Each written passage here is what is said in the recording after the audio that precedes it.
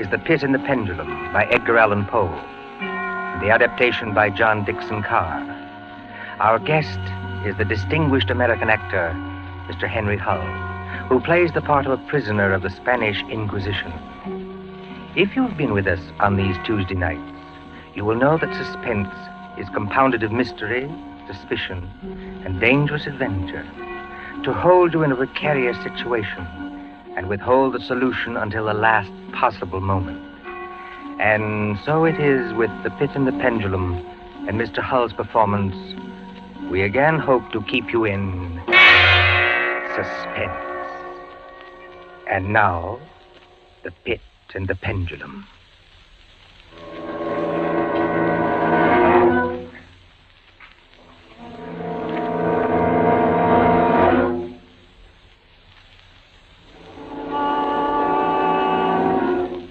I was sick unto death with that long agony.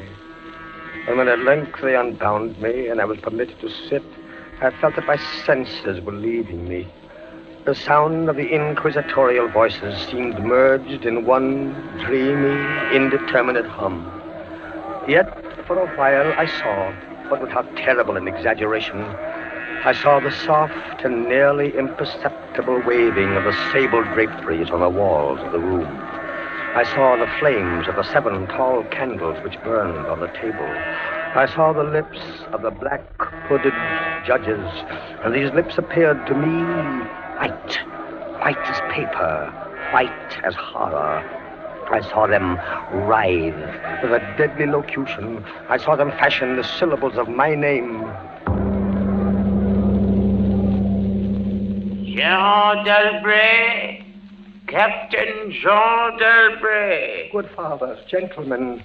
We hear you, my son. I am very weak and infirm. I've been confined for many months in a dungeon. I've been tormented by nightmares. Conscience, one trusts. Pray silence, Fra Antonio. Even now, I have no knowledge of where I am or to whom I may be speaking. You are speaking to me, my son. I am Fra Pedro de Espela, prior of the Dominicans of Segovia and Grand Inquisitor of all Spain. Is this the court of the Inquisition? It is. Oh, then God help me. He will help you, my son, if you trust him. But I am a French officer. That is true. A soldier and creature of the arch-fiend Napoleon Bonaparte. But a French officer nonetheless. A prisoner of war. By what right do you try me in this court? Let the clerk read the charges against this prisoner. Pray silence while the clerk reads the charges. The charges against the prisoner are as follows. Imprimis, that he is one Jean d'Albret, a captain of artillery in the army of Bonaparte, so-called Emperor of the French. This means nothing, as the prisoner says. It is no crime. Proceed. Item, that on the 4th day of September in the year of our Lord 1808, that said Jean d'Albret did wed, espouse, and marry the most noble lady, the Doña Beatriz Valdez, niece of and ward of the illustrious... One moment. Your Excellency spoke. Fra Antonio, was any cheat employed to trap this girl into marriage against her will? No, we have no actual evidence of any cheat. Was the girl of age? I believe so. Then wherefore is the prisoner here? This marriage was a deplorable thing, if you like. Bonaparte himself is almost at the gates of Madrid. His general, Lasalle, menaces our city of Toledo itself. But lawful marriage, however regrettable, is no sin or crime. There are other matters in the indictment, I think. Then continue, but give us nothing that is not material. Item, that on the 12th of October 1808, the said Jean d'Albret, being in command of a 5-gun battery of light artillery, did direct the fire of his guns against the holy church of St. Martha the Innocent. What? And thereby of his wicked malice destroyed that church utterly.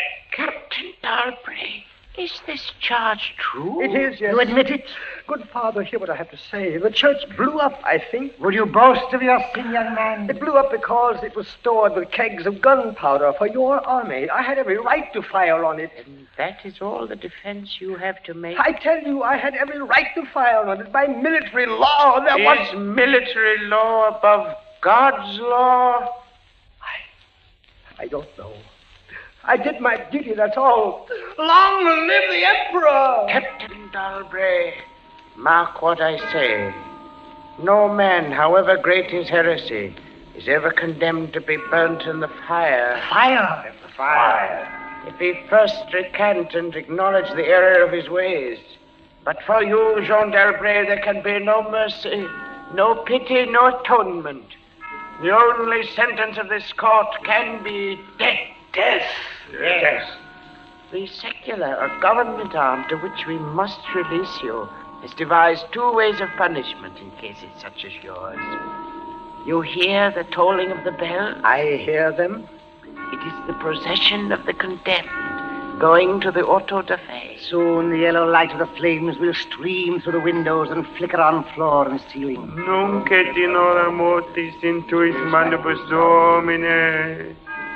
Most of those condemned out of mercy will be strangled before they are burned. It cannot be so with you, Jean d'Albret. You must die in one of 2 ways.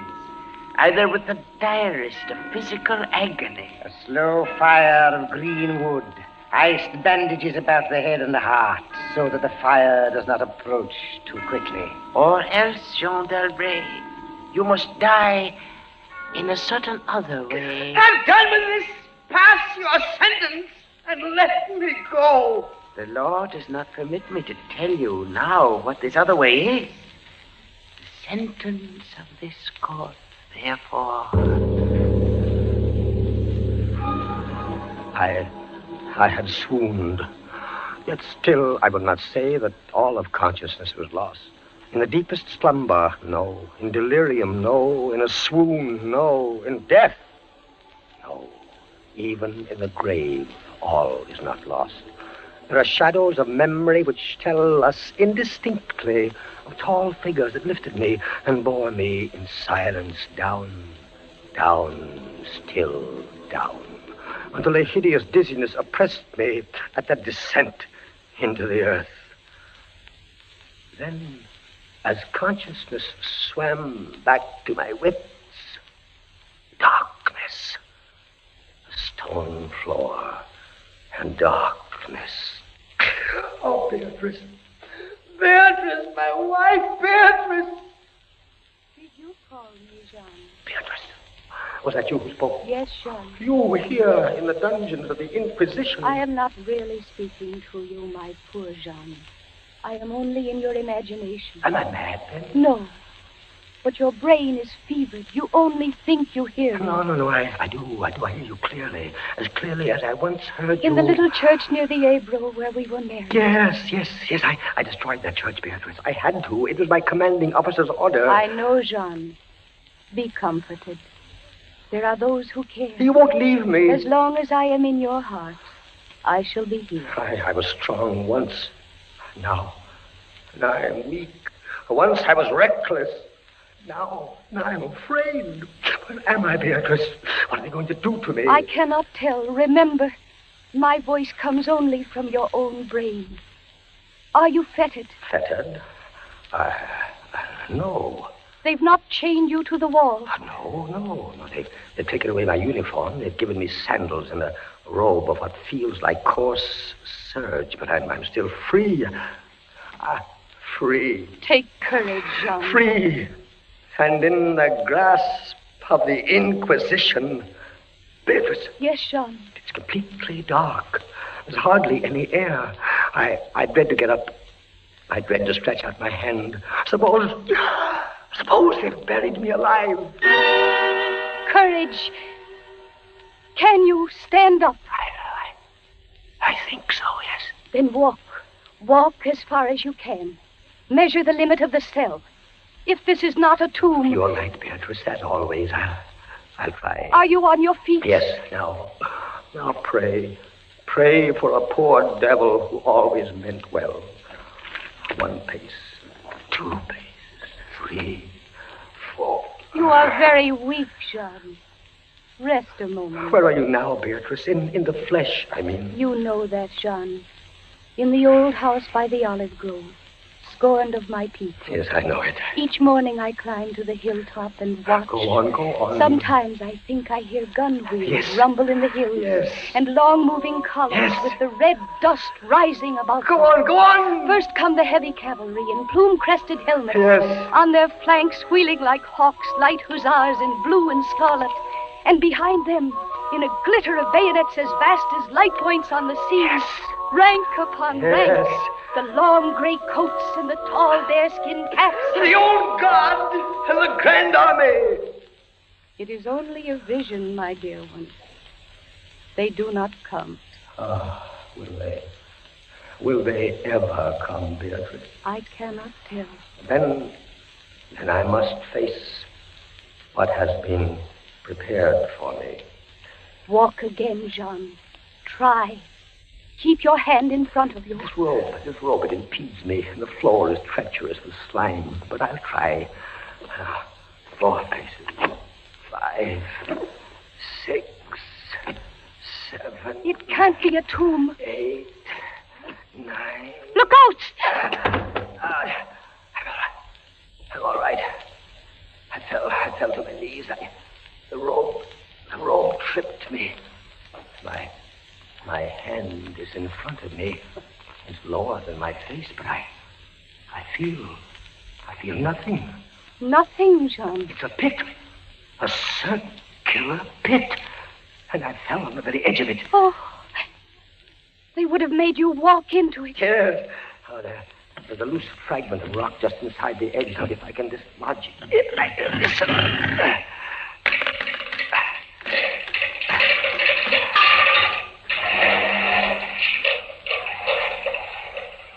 Water. There's something down there. Rats, it may be. Rats, yes, but something else. I heard it move. So did I.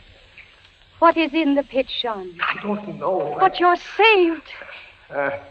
Saved, Beatrice. Saved from the Inquisition. My torture has been merely postponed.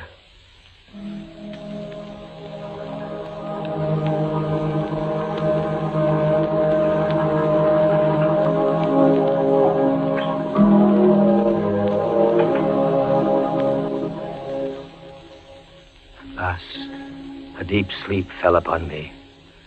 Sleep like that of death. How long it lasted, I know not. But when I opened my eyes once again, I could see. Yes, see. My prison was large and lofty. Its walls formed of massive iron plates, bolted or joined together. A wild, sulphurous luster, I could not trace its origin, lit up the dungeon, and the circular pit, and the crudely daubed skeleton figures painted in evil colors on the iron walls. Skeleton figures, demon figures, gargoyle figures. Their colors a little blurred, as from the effects of the damp. It must approach you slowly and force itself into your mind. It must stalk you like a tiger. It must bring you face to face at last with the king of terrors. When I regained consciousness, I lay on my back and at full length on a low framework of wood. To this framework, I was securely bound by a long fastening resembling a surgical bandage. Bound? But why? Why? The bandage passed round and round my body, leaving at liberty only my head and my left arm. With much exertion, I could supply myself with food from an earthen dish on the floor beside me. It was meat, highly seasoned, but there was no water. Beatrice! Beatrice, where are you? Here, Jean, as always. Your voice sounds stronger. Does it, Jean? And I can see you now. I can see you as clearly as I saw you months ago. How I wish it were true. Your bonnet and the parasol you carried in summer, and the high-waisted blue dress. You are weaker, my dear, and more fevered. Have I been asleep? Yes, Jean. They must have been here while I slept. They bound me. Why? Why? Stop those voices! Stop them! Mine too, Jean. Why? I am not here either, you know. Don't drive me away. Beatrice, look. Where? At the ceiling of this room, 30, 40 feet up, what do you see? I see painted on the ceiling a figure of Father Time. Anything else? But Father Time carries no sign. No. He carries instead what looks like a gigantic pendulum from an ancient clock. About one thing, I swear I'm in my right senses. I saw that pendulum move. A painting cannot move. Yet I swear the pendulum did move. It swung a little back and forth, just like a real pendulum. Try not to trouble your brain. That pendulum is real. Beatrice, take care. Take care of what? You're not looking at the pendulum now. Take care of the rats from the pit. I see them. They're swarming out in dozens. You can see their eyes glitter. One of them ran across the hem of your dress. Did it, Sean? What did they want? They caught the scent of the meat in the dish beside you. But they'll not get it. Go away, you vermin! Move your hand above the plate, Jean. Move. Beatrice, where are you going? I can hardly hear you. You are sending me away, Jean. I sending you away. My poor loved one. You can't bear to see the rats running about my feet. Beatrice! Beatrice!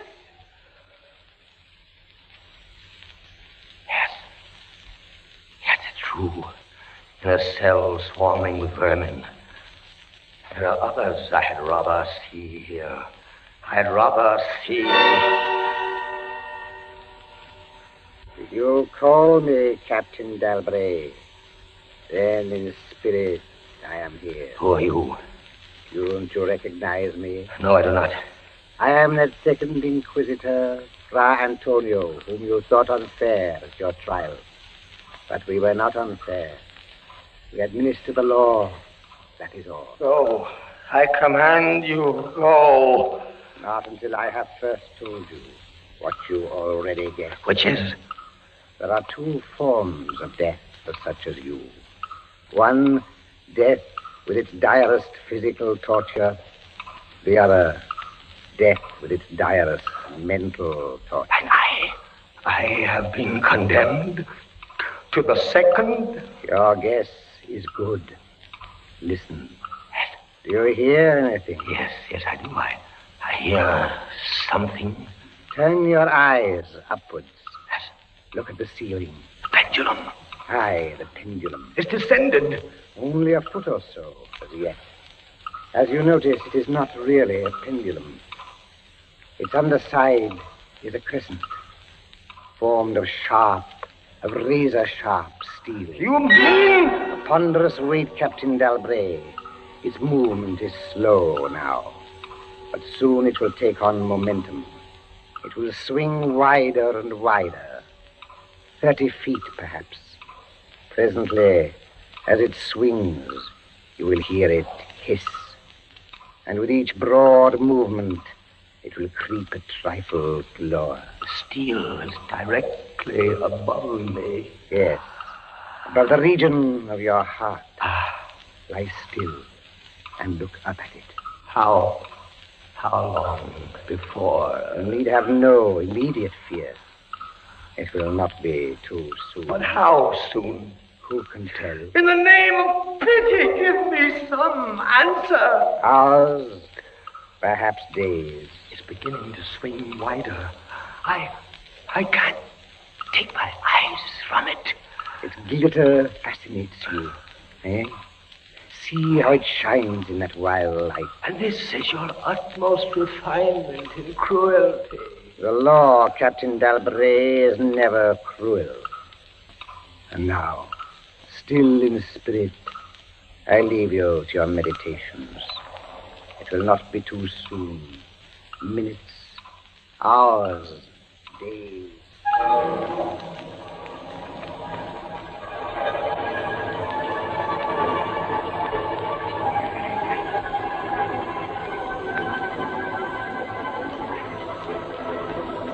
Down, steadily down it crept. Days passed. It might have been many days before it swept so closely as to fan me with its morbid breath. Minutes, hours, days. The odor of the sharp steel forced itself into my nostrils. The right.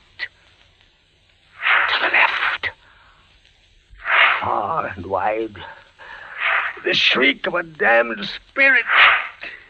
To my heart, with the stealthy pace of a tiger. Down. Certainly, relentlessly down. I prayed. I wearied heaven with my prayer for its more speedy descent. I grew frantically mad and struggled to force myself up against that swinging, glittering death. No avail.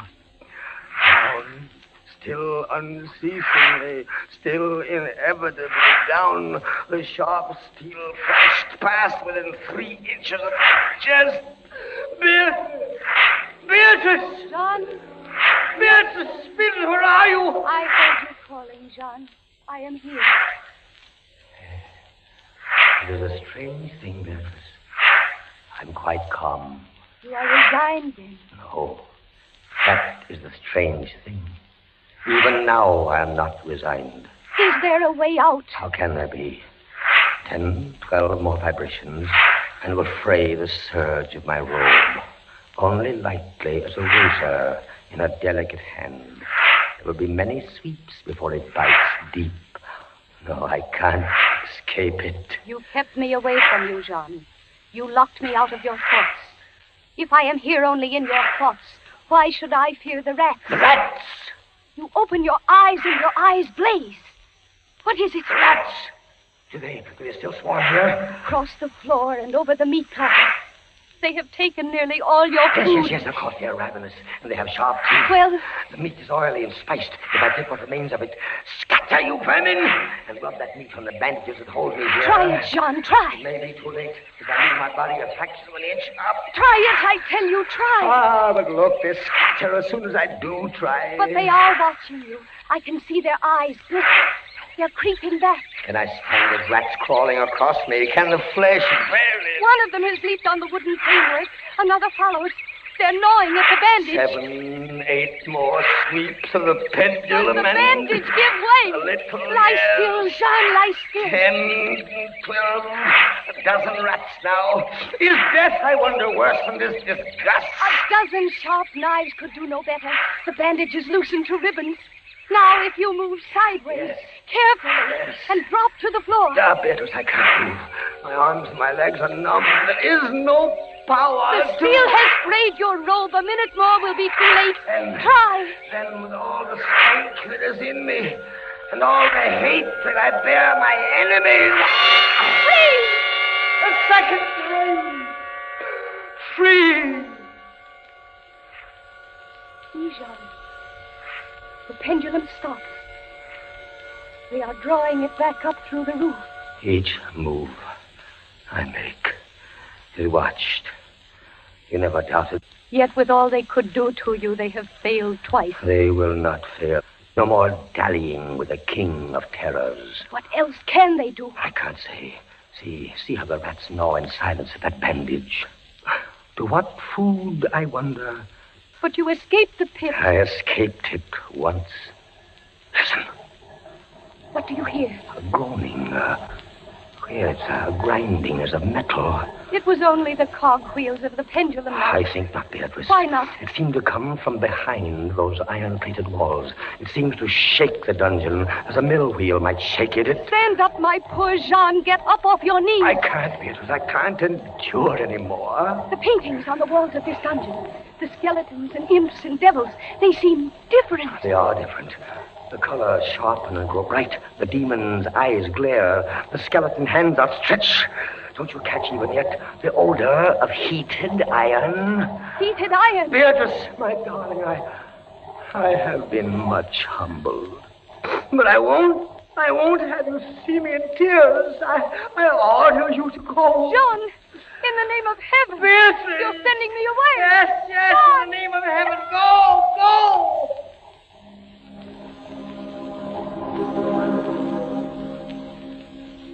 A suffocating heat pervaded the prison. A deeper glow settled in the painted eyes that glared at me. I could draw no breath of air into my lungs. Against the loom of that fiery destruction, the thought of the pit and its coolness come like a soothing balm. I staggered to the edge of the pit. I looked into it. The enkindled walls and roof lighted it to its depths. Yet for one wild moment, even then, I refused to believe the horror of what I saw beneath me. Does the pit please you, Captain Dalbray? Not the pit! Merciful God, anything but that! And how shall you avoid it? Look. This dungeon has changed its shape. That is true. The walls are closing in. It was formerly a square, and now it is Flattening slowly toward the center to force me into the pit. Of course. It'll force you along with me. Again, apparently you must be told, Captain Dalbray, that you are speaking only to your own sick fancy. I am not here at all.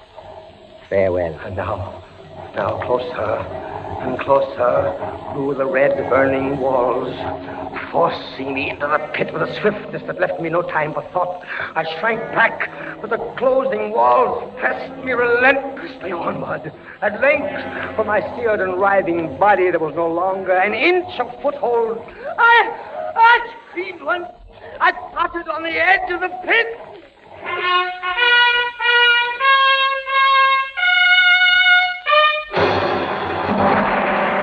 The walls rushed back.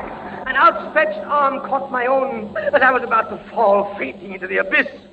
It was that of General Lassalle. The French army had entered Toledo. The Inquisition was in the hands of its enemies. Vive la France!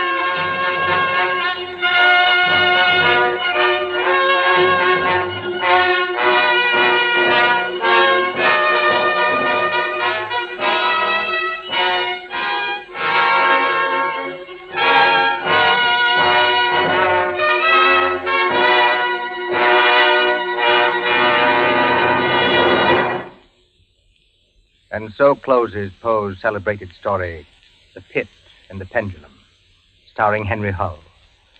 We invite you to another adventure of suspense next Tuesday at the same hour.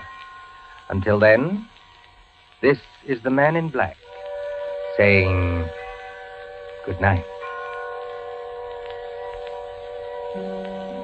William Spear, the producer, John Dietz, the director, Bernard Herrmann, the composer-conductor, and John Dixon Carr, the author, are collaborators on Suspense.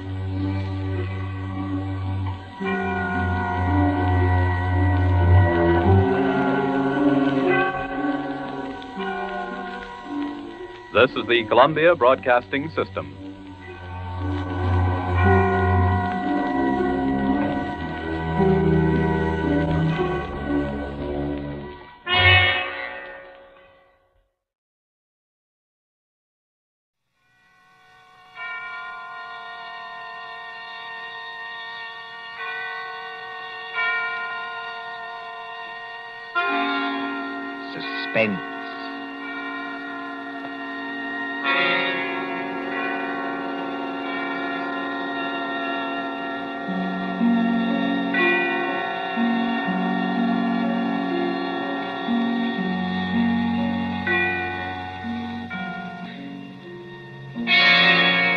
Suspense.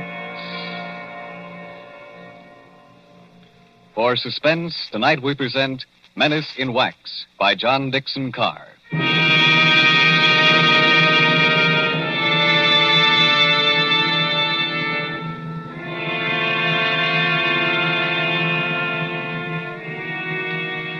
During the French Revolution of 1793, a Swiss girl copied in wax the severed heads of those who had just been guillotined.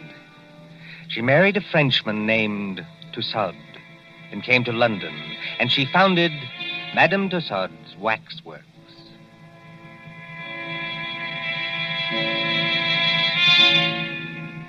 There it is, still in Marylebone Road, near Baker Street Station. Not the original building. That was destroyed by fire. But it remained untouched, when a darker shadow than revolution came to England. And they plastered high explosives all along that road and hit the cinema next door. We are going to London under the bomber's moon.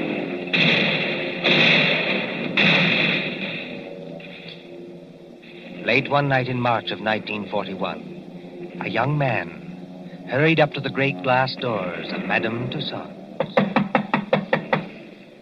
Hey, open up here. Isn't there a night watchman around this place?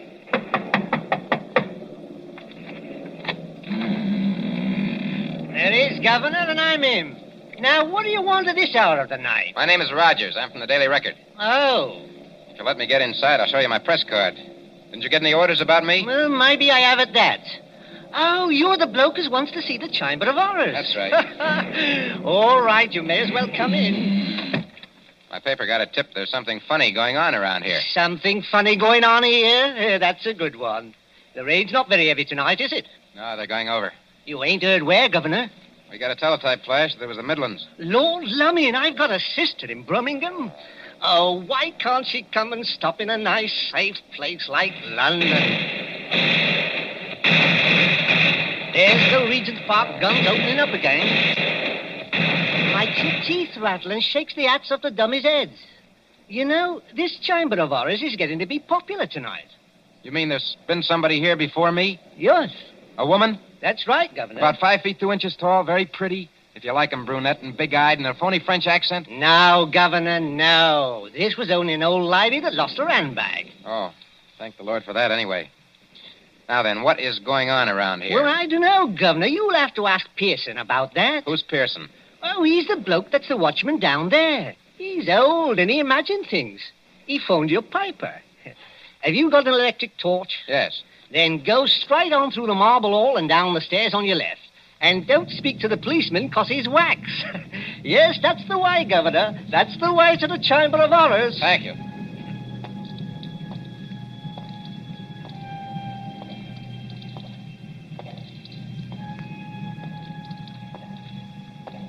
Pearson? Hello, Pearson. Pearson? Yes, sir. Huh? You're looking for me. Oh, I didn't see you there. I must have thought you were one of these wax dummies. Ugly dim light, isn't it? Yes. Rogers is my name. I'm from the Daily Record. Oh, yes. I'm glad you came over. I phoned your paper myself. Maybe I'm just imagining things, but... Oh, I don't blame you. This place would make anybody nervous, especially during an air raid. Well, sir, it's all right as long as you don't get to imagine they're watching you. Oh, and do you? Oh, yes. Sometimes. That's the gambling group in the center there. Uh-huh. What's that thing over there? That's the famous guillotine. Oh, wait a minute, old boy. You're not trying to tell me that's the original guillotine. No, that was burnt in the fire. Madame Tussauds bought it from Sanson, the executioner. Let me tell you something, Mr. Rogers. What? Years ago, this is straight, a young French woman came in here. There was nobody else in the place. She thought 'twould be great fun to say she'd put her neck in the same guillotine as Marie Antoinette. So she climbed up on that platform. She snapped the little wooden collar down round her neck, shutting herself in.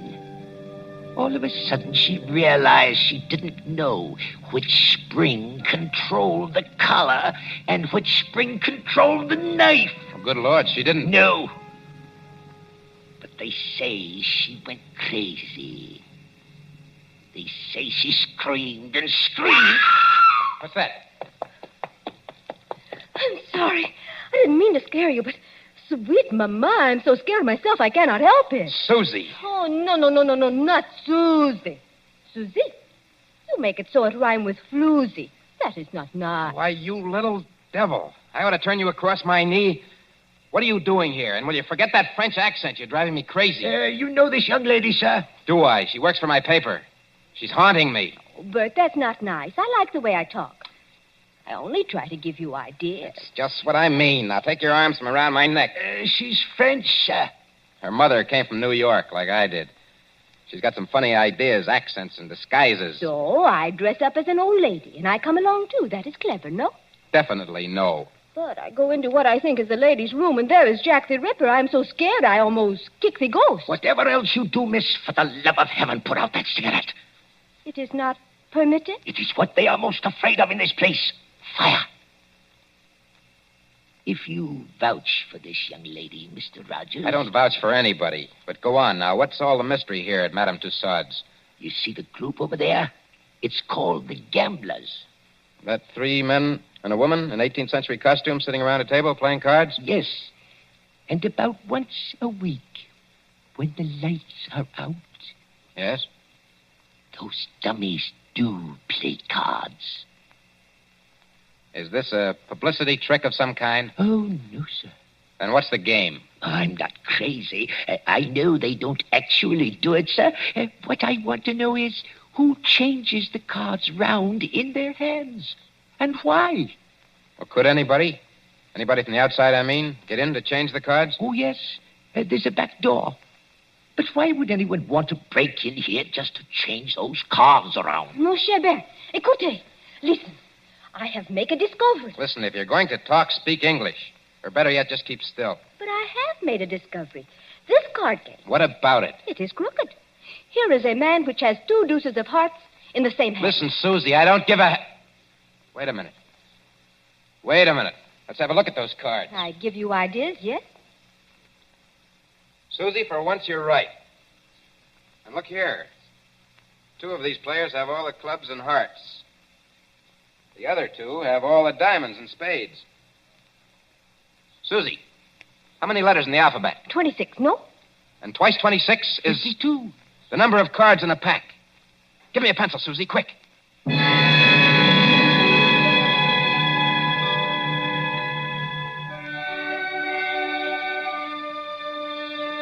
The War Office, Whitehall. MI5, headquarters of military intelligence. There next morning in the map room used as an office by Colonel Warrender. Mr. Rogers, I'm a busy man. I appreciate that, Colonel Warrender. Anyhow, sit down. Thank you, sir. Now, what's all this? These cards you claim form a code, is that it? Yes, sir. Now, look, sir. Let each letter of the alphabet represent a card in clubs and hearts. That's 26. And then? And then when you get to the middle of the message, switch the alphabet over to diamonds and spades. Then you won't keep on repeating. Now, will you read what I've got written on this piece of paper?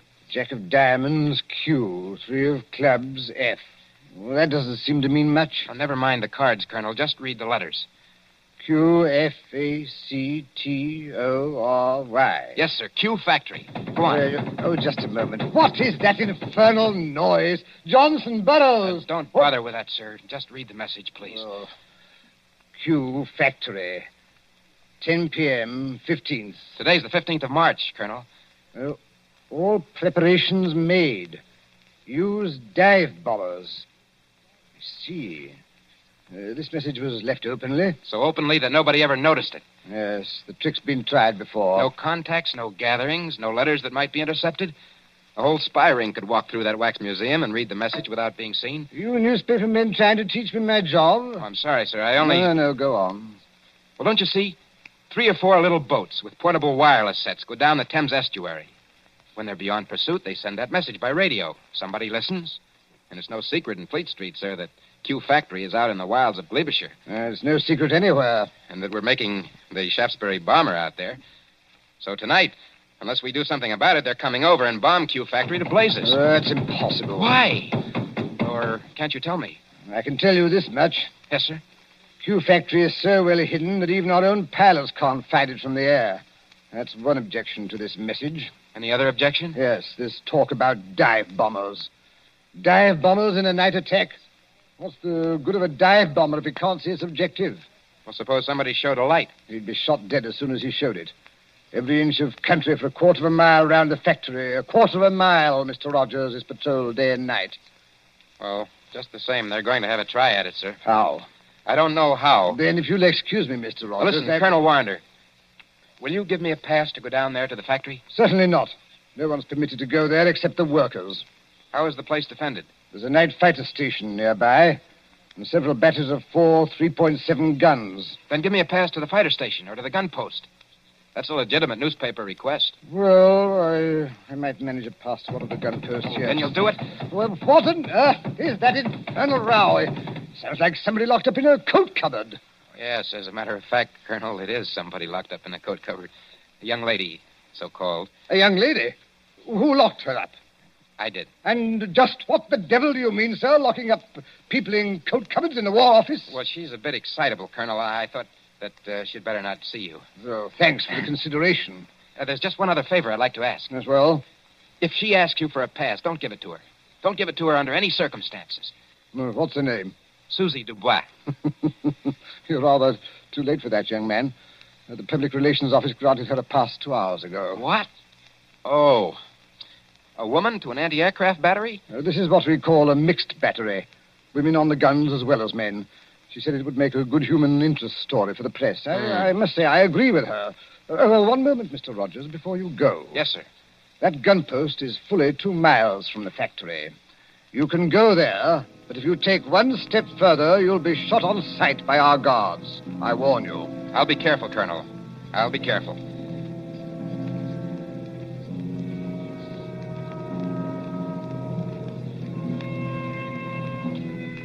Somewhere in the West Country, a yellow moon shines over bare trees.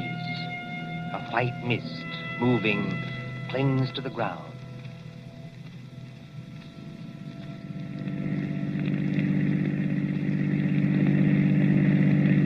Susie, are you sure we're on the right road? Mon cher, they have taken away all the signposts in case there is an invasion. I know that. But I follow the map. The map cannot be wrong. We've been driving for hours. Must be... Yes, it is. Nearly 9:30. Half an hour to go. Trees, and still more trees. Look. There's a break in the trees ahead. It will be open country in a minute. Yeah. That's funny. Look how deep the leaves are here on the road. But one thing I tell you, just between you and me and the bedpost... Gatepost, Susie. The term is between you and me and the gatepost. And speak English. I am speaking English very well, thank you. I do not need your help to be pure. All right. Now, this map. Well, what about it? It say we should go through a lot of villages. Mitford, Archidine, and Saffron-Wiville. I have not seen any villages. Did you say Mitford? Oui, monsieur. Susie, let me have a look at that map. Come on, hand it over. But what is wrong? It is a perfectly good map. Yes, Susie. It's a fine map. It's an excellent map. Only it's a map of the wrong county. I have made a mistake? No? I don't even believe you can read. This is a map of Barsetshire. We should be somewhere in Glebeshire. Now, where in the devil are we? With the entrance to some kind of clearing with leaves Oh. on it. Hello there! What was that? Hello there! Somebody calling us. And if we're in forbidden area... I see him now. Where? Behind us. He came out of a white cottage back there. He's a big, heavy man. With a mustache. Never mind the mustache. He's wearing some kind of a uniform and he's got a rifle. You think he plug us? No? I think it is not unlikely. Get out those War Office passes of ours. Quick. Good evening, my friends. Good evening. Can you tell me... No, we don't mean any harm. Can you tell me what time it is? Oh. What time it is? Yes. Oh, yeah. It's, 28.5 minutes past 9. Thank you. I will keep you covered while I set my watch. There. My next question is, would you like me to shoot you both? No. Listen, Mr. McAllister. Captain McAllister. That's right. Captain, this girl, she's been reading the wrong map. You see, we don't even know where we are. You're in Hollywood Forest, my friend. Hollywood Forest? Is that good or bad? And you don't know what's just beyond the edge of this clearing? No. There's a big open space of 1/4 mile. In the middle of that open space... Q Factory. We're right on top of it. Then you have heard of Q Factory, my friend. Captain McAllister, we're from the War Office, and we've got passes to prove it. Let's see the passes. We were trying to find gun site number... I've forgotten the number. but it's here on that card. You've passed the gun sight. 2 miles back up the road. All right. Here are your passes. What are you going to do to us? I'm not in the regular army. You can thank your stars I'm not. I'm forestry preservation. Oh. You are not going to chuck us in the cooler even? No. Now turn that car around, get back along this road as fast as you can. If they fire at you, as they probably will... Oh, I wish I am home. Pray no more, I wish I am home. Well, then hope for the best. My watch had stopped and you did me a good turn. Well, hurry along. Hurry.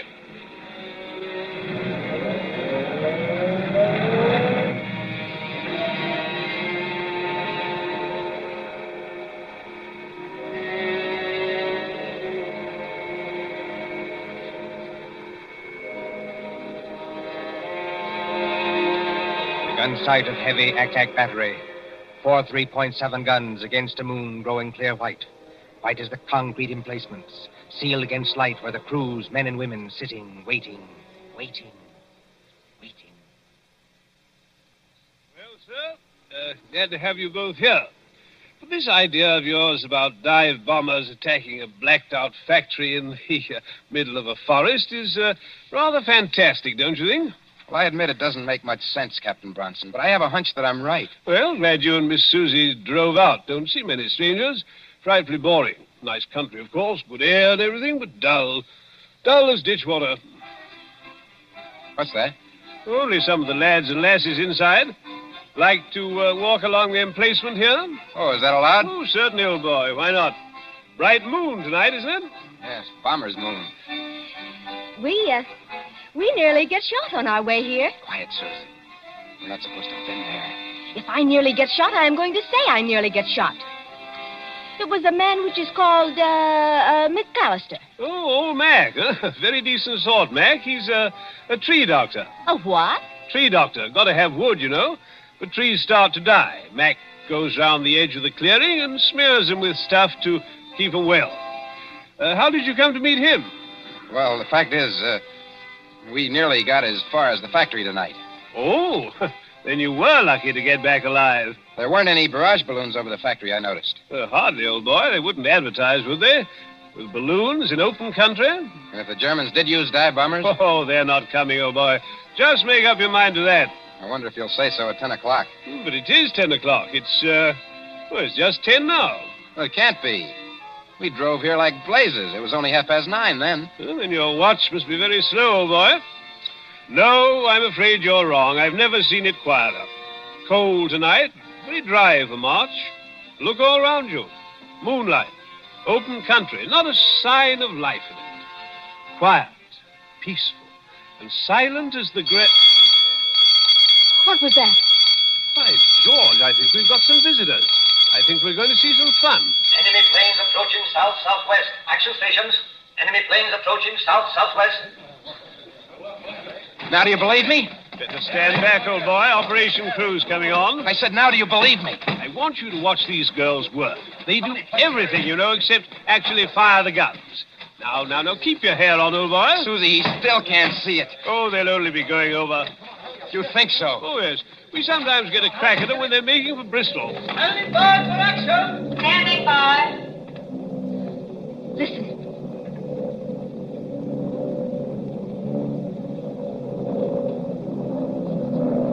I have heard that noise 1,000 times, but every time I hear it, I get sick. They're flying ruddy low, you know. Just what I was thinking.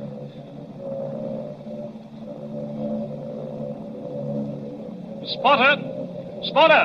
Any identification? Junker, 88. Dive bombers. Height, 5,200. Now, look here, you two newspaper people. Yes, sir? There might be things popping, you know, can't tell. Like to get below? No, thanks. I don't like this, Bert, but I'll stay too. Rangefinder. Rangefinder, on target. Look here, you two. Those War Office passes you gave me, I'm not supposed to keep them.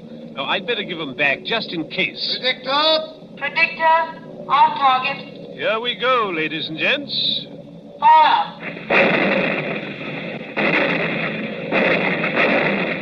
Stand by. Predictor on target.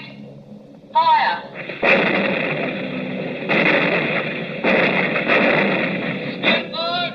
Predictor on target. Headquarters message, sir. Fire. Yes, Corporal? Hold the fire. Night fighters taking off. Hold fire. Night fighters taking off. Hold fire. Message understood. What is the matter with them? With who? Those Boche planes. They're still a good way off, but they don't come any closer. Must be going over after all. They're circling. I think they're waiting for a signal. Anyhow, here are your War Office bosses. You seem to have got them all smeared with oil. Oil? That is all right, mon cher. When we get them back from Captain McAllister, they have oil on them. I think maybe he dropped them on the leaves because there's oil on the tires of the car, too. Then I think how always in this we meet things that burn. At Madame Tussauds last night, they would not let me smoke a cigarette in case of fire. Fire. That's it, fire. What's the matter with you, old boy? Why did that fella, way out at the end of nowhere, want to know what time it was? Are you scatty? McAllister, you told me so yourself. He goes around the edges of the clearing and smears the trees with stuff to keep them well. Well, what about it? Suppose it was crude oil. Suppose between each tree he laid an invisible fuse of dead leaves soaked in oil. I don't understand. In 30 seconds, a complete square of fire runs around the limits of the factory grounds. That draws the bombers in. Then as the flames blaze higher, they've got enough light to dive on their target. There. Our night fighters are letting loose. Bronson, I see it all now. Come on. We've got to get to that tree, Dr. McAllister. It's a matter of minutes.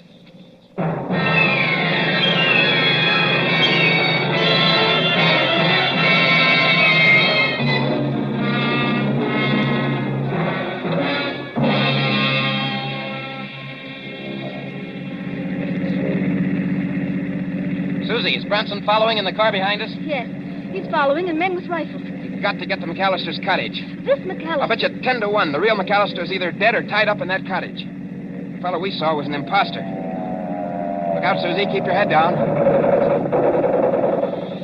Oh, those fighters.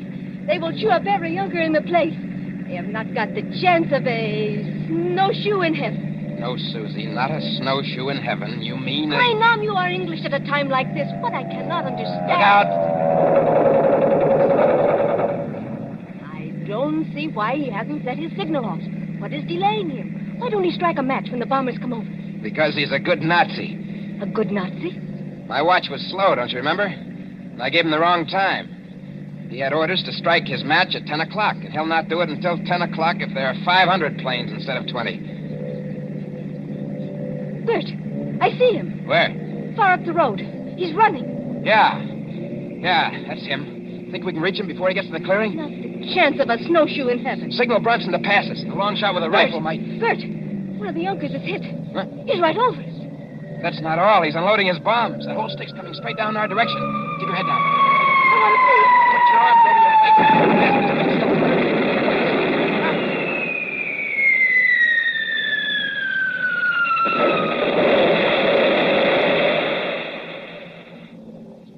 Are you all right? I don't feel hurt. This is a dirt road. The bomb sank too deeply before it exploded. We didn't catch the blast. Come on, Susie. McAllister was just ahead of us. Come on, let's get out. We can't drive any farther. This road is full of bomb craters. Wait a minute, Susie. There's McAllister. He is dead. Yes, Susie. Killed by a Nazi bomb. Look, on the ground. What are those two white cards? Oh. They're all smeared with oil. Must have fallen out of McAllister's pocket just before he got hit. Let's see. What do you know? What are the cards, Bert? 2 tickets for Madame Tussauds Waxworks.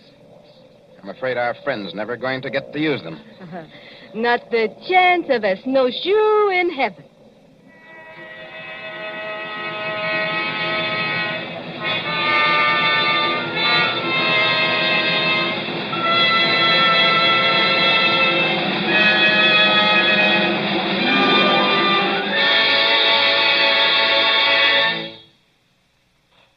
And so ends Menace in Wax. Tonight's story of Suspense. Columbia presents these stories of mystery and intrigue and dangerous adventure for your relaxation and enjoyment. Next Tuesday, there'll be another in this series. Same hour, 9:30 Eastern Wartime. William Spear, the producer. John Dietz, the director. Bernard Herrmann, the composer-conductor. John Dixon Carr, the author. Our collaborators on Suspense.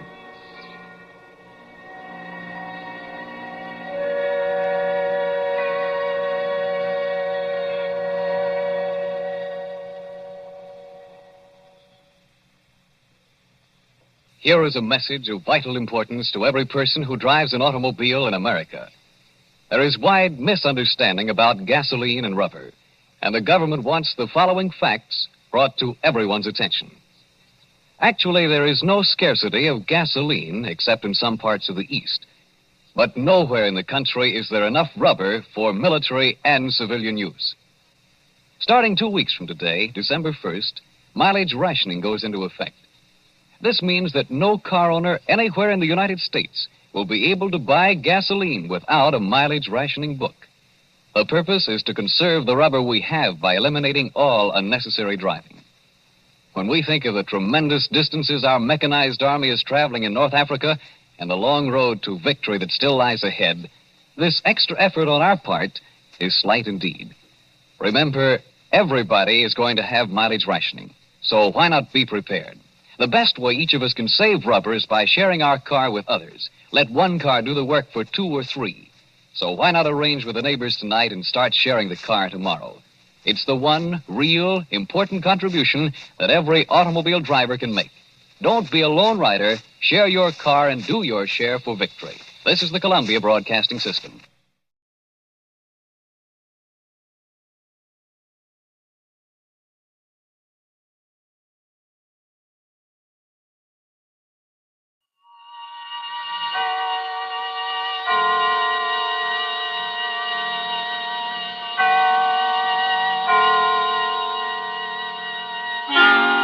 Suspense.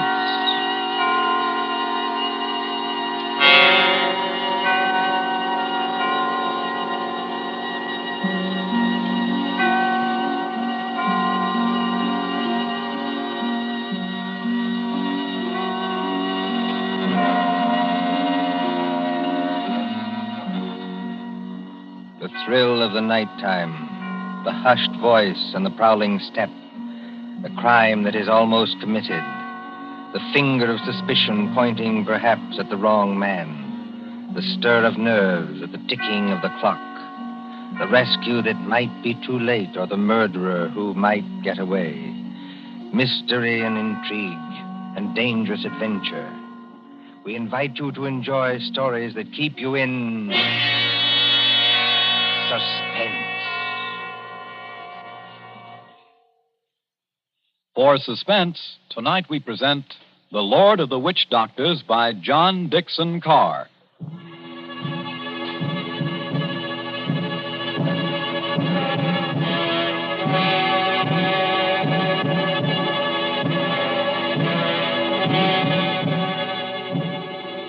The drums were beating that night. The Lord of the Witch Doctors was on his way. 20 miles off the East African coast, fanned by the blistering heat of the Indian Ocean, lies the island of Zanzibar. Here, many years ago, To be exact, in the year 1889. 3 nations were rivals for imperial German eagle. At Mogadishu were the Italians. A mixed population boiled along that coast, Portuguese, Arabs, Swahili. On the island itself, Sayyid Khalif, Sultan of Zanzibar, ruled the remains of a once mighty empire. Mohammedan Bantus of the tribe of Zeng. Look over there, in the moonlight. That white building, patched and rotted, was the palace where Sayyid Khalif lived with his fat wives and his captive lion. Not far away on the hill overlooking the harbor stood the British Residency. British resident or crown official held uneasy sway against German and Italian influence. And at the residency on that hot night long. Martha. Yes, Father? Come away from the windows, please. But, Father, those drums are on the mainland. Never mind. 20 miles from here. I'd rather you stood back. It's the fires I don't like, sir. You can see the red light all this distance. They're having a beano of some kind. You'd better stand back, too, Mr. Harris. Oh, look here, sir. Yes, Mr. Harris? I've been your diplomatic attaché in this place for 3 years. Couldn't you call me by my first name in private? Just as you please. Lower the sun blinds and turn down the wick of that lamp. You don't think there's any danger? There's no danger whatever, but... Nero seems terribly restless tonight. Only natural, my dear, with the drums going. Everybody seems restless. This has been going on for days. You begin to get in your nerves. So you feel it too, eh? And I do wish Sayed Khalif wouldn't tease Nero. Jab at him with the meat fork and that kind of thing. If that lion ever got loose... Nerves, my dear, nothing but nerves. Let's face it, sir. There's something very queer going on over on that mainland. Well, suppose there is. All we know is what Nyoka knows. This great witch doctor, whoever he is, been making a triumphal progress to the coast. The whole bush is afraid of him. You alarm me. Nyoka says he's got horns. He can make himself 7 feet tall, like stretching an accordion. Oh, really, Bill Harris? Well, I don't say I believe it. I say it might be dangerous. Now, for instance, could this be one of Dr. Schmidt's tricks? Dr. Schmidt is a friend of ours. Yes, he's also head of the German East Africa Company. Dr. Schmidt is a gentleman. Look at that coast over there. He's got every native chief in his pocket. Dr. Schmidt assured me that the German emperor has no more territorial claims in East Africa. We get our trade concessions from Said Khalif. Said's our only friend, but we can't even be sure of him. The Germans give him trade gin and a grand piano. The Italians give him 3 new wives for his harem. What do we give him? I have no instructions from London about the situation in this island. No. Somebody in Whitehall probably forgot to post them. For the last time, Mr. Harris, I will not hear His Majesty's government criticized like that. Sorry. These things take time. If there's any danger, we'll be notified in due course. Listen. Well, they're only our own natives. They beat their own drums, you know. Somebody went past that window. That's probably only Nyoka, my dear. Surely you're not afraid of our own servant. No, but Master! Nyoka, listen to me. Don't hang on to that big curtain. You'll pull it down. Now stand up straight and tell me. What is it? He here, Bwana. He here, yes, please. Who's here? Big witch doctor here, yes, please. He come up past in moonlight. He walk slow, boom, boom. He got big teeth eat with me outside front door now. What was that? The drums have stopped. Nyoka's right, sir. We have got a visitor. There's somebody coming down the hall. Better turn down that lamp, Martha. I can't seem to find the lamp. My fingers are all thumbs. There's a revolver in the table drawer behind you, sir. I don't need it. Stand perfectly still, all of you. Now, please, friends all, don't be alarmed. Are you English? That's right, miss. Born and bred in Streatham. Which of you is the British consul? I am the British resident, sir. My name is Richardson. May I ask the meaning of this tomfoolery? Well, that's just what I'm here to tell you. Or maybe I'd better show you. Now, observe me right hand. I hold it up so, and as I live, a lighted cigar. But perhaps the lady doesn't like smoking in the drawing room. Now, look here. There's nothing up my sleeves. I wouldn't deceive you for the world. I turn over my hand, and would you believe it? A glass of water. Is this man insane? Father, I think he's trying to tell you he's a magician. That's right, miss. Direct from the Egyptian Hall, Piccadilly. Animal taming and magic. That's my line. Then you're the famous witch doctor that's got all the natives in an uproar? Nobody else, young fella. Yes, well, you tell us what you mean by this nonsense. Scaring everybody when there's no danger. No danger? I suppose you haven't heard about Said Khalif and his Gatling guns? Gatling guns? Kindly presented by Dr. Otto Schmidt. And believe me, all you've got is an appointment with a Gatling gun, unless my nonsense steps in. Here, take a look at this. What, you can't be from the British Foreign Office? Well, that's just what I am, Governor, and going up in the world, don't you think? By the way, I'd better give you your instructions. The envelope's pretty dirty and a little bit smelly from being under my furs and devil paint, but... Read it, sir. Go on and read it. Foreign Office, Whitehall. British Consul, Zanzibar. Bearer of this letter, the Great Mephisto. That's me. Real name, Barney Hicks. They must be out of their minds. Are they? Listen, old man. I've been 3 weeks in that jungle with a Swahili interpreter. I've been bitten and stung and fried to death. But Schmidt or no Schmidt, I've got those native chiefs just where I want them. You see what happens when I announce I'm a friend of the Great White Queen? Why, you'll have 'em eaten out of your hand. Well, that's true. And all we've got to do is get around Said Caliph here on this island. But do we need to get around him? The young lady, be good enough not to speak until you're spoken to. Oh, I'm sorry, Father. Say it may be lazy and as fat as a hippopotamus. He's rather a fine old boy. Is he? You said something about Gatling guns. Now, listen. Here's the game. Father, I don't like this. I've never heard Nero as restless as that. Never mind, Nero. Go on. Well, I came over here tonight in a steam launch. Tomorrow I'm paying my state visit to the great Sultan Said Caliph. Now, you present me as your friend and a friend of the Great White Queen, and I do my best tricks at Is anything wrong with your native boy? Nyoka, be still. You're not afraid of our witch doctor friend, are you? No, I good Christian. Yeah, what are you doing? Come out from under that sofa. But, Bwana, I see something. I look out through window slats. See Bwana bald head coming up past. Well, a bald head? That's Dr. Schmidt. Dr. Schmidt? Well, he mustn't find me here. Yes, I quite agree. This is most irregular. Is there a back way out of here? Yes, through that arch. Stay in the back room. Naoka will show you. Me go with witch doctor. Yes, hurry, please. I know like. Never mind what you like. You go. All right, master.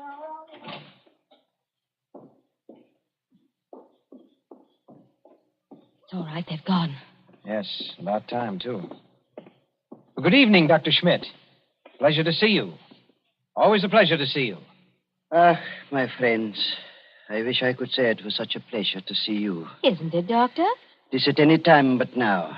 Do not mistake me, I beg of you. No, it is that confounded lion, Nero. Always I say it will happen, and now it has happened. What about Nero? My friends, I regret. He has made his kill. He has tasted blood. What's that? You permit that I sit down and take off my sun helmet. I am not young, and I'm tired. It's not Said Caliph. Yeah, it is so. He has teased that lion once too often. Oh, poor old boy. He was our friend. He's not dead. Yeah, I regret. Yeah, he is dead. Sultan of Zanzibar is dead. Oh, God. But how did the lion ever get at him? He drank too much pumba. That was his trouble. He got drunk and think he can do too much. So he opened the door and went to the lion's cage. Into the cage? Yeah, would you believe it? Not easily. But it is true. Over to Paris, there's what you call gnashing of teeth. His son Nobius in tears. Did you see this happen, Doctor? No. I go there later and they tell me. It's all the worse because of some foolish toy, a doomhead's toy. That has been stuck over the head and thrown into the cage by someone who did not like him. That's more likely, if you ask me. My friend, it is foolishness. Everybody liked old man. He was a father to his people and a kind friend. Doctor, are you telling us that Said may have been put into that cage unconscious? It is what one African soldier says, yeah. Well, then he may still be alive. Alive? It is impossible. It's more than possible. A lion may maul an unconscious man, but it doesn't often kill him. This is vital. Vital to Said himself and others as well. You're a doctor. Can't you go and make sure? My friend, I regret. I am not that kind of a doctor. Harris, you may be right. I think I'd better go myself. Yes, that's a good idea, sir. I'll stay here and entertain Dr. Schmidt. Unless, of course, he wants to go, too. No. I thank you. I do not like sights of that sort. I have a tender heart and I have illnesses. Besides, you can do nothing. I tell you, he is dead. Yes, we'll see. Martha, you'd better come with me. Your nurse's training may be of some use at last. Of course. Hadn't we better go the back way and speak to Naoka? Yes. Naoka mustn't be troubled in that back room. A very good evening to you, Dr. Schmidt. Ah, Mr. Harris. They have good hearts, but they're so foolish. I would give my own right arm to aid that poor man. But, well, we must have philosophy. We must cheer up and bear it. Yes. Now, Doctor, we're all alone. So we are. We must sit down and have a nice, comfortable chat. Yes? Definitely, yes. Oh. I wanted to have a word with you anyway. Ah, so? About what, Mr. Harris? Oh, various things. I am happy to give you all the time in the world. I like talking to young people. It makes me feel young again myself. Like, Nobi? Nobi? Said Khalif's eldest son, the new sultan. Ah, one fine young man. For a savage. Yes, but weak, easy to manage, and very fond of his father, too. It's a wonder he didn't have the lion shot after they got the body away. Shot with what, my friend? I beg your pardon, Himmel. I do not consider the matters funny. No. But shot with what? These brutes, they have nothing but loading muskets. Kill nearer with those? No. Suppose they had Gatling guns. Pardon? Just suppose that, of course. Of course. Well? Ah, my friend. Gatlings would be of no better use. You only wound. To kill a lion, you must reach the eye or heart with a high-power bullet. What is the matter with us? Why are we talking of these things? Talking of death, you mean? Of Said Khalif, who gave all the trade concessions on Zanzibar to the British? My friend, I was talking about express rifles. Look here, don't you find it warm in here? Yeah, a little. Yes, it smells of animal's fur, doesn't it? I'll just raise those sun blinds. No. You must not trouble yourself to do that. It's no trouble. I beg of you not to trouble. It is not necessary. Doctor, you've been mopping your forehead ever since you've been here. Little fresh air never hurt anybody. Here. Isn't that better? Much. Why not sit down, my boy, and we have a nice chat? Fine enough night. No smell of the animal's cage here. My friend, you talk like a hunter. Yes. Or a victim. Yes, it's a fine night. At least for this part of the world. Fire's still burning on the mainland. I wonder if that's a good sign. Of what? I wish I knew. And the sea is like skim milk under the moon. And, good Lord. What is it? What makes you jump? Look there, in the harbor. My friend, I see nothing. Perhaps if I take off my spectacles and wipe... Why, man, you must see it. In the harbor, out at the left there, beyond the shadow of those big palm trees. Don't you see our riding lights? It looks like... By George, it is. It's a warship. It is only a German gunboat, my friend. Only a very little German gunboat. German gunboat? My friend, you must not be so distrustful. That is not kind. Let me get a telescope. But I tell you who she is. It is nothing. She is on what you call a goodwill tour. You're not angry. Angry? My friend. Well, I did not know. I could not guess. That is, England is our heart understands. We know that ourselves. I tell you something in confidence.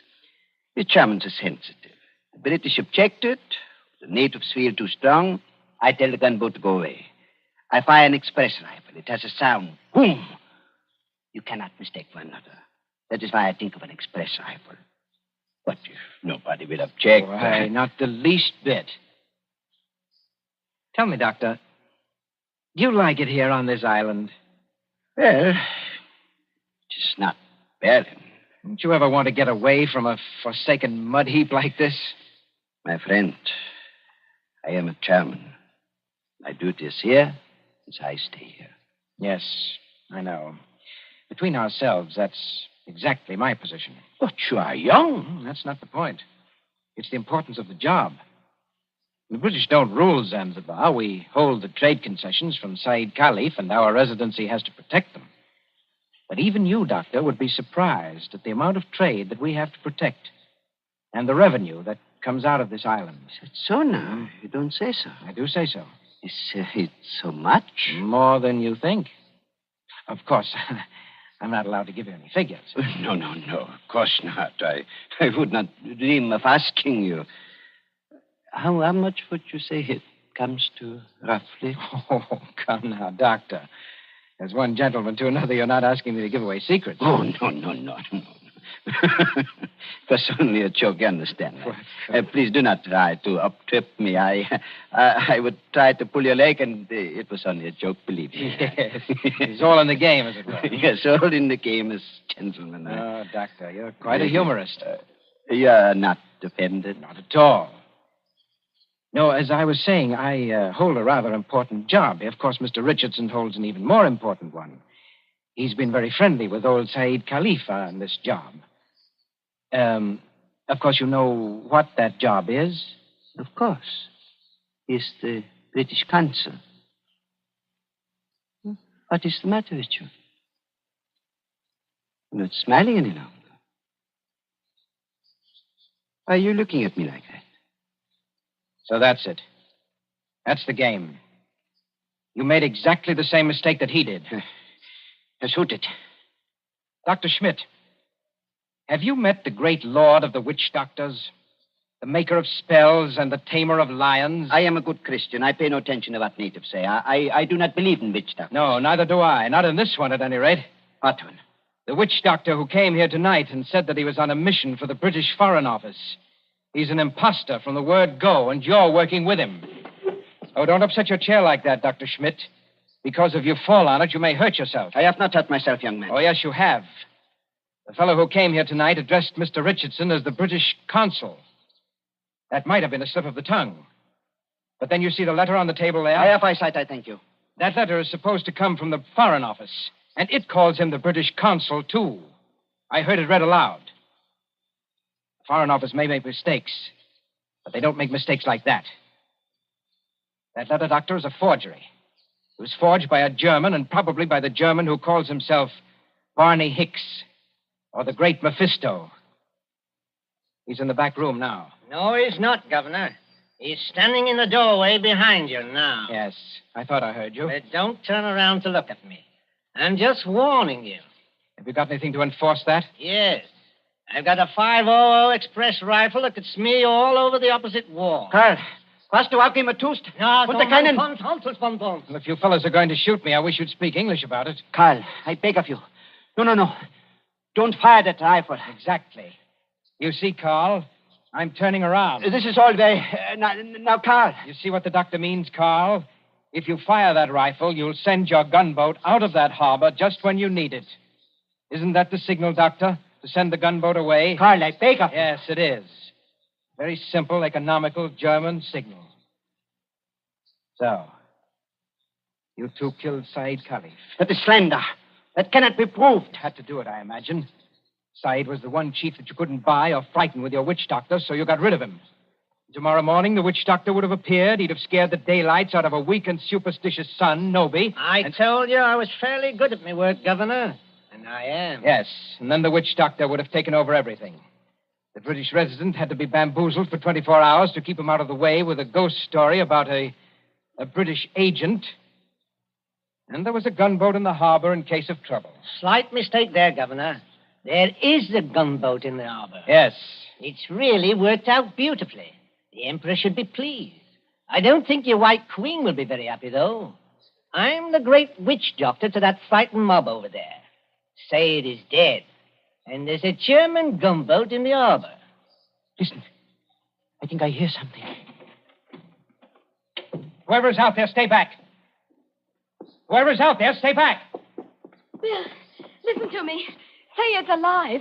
He's alive. This is impossible. We can see him breathe. We don't even think he's badly hurt, but he's still in the cage, unconscious. Still in the cage? You mean they can't get him out of there? If he wakes up or they attempt anything nearer, we'll tear him to pieces.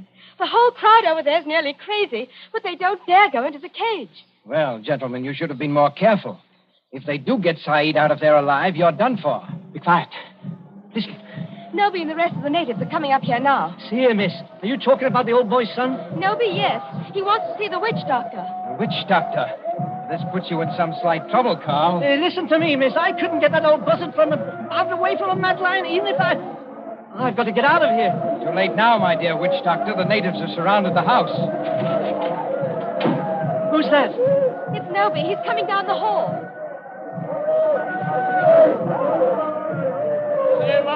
Abu du Save. I Noby. Speak white language. Harry Sultan's warrant. Witch doctor? Much respect. Fall on floor. Go ahead. Play your part, Carl. Play your ruddy part. Get up again. Great medicine man. Father hurt. Encaged with lion. You come. Say something, Carl. You can't be a dumb wizard. You come. My dear Noby, my friend, the witch doctor can't understand you. Hey, witch doctor. Not speak everything. Bad witch doctor. No, it is not that. He does not hear you. He's in another world. See how his eyes close. See how he sway. I know this. He saved my father. Or maybe all of you. We will kill all white people here. Witch doctor saved my father from lion. You come. Noby, listen to me. You needn't worry. The great witch doctor can save your father. Go in cage? No, not go in cage. Strike with fire? Yes, that's it. Strike with wizard fire. Open heaven. Flash great light. Narrow scream and die. Father saved. Carl, you must not save him. If he remain alive, he will talk. Then the natives will know. You not want to save father? The witch doctor does want to save your father, Noby. You see that gun under his arm? Gun? Gun no good. Not use gun. Only wound lion. Lion in pain kill father. No, that's not like your muskets, Noby. It's an express gun. It's a magic gun. Magic gun? Listen, Noby. Magic gun save your father with one shot. Just like that. Lion fall over dead. Your father well again. And our friend. We use gun. Give me gun. No, you could not use it, Noby. Witch doctor can use it best. Tell him to use it. Tell him to be sure that he hits the lion. Now, look here, Harris. I've had enough of this. Yes, Noby. If he wants to hit Nero with that white fire, he can strike the lion dead before you could wink your eyes. Then do. You'd better try it, Carl. And you'd better not miss him, or you know what'll happen to every white person in this room. My hands are shaking. Magician with shaky hands? That won't do. I take your shoulder. You follow. Yala, Ngamba.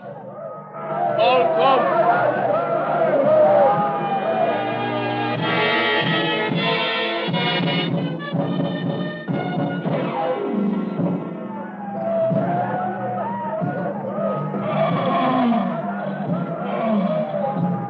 There is cage by palace door. All court over river, bright as day. 1,000 torches, all make light. Now do. Now do. See how quiet they get when Noby raises his hands. They're praying. So are we. Won't do it. You'd better. I told you that. They're out of hand now. If you miss, you're no witch doctor. And if you had any thought of hitting Saeed instead, just imagine what they do to you. I can't see. These torches blind me. You do. I think the old man's moving. If he stirs, the lion will kill him. You know what that means. That's right. Up with the rifle. My hands are shaking. Be careful of your sights. It's a point-blank shot.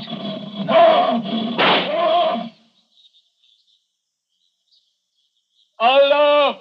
Wukon! All right, Noby. The lion is dead. They can go in and carry your father out now.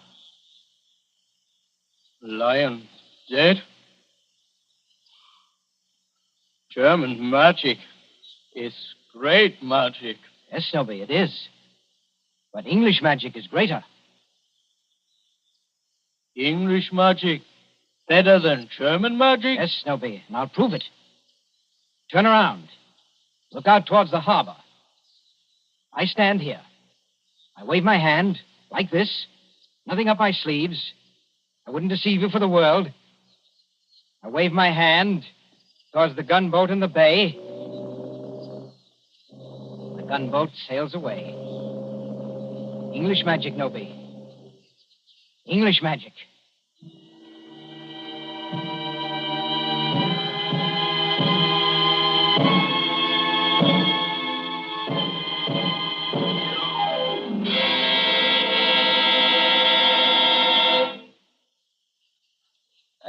So ends The Lord of the Witch Doctors.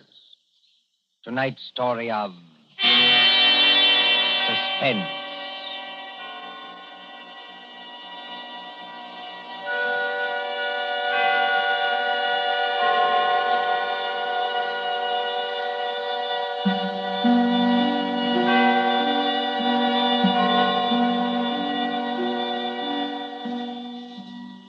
Next Tuesday, when CBS again brings you Suspense, our story will be The Devil in the Summer House.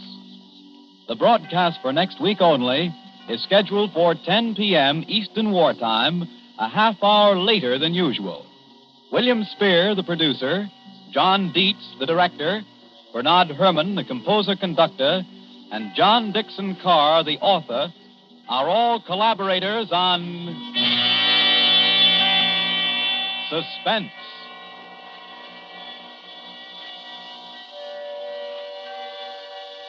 This is the Columbia Broadcasting System.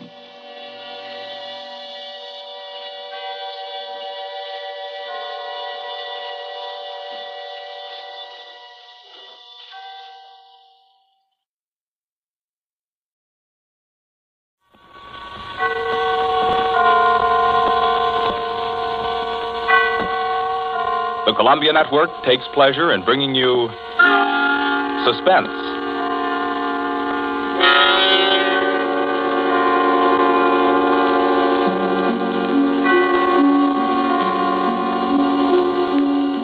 Suspense, a new series of programs with one strict purpose in view, your entertainment. Each week at this time, CBS sets aside 30 minutes to excite you, to mystify you, and on occasion to horrify you with a catalog of the world's great thrillers, dramas from the stage and screen, from fiction and radio, dramas that bring you suspense.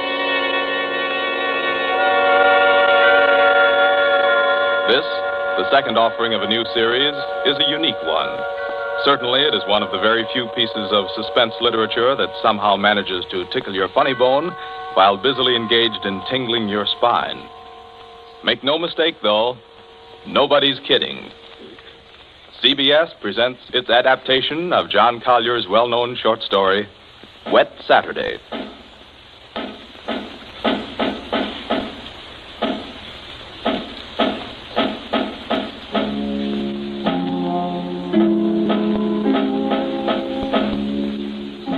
Yes, it's a wet Saturday. Never saw it rain harder.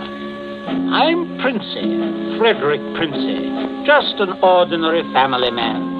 I've a son, a daughter, and a wife. I might be out golfing now if it hadn't been for the rain. I'm Mrs. Princey. I plan to drive over to the nurseries this afternoon for some arbutus. The borders, you know, but... Oh, the whole lot of them make me sick. Yes, I'm George, son and heir. I had a date to go punting.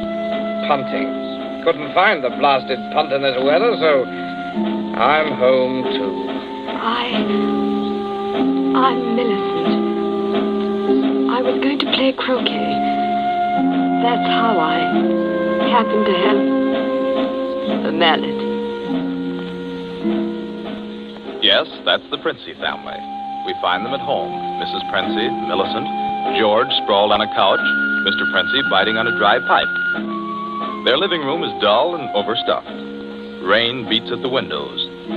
They are any middle-class family at home on a wet day, except for one small item. As you sit with them in the living room, you can see through the door to the sun porch a pair of men's feet, encased in black boots. They look like the feet of a curate. There's a tenseness in the room. The air is charged with excitement, but the feet are very still. Don't keep staring at them. Listen to me, all of you.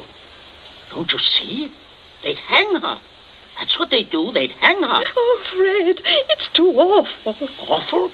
It's catastrophic. A supposedly sweet, gentle, intelligent girl, respected, loved by the whole village, doing a thing like this. Think of the publicity, the disgrace. You think I'm going to resign from the bench, the vestry, sell out and Live in some foggy hotel abroad? Oh, no. No, I'll kill myself. I will. Don't be a fool.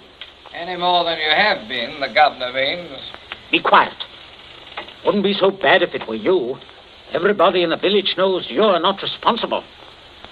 George. Yes? Get off that couch. Sit up on your spine.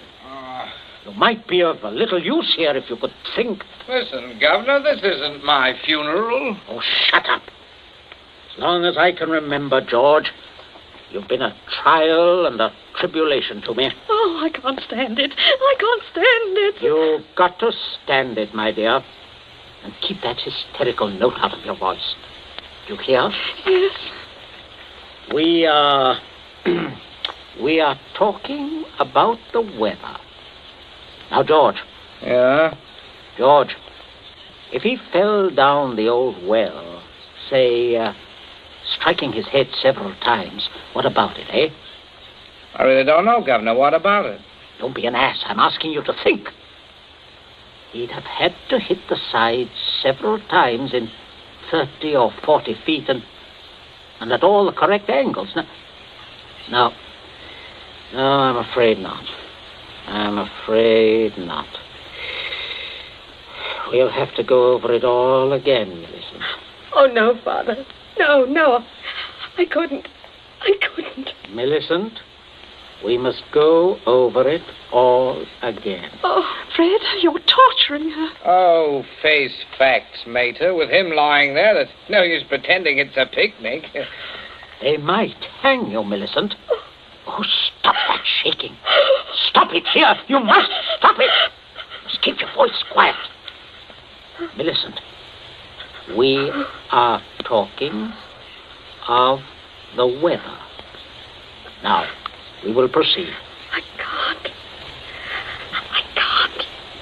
Not with those boots there. Oh, should have thought of those boots, Millie. I'm not moving them. Oh, sit up, George. Stop shuffling your feet. Now, Millicent, look at me. Answer me truthfully, you hear? Answer me. You were in the croquet courts. Yes. Who knew you were in love with this wretched curate? Oh, the whole village. They've been sniggering about it at the pub for 3 years past. What a filthy mess. Millicent, we continue. You were on the croquet court. Yes. You were putting the croquet set into its box? Yes. It was starting to rain. I was carrying the balls and mallets into the sun porch. The box was there. You heard someone enter the garden gate and come across the yard? Yes. Could you see who it was? Oh, not at first. I was going into the sun porch. I threw down all the mallets but the red one and turned around.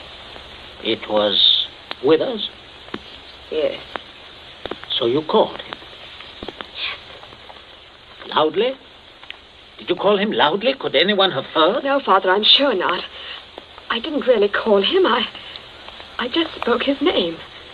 He saw me as I went to the door. He just waved his hand and came over. How can I find out from you whether there was anyone about? Whether he could have been seen? I'm sure not, Father. I'm quite sure. So, you both went into the sun porch? Yes. It was raining hard then. What did he say? He said, "Hello, Millie," and excuse his coming in the back way, but he set out to walk over to Lisbon. Yes? And he said, passing the park, he'd seen the house and suddenly thought of me. And he thought he'd just look in for a moment. He had something to tell me. Go on. He said he was so happy, he wanted me to share it. He'd heard from the bishop he was to have a vicarage. And it wasn't only that. It meant he could marry. Then he began to stutter and get all confused. And of course, I thought he meant me. Don't tell me what you thought. Tell me exactly what he said, nothing else. Well, oh, dear. Oh, stop crying. It's a luxury you can no longer afford. Tell me what happened. He said, no. He said it wasn't me. It's Ella Bragdon Davis. And he was sorry and all that. Then he went to go. And then? I went mad. He turned his back. I had the red mallet of the croquet set in my hand. I forgot to drop it in the box when he came. Did you shout or scream? I mean, as you hit him? No, I'm sure I didn't. Did he? Come on, speak up. No, Father. And then? I threw it down. I came straight in here. I went to look for Mother. That's all. My poor baby. No one. Leave the child alone, Fred. Not such a child, Mater. Millie, I had no idea Keep quiet. I'm thinking. You see, George, he probably told people he was going to Liston. Certainly no one knows he came here, for he didn't decide until he crossed the park. He might have been attacked in the woods. We must consider every detail. A curate with his head battered in. Don't, Father, don't. A curate, head battered in. Now, who would want to kill Withers? Oh, kill Withers? Well, I would with pleasure. How do you do, Mrs. Princey? Captain Smollett. Oh, sit down, pray. Mustn't get up for me, Mrs. Princey. You either, Millicent. My word. Just being neighborly on a bad day. I wanted to ask you about those dahlia bulbs, Princey. Took a shortcut on account of the rain and walked right in. Knew you wouldn't mind. Oh, he heard you, Father. My dear, we can all have our little jokes. Don't pretend to be shocked. This way, Smollett. This chair, facing the fireplace. Sit down, Mother. Just straightening the curtains to the sun porch, dear. It looks so gloomy out there. Might as well shut the rain out. Just talking about a little theoretical curate killing, Smollett. You know, young people these days like thrillers. Parsonicide. Justifiable parsonicide. Have you heard about Ella Bragdon Davis? I shall be most properly laughed at. Why? Why should you be laughed at, Smollett? No, had a shot in that direction myself. She half said yes, too. Hadn't you heard?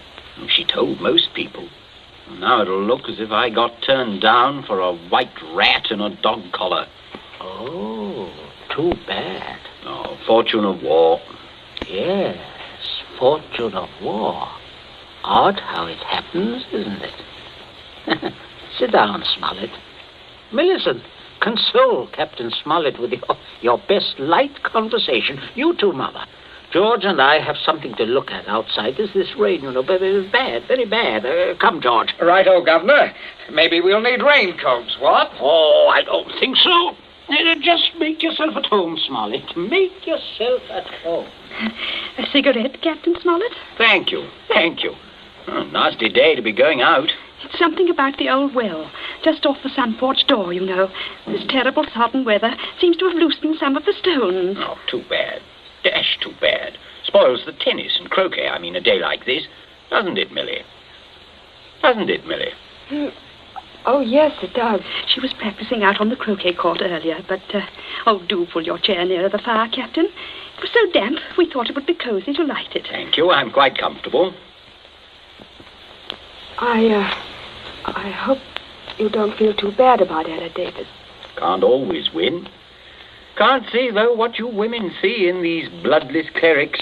Oh, I always thought Mr. Withers is a very charming man. Quite agree, but why should anyone want to marry him? You wouldn't want to marry him, would you, Millie? Not now. That is, are you? Oh, no, of course not. Smollett. Yes, Princess. Good Lord, man, you come in on a fellow suddenly. Guess I did. Oh, don't mind this old double-barrel shotgun. Been working on it.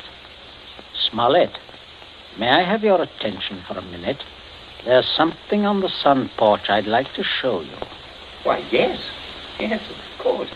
Smollett, George and I went out to see if we could shoot some rats which have been driven out of the old well by the high water. Afraid they might get into the house. Now, you must listen to me very carefully. Very carefully, or you will be shot by accident. Princey, what's got into you? You heard me ask as you came in, who would kill Withers? You also heard Millicent make a comment, an unguarded comment. Well, what of it? Very little. Unless you were to hear that Withers had met a violent end this very afternoon. And that, my dear Smollett, is what you are going to hear. What? Withers? Yes. Who killed him? Millicent. Good Lord. Yes, it's a mess. And of course, you would have remembered and guessed. Maybe. Yes, I suppose I should. Therefore, you constitute a problem. Why did she kill him? Oh, it's one of those disgusting things. Pitiable, too. She deluded herself that he was in love with her. Good heavens, Millie. Oh, yes, of course, I see. He had told her about the Davis girl. I understand. Now, I have no wish, as you will comprehend, that she should be proved either a lunatic or a murderess. I could hardly go on living here after that. I suppose not. On the other hand, you know about it. Yes, I see that makes me a problem. You're wondering if I could keep my mouth shut. If I promised... I am wondering if I could believe you. But if I promised... If things went smoothly, yes. But not if there was any sort of suspicion, any questioning. You would be afraid of being an accessory. Why, I don't know. I do. What are we going to do? I can't see anything else. You'd never be fool enough to do me in. You can't get rid of two corpses. Oh, I regard it as a better risk than the other. It could be an accident. Or you and Withers could both disappear. There are possibilities in that. Listen, you can't. I can, but there may be a way out. There is. Smollett, you gave it to me yourself. I did what? You said you would kill Withers. You have a motive. Oh, look here, I was joking. Of course you saw that. You are always joking. Listen, Smollett, I can't trust you. You must trust me. Else I will kill you now in the next minute. I mean that. You can choose between dying and living. Go on. Now, there's the old well just outside the sun porch door. That's where I'm going to put Withers. No one outside knows he has come up here this afternoon. No one will ever look there for him unless you tell them. You must give me evidence that you have murdered Withers. I murdered him? Why do you want that? So that I shall be dead sure that you will never open your lips on the subject. I see. What evidence? George, hit him in the face. Sure. George, don't! Keep out of this. Oh, Captain, you should be more careful. Look what your teeth did to my knuckles. Again, George. Okay. Oh, I can't stand it. Oh, how can you? Keep quiet. You women keep out of this. I'm sorry, Smollett, but there must be traces of a struggle between you and Withers. Then it will not be altogether safe for you to go to the police. But can't you take my word, man? I will when we are finished. George? Yes? Get the croquet mallet. Right, Governor. Take your handkerchief to it. In there on the sun porch floor. Yeah. Yes, I got it, Governor.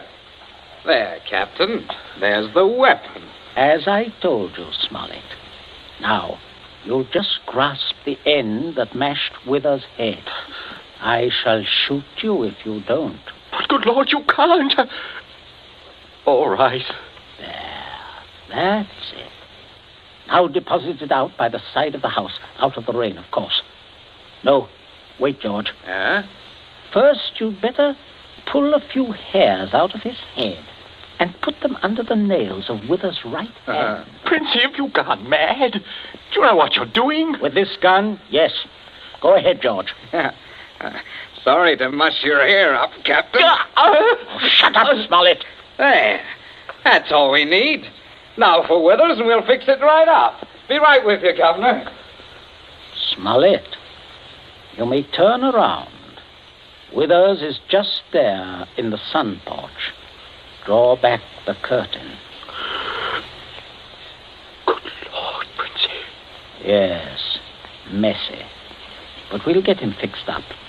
Now you, Smollett, you've just got to drag him through the door and dump him in the old well. Just beyond the door, Captain. I won't touch him. I won't. All right. Stand aside. Out of range, George. Right. Only one place I want this bullet to go. Father. Oh, Father. Keep quiet. My aim's none too good. Wait a minute. That's better, Smollett. Much better. Go on now. In here. You'll have to take him outside. By the shoulders ought to do it, Captain. Keep quiet, George. Go on, Smollett. Go on. You've seen dead men before. Drag him. Drag him. I'll just hold the gun here to make sure that everything goes all right.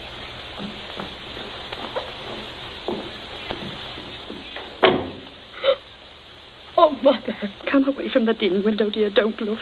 But, Captain Smollett, your father is a very resourceful man, Millicent. I'm sure what he's doing is right. But the Captain, I can't stand it. You mustn't question your dear father. I say, are you two still at it? There's enough trouble around here without blubbering. I'm not blubbering, George Princey. So, you see, Smollett, everything is perfectly safe. They'll never look in our well. You see how safe it is? I guess it is. Oh, good heavens, man, you're dripping wet. Why didn't you slip your raincoat on? Tea ready, my dear? In just a minute, dear. I'll ring for Bridget. Exactly what you need, Smollett. Cup of tea. Best thing in the world to ward off a cold. Sit down, won't you? Oh, don't mind getting the chair wet. Cigarette? Help yourself. I stick to my pipe, you know. Funny how... Princey, everything's hot, ma'am. Oh, Bridget, yes. Put the tray in front of me here, on the table. Yes, ma'am. That's it. I say, Captain, you've gone and cut your lip. I just knocked it. Oh, how dreadful. Here, Bridget, give the captain this cup. No, thank you. I rather think I'll be running along now, if you don't mind. Oh, Captain Smollett, without any tea? If you don't mind, Mrs. Princey, if I could just have my raincoat. Oh, I'll get it for you, Captain. Oh, this is very distressing, Smollett, very. Oh, I'll be all right presently, I'm sure. Here we are now. Let me help you. Oh, thank you, young man. There. Better go out the front way, Smollett. The walk is dry. Oh, let me hold the door for you, Captain. Don't worry, old fellow. Don't worry at all. No, Good afternoon. Nothing serious, I imagine. Little rest and he'll be as right as rain. By the way, Millicent, you're not looking any too well. No, not well at all. I'm sure it was that croak he caught. Being outdoors in weather like this is simply foolhardy. The mater's right, Millie. You saw what happened to Captain Smollett. Oh, come along, dear. I shall give you a hot foot bath and put you to bed. And a couple of days in bed, and you'll be fine again. Get plenty of rest, Millicent, and don't worry about a thing. That's the best cure. Well, I guess I'll have a little rest too, Governor. It's a fine afternoon for a nap. Indeed it is, son. Well, enjoy yourself. I'll see you later. I'll see you all later.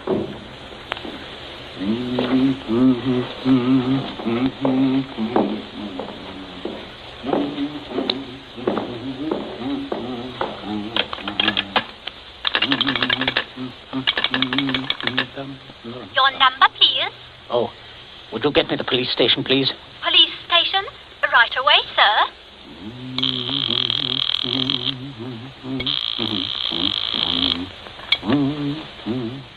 Police headquarters, Sergeant Yancey speaking. Oh, hello, Sergeant.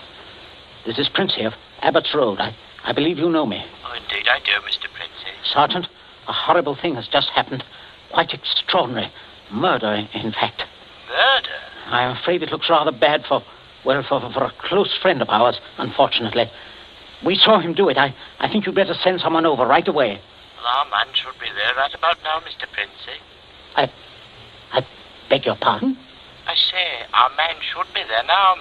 Constable Martin has his post right below your house there. Just rang in. Seems Captain Smollett was with him.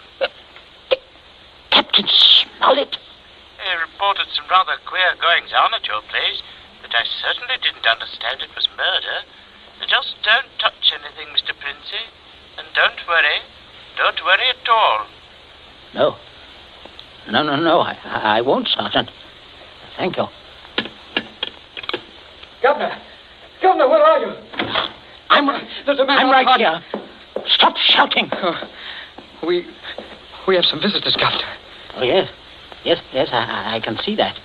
Well, Constable, good afternoon. Good afternoon, Mr. Princey. And Smollett, I say what a remarkable fellow you are, coming back like this. Here to reenact the crime? Only the one against me, Princey. The one against the curate I'll leave to you people. Extraordinary sense of humor. Mr. Princey, I just had a look at what's in your well. Not a pretty sight, that. Not pretty at all. Yes, Captain Smollett was thorough, if nothing else. You saw him when he did it, sir, out in the back? Oh, quite. We were just returning from a walk. Smollett evidently had been laying for the curate, hiding out in those bushes by the road, I imagine. He was never inside this house? Never. And you say, Captain? I say that while I was inside this house, a guest of the family, I was coerced into dragging the curate's body outside and dumping it in the well. Well, there we are. Not entirely, Constable. I'll just remove my raincoat. There. And demonstrate how damp I got my clothes when I went outside without it. No. That's interesting, isn't it? Quite. He undoubtedly removed his coat at some point between here and your post. I might as well tell you that his weapon, a red croquet mallet, is out by the side of the house. I shouldn't be at all surprised, but that you'd find his fingerprints all over it. All over the end of the mallet, Constable. The end that mashed Withers' head.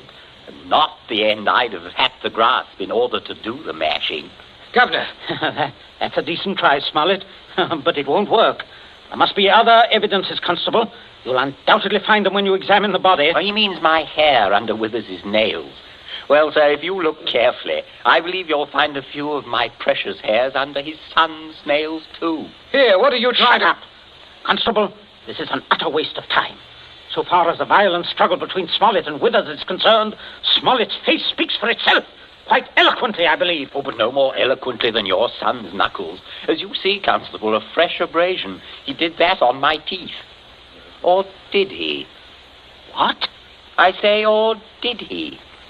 He might have done that on Withers' teeth. Oh, I see. I see what you mean. But I didn't. Governor, he said I... Oh, keep still, you nitwit. Let me think. As a matter of fact, George, the more I think of it, the more I'm convinced it was your voice I heard.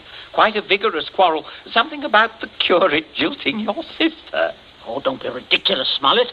Very well, Princey. If your son didn't do it, who did? That's what I'd like to know. How about it, Mr. Princey? Well, that is a sticker, all right. George, my boy, it looks like you're elected. Elected? What do you mean? I didn't do it. Why, I had nothing to do. Keep your mouth shut, will you? I won't. I'm not going to take the blame for her. Millie did it. She did it with that mallet. I saw her. You could prove that? Prove it? Yes. Her fingerprints on the mallet. The handle. Why, George, don't you remember when you made me touch the mallet? When you picked it up with your handkerchief? No, George, I'm sure you wiped that handle clean. Oh, well, I could hardly expect you to remember that if you can't even remember killing the curate. Governor, I told you to keep still. But, Governor, you're not going to turn me over. As long as I can remember, George, you've been a trial and a tribulation to me. Governor, You shouldn't have done it, son. You really shouldn't. No, George, that was definitely wrong. I say, Princey, I think I'll have that cup of tea after all. Nothing like it in weather like this. Wet Saturday, from the short story by John Collier. You have just heard the second in Columbia's new series, a series designed to bring you the best in thrill entertainment. Outstanding dramas from the field of fiction and radio, stage and screen. Dramas of pure Suspense.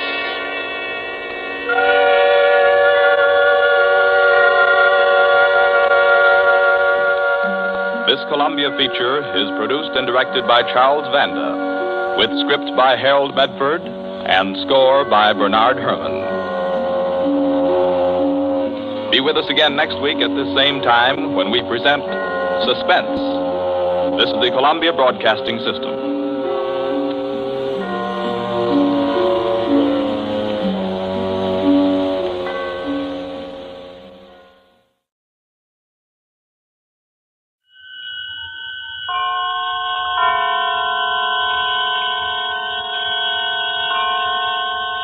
The Columbia Network takes pleasure in bringing you Suspense.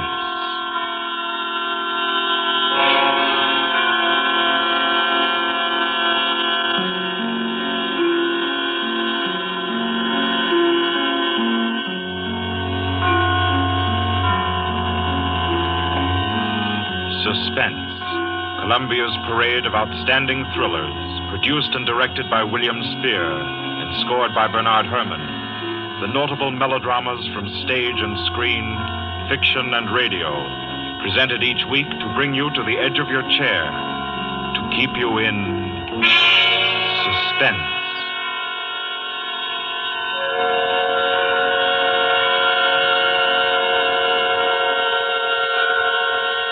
Good evening. This is Orson Welles. I'm very happy I am to be back in the United States and back on the Columbia Network, even for so short a visit as this one. Back with old friends like Johnny Dietz, who is tonight's director, and Bernard Herrmann. The Mercury Theater presented tonight's radio play for the first time last year. We came right out then and hailed it as a classic of the medium. Nobody argued the point. A lot of people asked us to do it again, so it's gratifying to get the chance now and to find a favorite of ours in this distinguished anthology of spook shows. Personally, I've never met anybody who didn't like a good ghost story. But I know a lot of people who think there are a lot of people who don't like a good ghost story. For the benefit of these, at least, I go on record at the outset of this evening's entertainment with the sober assurance that although blood may be curdled on this program, none will be spilt. There's no shooting, knifing, throttling, axing, or poisoning here. No clanking chains, no cobwebs, no bony and or hairy hands appearing from secret panels, or better yet, bedroom curtains. If it's any part of that dear old phosphorescent foolishness that people who don't like ghost stories don't like, then again, I promise you, we haven't got it. Not tonight. What we do have is a thriller. It's half as good as we think it is. You can call it a shocker. It's already been called a real Orson Welles story. Now, frankly, I don't know what this means. I've been on the air directing and acting in my own shows for quite a while now, and I don't suppose I've done more than half a dozen thrillers in all that time. Honestly, I don't think even that many, but it seems I do have a reputation for the uncanny. Quite possibly, a little escapade of mine involving a couple of planets, which shall be nameless, is responsible. Doesn't really matter. Don't think I disapprove of thrillers. I don't. A story doesn't have to appeal to the heart. It can also appeal to the spine. Sometimes you want your heart to be warmed, and sometimes you want your spine to tingle. The tingling, it's to be hoped, will be quite audible as you listen tonight to The Hitchhiker. That's the name of our story, The Hitchhiker.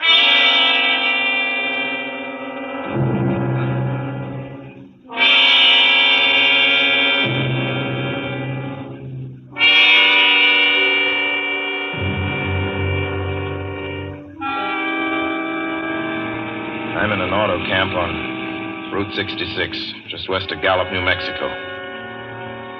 If I tell it, perhaps it'll help me. Keep me from going crazy. I gotta tell this quickly. I'm not crazy now. I feel perfectly well, except that I'm running a slight temperature. My name is Ronald Adams. I'm 36 years of age, unmarried, tall, dark, with a black mustache. I drive a 1940 Buick, license number 6Y175189. I was born in Brooklyn. All this I know. I know that I'm at this moment perfectly sane. That it's not me who's gone mad. It's something else. Something utterly beyond my control. I've got to speak quickly. At any minute, the link may break. This may be the last thing I ever tell on Earth. The last night I ever see the stars. 6 days ago, I left Brooklyn to drive to California. Goodbye, son. Good luck to you, my boy. Goodbye, Mother. Here, give me a kiss, and I'll go. I'll come out with you to the car. Oh, no, it's raining. Stay here at the door. Hey, what's this? Tears? I thought you'd promised me you wouldn't cry. I know, dear. I'm sorry. But I do hate to see you go. I'll be back. It'll only be on the coast 3 months. Oh, it isn't that. It's just the trip. Ronald, I wish you weren't driving. Oh, Mother, there you go again. People do it every day. I know, but you'll be careful, won't you? Promise me you'll be extra careful. Don't fall asleep or drive fast or pick up any strangers on the road. Oh, gosh. I think I was still 17 here, you told me. Oh. And wire me as soon as you get to Hollywood, won't you, son? Of course I will. Don't you worry. There's nothing going to happen. It's just 8 days of perfectly simple driving on smooth, decent, civilized roads with a hot dog or a hamburger stand every 10 miles.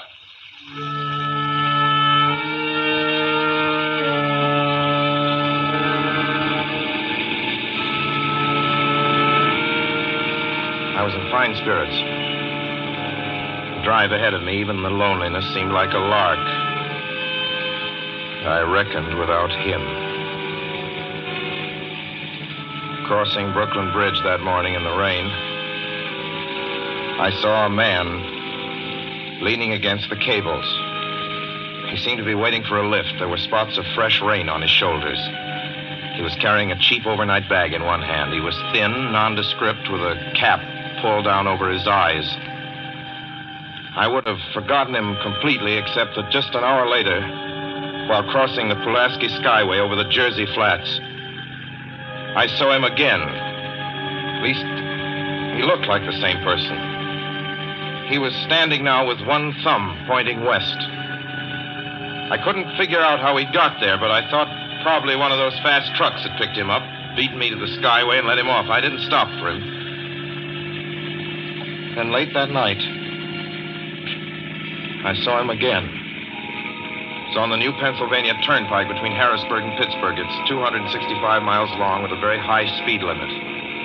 I was just slowing down for one of the tunnels when I saw him standing under an arc light by the side of the road. I'd seen quite distinctly the bag, the cap,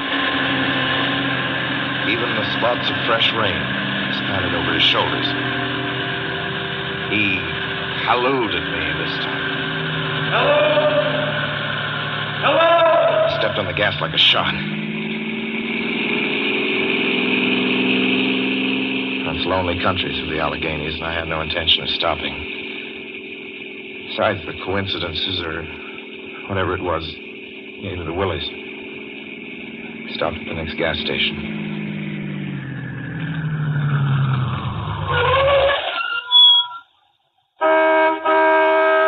Yes, sir. Fill her up. Certainly, sir. Check your oil, sir? No, thanks.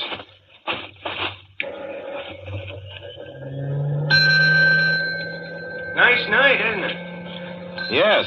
It hasn't been raining here recently, has it? Not a drop of rain all week. Oh? I suppose that doesn't done your business any harm. Oh, people drive through here all kinds of weather. Mostly business, you know. There aren't many pleasure cars out on the turnpike this season of the year. I suppose not. What about hitchhikers? Hitchhikers here? What's the matter? Don't you ever see any? Not much. If we did, it'd be a sight for sore eyes. Why? Oh, I'd be a fool who started out to hitch rides on this road. Look at it. Then, you've never seen anybody? No. Maybe they get the lift before the turnpike starts. I mean, just before the toll house. But then it'd be a mighty long ride. Most cars wouldn't want to pick up a guy for that long a ride. And this is pretty lonesome country here. Mountains and woods. You ain't seen anybody like that, have you? No. Oh, no, not at all. I was just, A technical question. I see. Well, that'll be just $1.49 with the tax.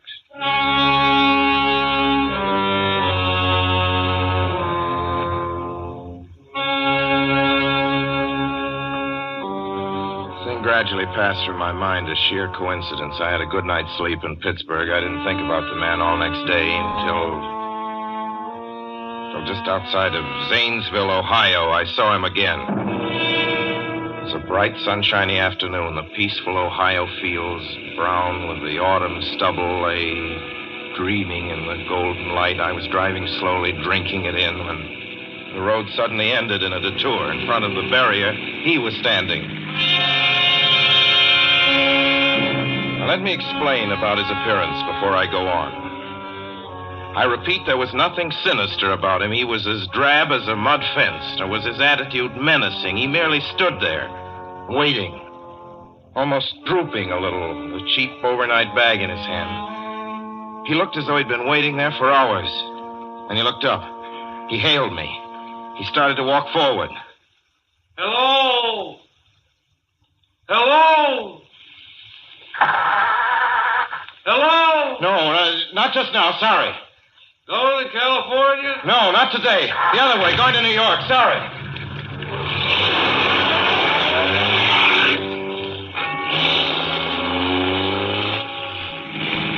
After I got the car back on the road again, I felt like a fool.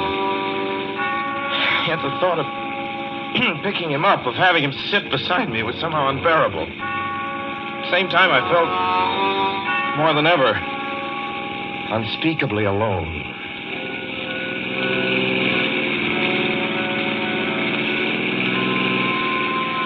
Hour after hour went by. Fields, the towns ticked off one by one. The light changed. I knew now that I was going to see him again. And though I dreaded the sight, I caught myself searching the side of the road, waiting for him to appear.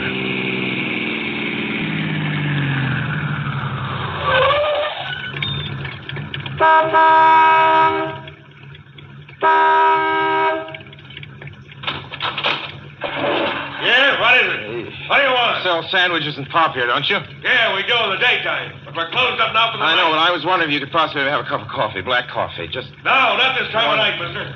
My wife's the cook. She's in bed. No, don't shut the door, please. Listen, just a minute ago... just a minute ago, there was a man standing here right beside the stand, a suspicious-looking man. I don't mean to disturb it. You see, I was driving along when I just happened to look, and there he was. How's he doing? Well, nothing. You've been taking a nip. That's what you've been doing. Now, on your way before I call out Sheriff Oates.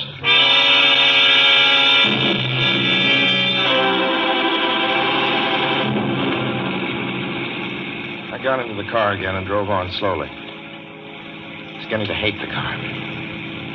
If I could have found a place to stop, to rest a little.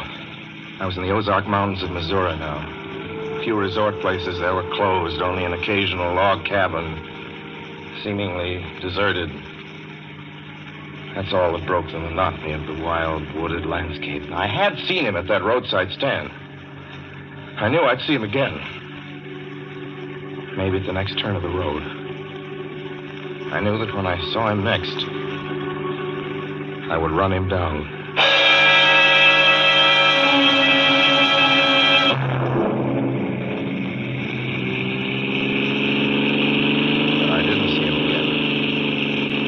I didn't see him until late next afternoon.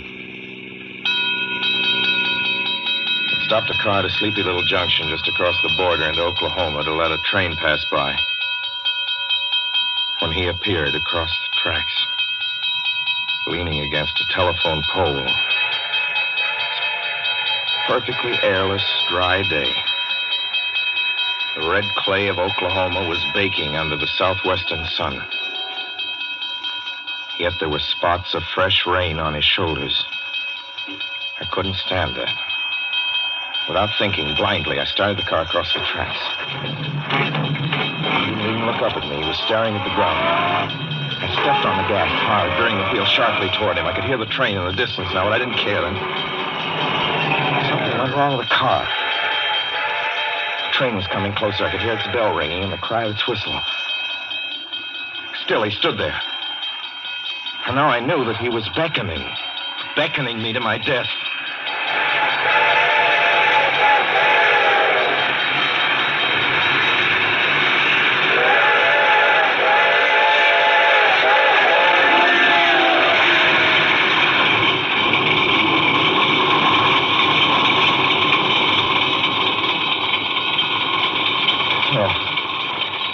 Frustrated him that time. The starter worked at last. I managed to back up.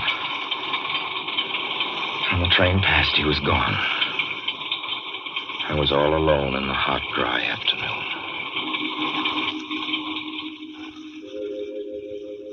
After that, I knew I had to do something. I didn't know who this man was or what he wanted of me. I only knew that from now on, I mustn't let myself alone on the road for 1 minute. Hello there. Like a ride? Well, what do you think? How far are you going? Where do you want to go? Amarillo, Texas. I'll drive you there. Gee.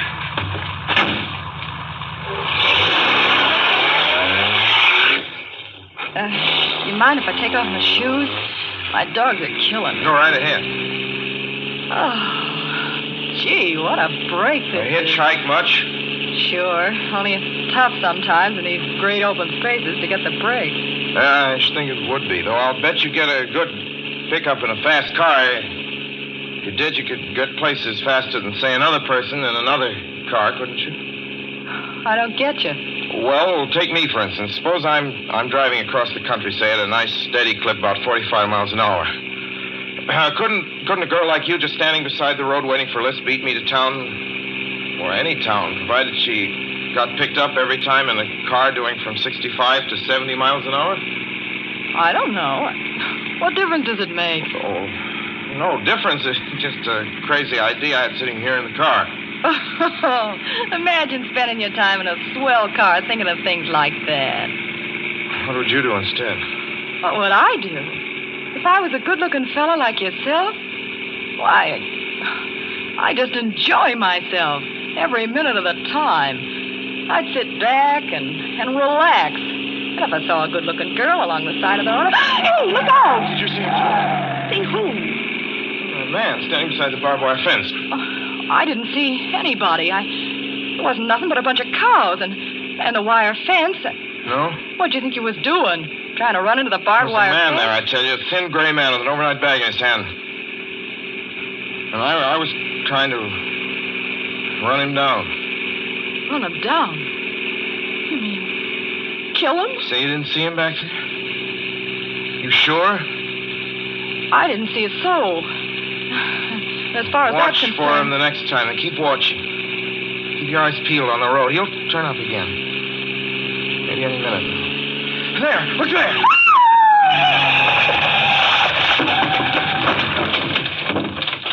How does this door work? I'm getting out of here. See him that time? No, I didn't see him that time. And personally, mister, I don't expect never to see him. All I want to do is go on living. I don't see how I will very long, driving with you. Oh, I'm sorry.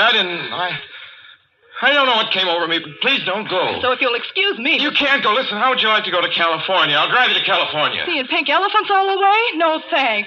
Thanks just the same. Listen, please, just 1 minute, please. You know what I think you need, big boy? Not a girlfriend. Just a good dose of sleep. Please. There. I got it now. No, you can't go. Please, come your back. Hands off me. Do you hear? Leave your hands off.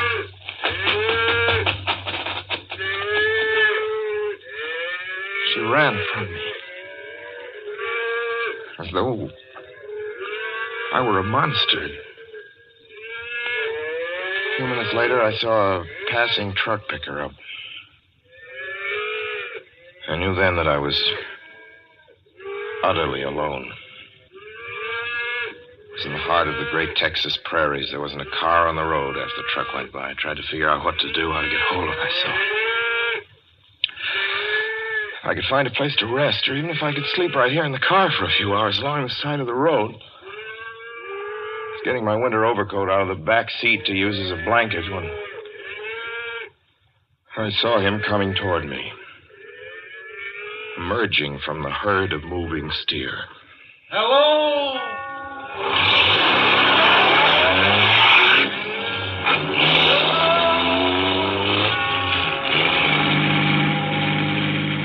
Maybe I should have spoken to him then. Fought it out then and there. For now, he began to be everywhere. Whenever I stopped, even for a moment, for gas, for oil, for a drink of pop, a cup of coffee, sandwich, he was there. I saw him standing outside the auto camp in Amarillo that night when I dared to slow down. I was sitting near the drinking fountain of a little camping spot just inside the border of New Mexico. He was waiting for me outside the Navajo reservation where I stopped to check my tires. I saw him in Albuquerque when I bought 20 gallons of gas. I was afraid to stop now. I began to drive faster and faster. I was in lunar landscape now. The great arid mesa country of New Mexico. I drove through it with the indifference of a fly crawling over the face of the moon. Now he didn't even wait for me to stop. Unless I drove at 85 miles an hour over those endless roads, he waited for me at every other mile. I'd see his figure, shadowless, flitting before me, still in its same attitude, over the cold, lifeless ground, flitting over dried-up rivers, over broken stones cast up by old glacial upheavals, flitting in that pure and cloudless air. I was beside myself when I finally reached Gallup, New Mexico this morning. There's an auto camp here. Cold, almost deserted this time of year. I went inside and asked if there was a telephone. I had the feeling that if only I could speak to someone familiar, someone I loved, I could pull myself together.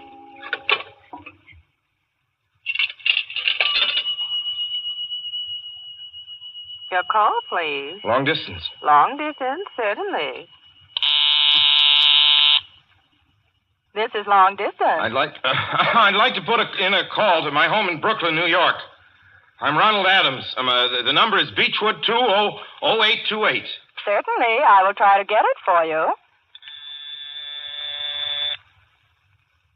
Albuquerque. New York for Gallup. New York. Gallup, New Mexico, calling Beechwood 20828. I'd read somewhere that love could banish demons. It's the middle of the morning. I knew Mother'd be home. I pictured her tall and white-haired in her crisp house dress, going about her tasks. Be enough, I thought, just to hear the even calmness of her voice. Will you please deposit $3.85 for the first 3 minutes? When you have deposited $1.50, will you wait until I have collected the money?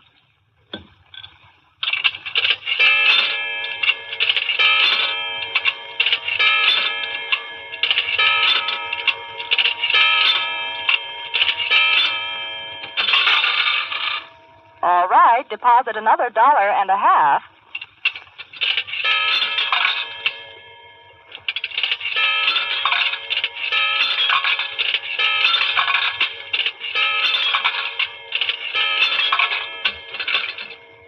Will you please deposit the remaining 85 cents?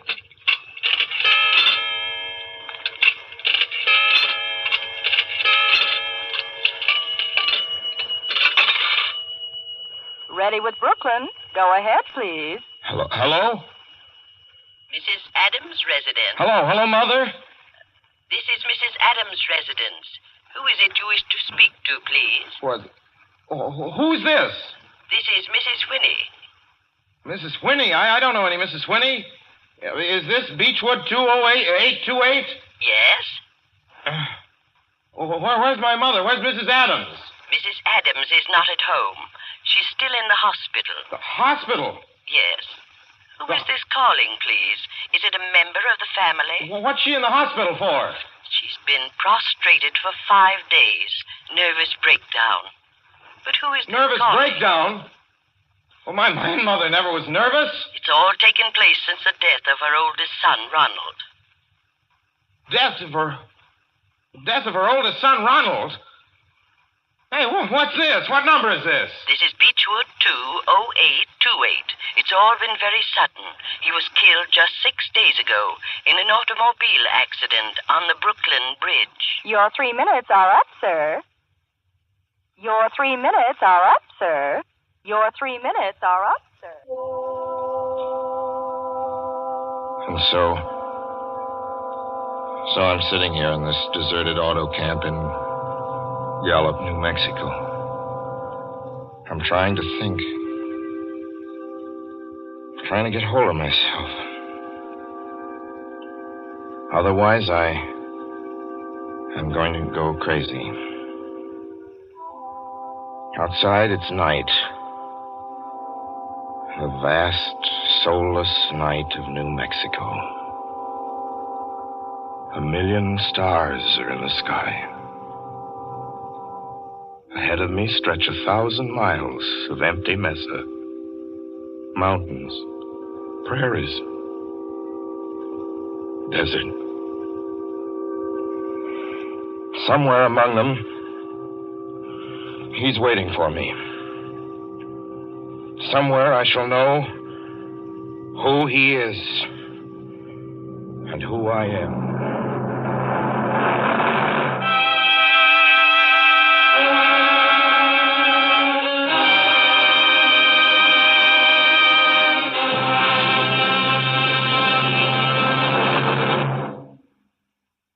So ends The Hitchhiker, and to Orson Welles our considerable thanks for his playing of the title role. Mr. Welles? Help wanted. Men, women, and children. Nature of work, hard, monotonous, back-breaking labor. Hours, 75 a week minimum. Pay, few cents an hour. Added inducement, 2 meals a day, including several ounces of bad bread and a cup of thin soup. Don't delay. Apply at once. How'd you respond to a want ad like that, Mr. and Mrs. American working man and woman? You'd laugh, wouldn't you, and throw the paper in the trash basket. Dismiss the whole advertisement as some kind of a joke. But believe me, it's no joke. It's a simple statement of the working conditions that exist today in Nazi Germany and the conquered countries under Nazi rule. It's also an exact statement of the working conditions that will be imposed on you and every member of your family if the Nazis win this war. You yourself personally can stop them from winning, as you know. You don't have to give up your well-paid job to do it. You needn't have to be a soldier or a sailor or an airman or a nurse or a war worker to ensure American victory. Uncle Sam doesn't ask plain, ordinary, hard-working citizens like you to give him anything. All he does ask very seriously and very urgently is that you loan him 10 cents out of every dollar you make. That's all there is to it. Lend Uncle Sam a dime to win this war, and he'll pay you back with interest when he's won it. The easiest, most convenient way to lend him these dimes is to enroll in the payroll savings plan. Just tell your boss to deduct 10 cents from every dollar he pays you and lend it to Uncle Sam in your name. Sign up for this simple savings plan today, and when victory comes, you'll have war bonds in your pockets instead of Axis bonds on your wrists. Suspense will be heard again 2 weeks from tonight. Next Wednesday night, September 9th, the Columbia Broadcasting System will present over many of these stations at 9:30 p.m. Eastern Wartime an address by W. Averell Harriman, the United States Lend-Lease Administrator in London. Mr. Harriman, as the personal representative of the President of the United States, attended the Moscow conferences between Winston Churchill and Joseph Stalin. Next Wednesday's broadcast will be Mr. Harriman's first public address since his return to this country. Suspense is produced and directed by William Spear. John Dietz was our guest director this evening. Tonight's radio drama was written by Lucille Fletcher.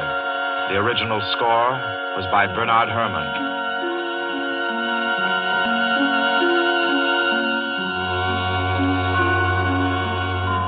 This is the Columbia Broadcasting System.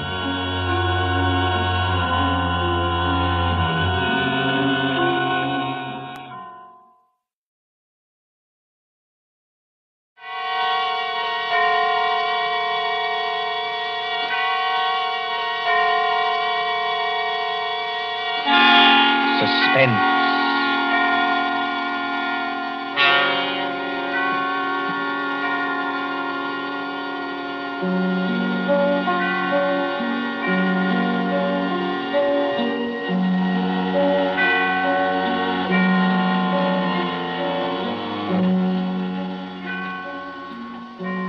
Suspense is compounded of mystery and intrigue and dangerous adventure.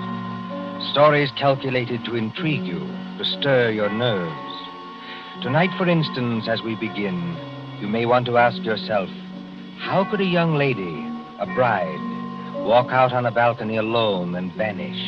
Completely vanish. We trust that while you are wondering how and why it was done, we shall keep you in suspense. For Suspense, tonight CBS presents The Bride Vanishes by John Dixon Carr.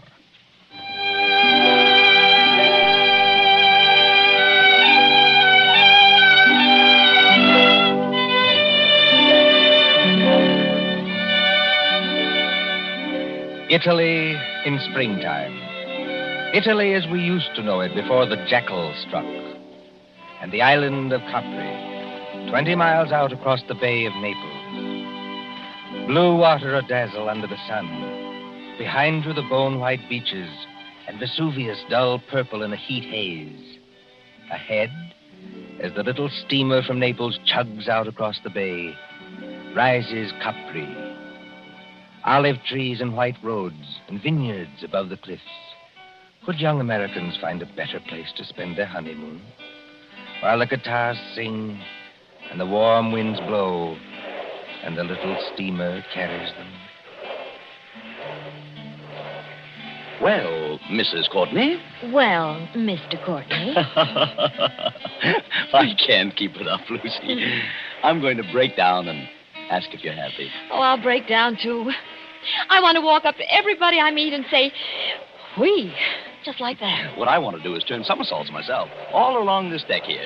I want to say, I've been married to Tom Courtney for practically 2 weeks. And now we're going to have a villa at Capri for a month. Oh, Tom, I ought to be the happiest woman in the world. Only... You shivered. What's wrong? Well, ever since we got aboard this ship, people have been staring at me. I can't blame them for that, dear. No, I mean in a funny way, and muttering.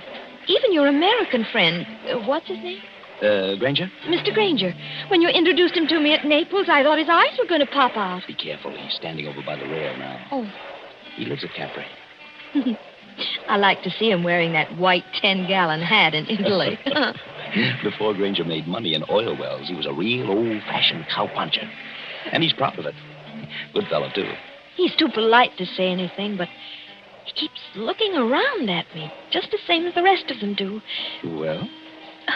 Well, Tom, they look scared. You know, Lucy, this isn't the time to start imagining things. I know. Well, maybe I'm just so happy I'm afraid it can't last. Oh, don't say that. But wouldn't it be pretty awful if something did happen and we weren't together any longer? Wait a minute. Hasn't this ship stopped? Yes. Well, that is Capri ahead of us, isn't it? It can't be anything else. Well, it seems a funny place to stop. No sign of a harbor. Only rocks and little gray cliffs. Oh, Mr. Granger. Mr. Granger. Yes, young fella? Do you happen to know why we're stopping here? Oh, yes, that's an easy one, son. We're stopping so that you and your good lady and anybody else who's curious can get a look at the Blue Grotto. The Blue Grotto, of course. Now, just shade your eyes with your hand, ma'am.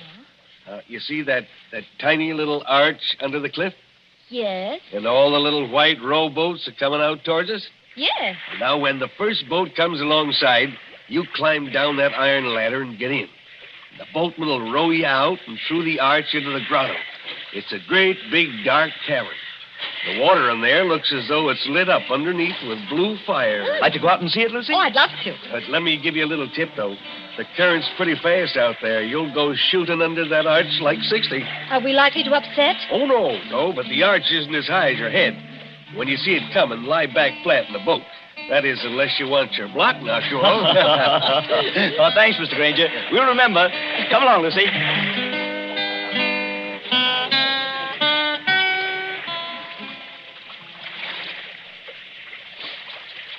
Easy on the ladder, Lucy. Don't look round yet. Oh, I'm all right, darling. And just as good a swimmer as you are. I'm in the boat now. Take one more step. Steady. Yeah, there you are. Now turn around facing the boatman and sit down here beside me. What's the matter with the boatman? Easy, man. Do you want to upset us? Sit down. You come back, yes? Come back? Well, I've never been here before in my life. Push off, man. Start rowing. The other boats are piling up behind you. You come back. Start rowing, can't you? Andare subito. Basta. Tom, he can't take his eyes off us. I wish he'd watch out where he's rowing. You come to live at the Villa Borghese, yes? Tom, how does he know that? He's the lady. She is not dead. Dead? Of course she's not dead. What are you talking about? She never come to Capri before? Never. Then I tell you, she will disappear, just like the other one. Disappear? I rest my orders, and I tell you. Tom, aren't we moving rather fast? Yes, that's the entrance to the grotto ahead. I tell you, there was a lady so much like your own, coveting back. Oh, it scared me. Now, look, old man, I don't want to teach you your business, but you've got your back to that grotto.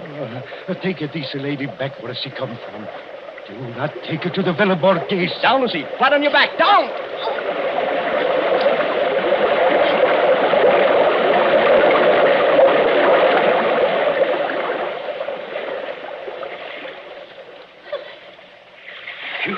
Signore, I am sorry. I almost make you get hurt. You know you nearly got your own head knocked off. Excuse me, no. I am used to it. Now, I will roll you round the blue grotto.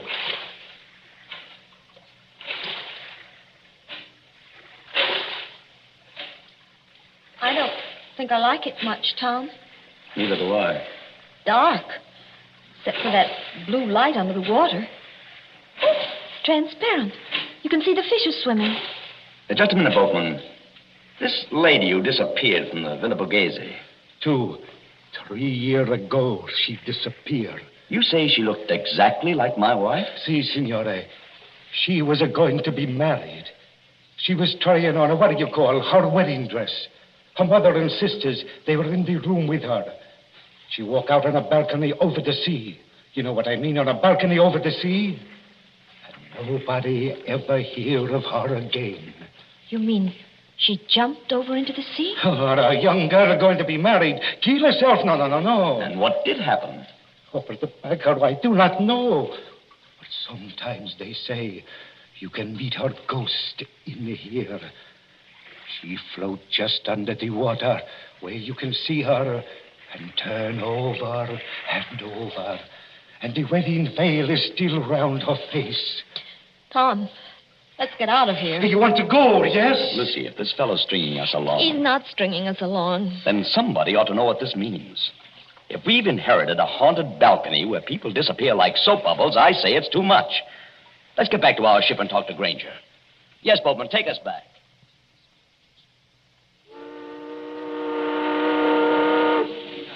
Mr. Granger! Mr. Granger! I'm aboard, ma'am. Oh. You too, young woman. The ship will start to have a second. Yeah, give me a hand, Lucy. Thanks, dear. Oh, didn't anybody else go to the Blue Grotto? Well, ma'am, no. Not after they saw you go. It's all right. We've just heard the story, Mr. Granger. Oh, I ought to have told you about it myself. All the way out here, I've been cussing myself and thinking what an ornery old badger I am for not telling you when I first met you in Naples. The girl did vanish then. By a first-rate miracle, yes. In broad daylight and within 20 feet of her mother and sisters. You don't look like a man who'd believe in miracles, Mr. Granger. Oh, I'm not, son. I'm just telling you what happened. But why is everybody so excited? Somebody must have thrown her off the balcony. Josephine Adams was all alone on a balcony 40 feet up a cliff, smooth as glass. She didn't fall. She wasn't thrown because there was no sound of a splash. And she didn't come back from the balcony because her mother and sisters were in front of the only door. Yet, within 15 seconds, mind you, she just vanished. You believe that? Sure, I believe it, son. Why, it's a fact. Did you know the girl's family? Oh, very well. We've got a real English-speaking colony here. Oh, by the way, in about half a minute now, I'm going to show you your new home. Oh, can we see it here on the ship? Oh, sure you can, ma'am. It's on the edge of the cliff. Dr. Davis's house is on one side of it, and my shack's on the other. That's why I want to ask you a question. Of course. Ask anything you like. Well, I'm an old stager, ma'am, and not exactly up to the high-toned society around here, but do you trust me? Yes, I think so. Well, then, promise me something. Unless you're with somebody you do trust, keep away from that balcony. Do you honestly think there's danger, or... I don't know, son. If I did, I wouldn't have to talk this way. Sounds like a dog barking. I thought I heard it before. What is? A big police dog. And led by a very handsome woman, if you ask me. Oh, Lord, here she is again. Who? The Countess. She lives in our colony. She looks like an American. You take your eyes off her, Tom Courtney. She is an American. Married a Count Parcheesi or something like that. Just call her Nellie. My dear Mr. Granger. Hello, Nellie. It's true. Everybody told me so, but I couldn't believe it until I saw her. She does look exactly like poor Josephine Adams. Just as small, just as dainty. Please, is everybody trying to give me the jitters? Nellie, I want you to meet some friends of mine. Oh, you don't need to introduce me. I know who they are. You're the nice young couple who've taken that villa. I'm Nellie Lucchese. Oh, yes. This is my dog, Tiberius, named after the wicked Roman emperor. You know who used to live at Capri? I must confess I'm terribly fascinated by wicked things. Aren't you, Mr. Courtney? Lucy, stop digging me in the ribs. I haven't done anything. No, and you're not going to. Tiberius seems to have taken quite a fancy to you, Mrs. Courtney. Oh. I've never known him to go to a stranger before. Well, I only wish I could borrow him. He might be a charm against... Oh, no, I don't know. We'll be at the harbor in a few minutes. Then you must let me drive you up to the villa. You won't be able to get any servants, I'm afraid, because they won't stay there. But you can camp out. Look, there's the villa. We're passing it now. Where? On the cliff, where I'm pointing. Wait a minute. Well, there must be some mistake. That's not the Villa Borghese. It sure is, son. That's a palace like all the other houses there. And I rented it furnished for about $25 a month. Can't you guess why you got it so cheap, son? If you take my advice, you'll turn around and go back to Naples by the next steamer. Harry Granger, don't be an idiot. Let's have some excitement. Let's have some excitement. Tom is beautiful. Too infernally beautiful, if you ask me. There's the balcony. It's all right by daylight, son. Marble and tapestries and whatnot. But at night, when you got to put out the lights, you start thinking what happened there.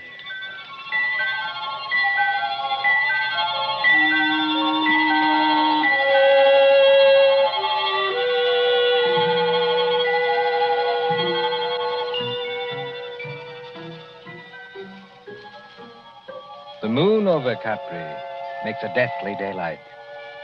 You could see to read on that balcony if anyone went out there. Frosted glass doors open out on it from a big room on the ground floor.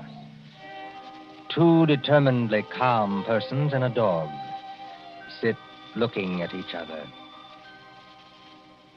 Lucy, stop it. Stop what? Stop looking over at that balcony. I'm sorry, darling. Why are we sitting here anyway? There's an outer room that's much more comfortable. It's like having a toothache. A very little toothache. I may be dense, Angel, but I don't follow you. You put your tongue against the tooth to see if it'll hurt. You know it will hurt, but you go on doing it just the same. Well, that's us. Maybe you're right. Oh, Tom, did you ever think we'd have a lovely house like this? The house is all right, yes. Then they have to go and spoil everything. Our honeymoon. With this blasted Tommy rod about... Tom, you're as jittery now as I was this afternoon. Oh, even Tiberius is jittery. Yes, I guess I am. Easy, boy. Easy, easy. Well, there's whiskey on the table. They call it Vicky here. Make yourself a drink. Oh, in a minute. Not just now. Lucy, there's nothing wrong with that balcony. Suppose you walked out there this minute. I've had a horrible longing to try it. Just because I know I shouldn't. Well, nothing could attack you. All you'd have to do would be to yell. That'd bring Mr. Granger out on his balcony like a shot. And the neighbor on the other side of us would... Well, who is on the other side, by the way? A loony doctor. A what? A specialist in brain diseases. Dr. Davis. He's English. Listen. It's somebody in the outer room. Easy, Tiberius. Easy. Tom, I'm afraid. It's all right, darling. You hold Tiberius's collar while I open the door. We don't want him to fly at anybody. We're going into the other room and stay there. Ready? Yes.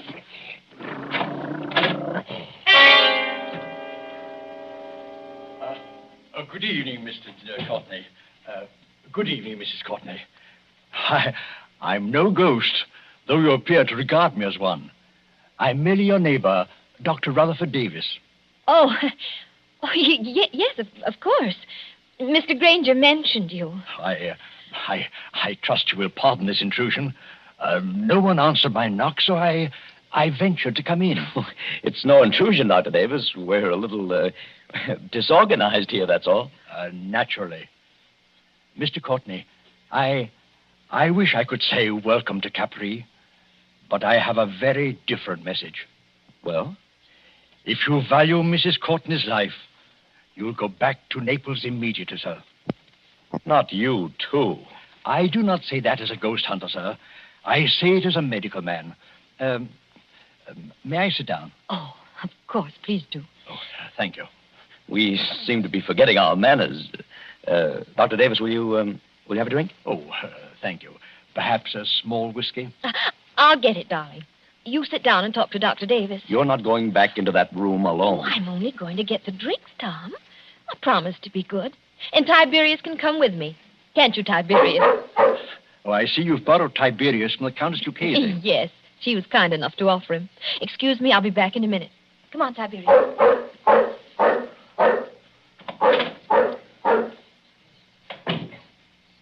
I hope this is all right, Doctor. No, sir. It is not all right. Your wife is in very great danger. But why? Because of that balcony? No.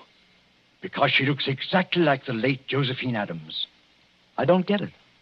Mr. Courtney, did you ever hear of paranoia?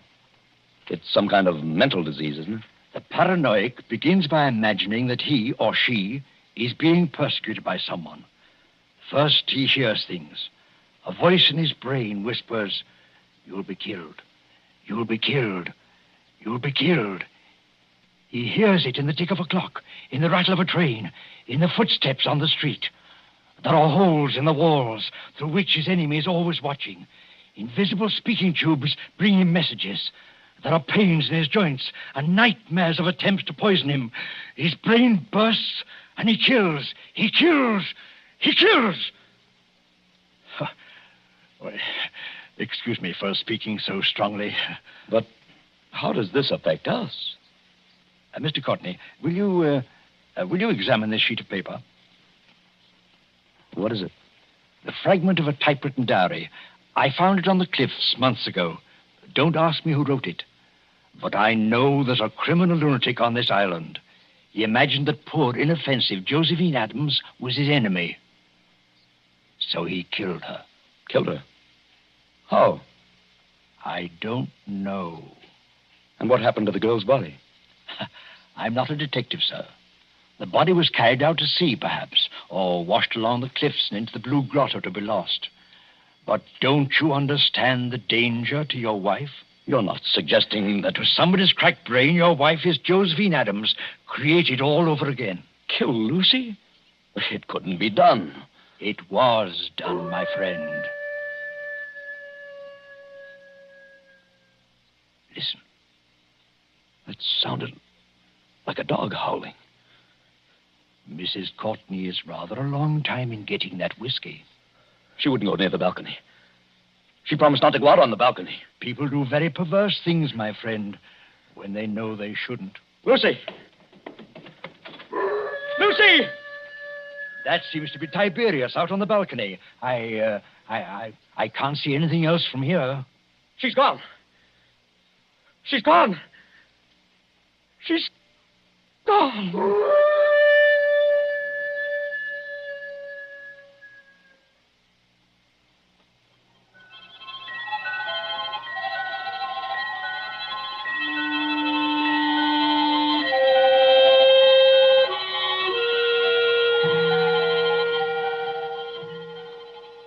An empty balcony, a howling dog, and a sea turned clear silver under the moon.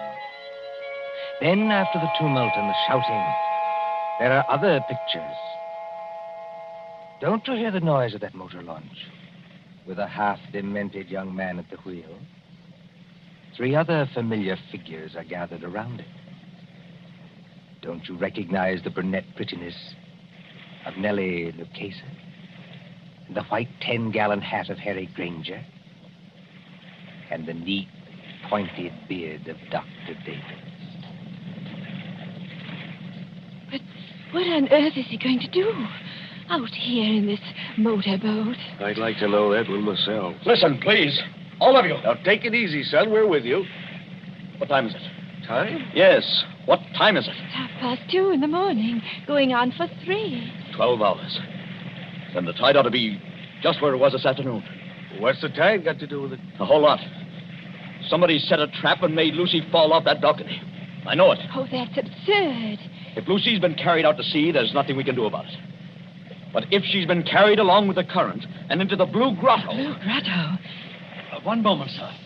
You're not proposing to run this big launch under that arch after dark? Yes, Doctor. That's just exactly it. Go on. Do it. I'll back you up. Let's have some excitement. It'll be exciting enough, I assure you. Mr. Courtney, have you got some wild hope of recovering your wife's body? I've even got a wild hope she may be alive. Lucy's a very strong swimmer. You're acting like a nut, son. Get set, everybody. I'm going to swing around.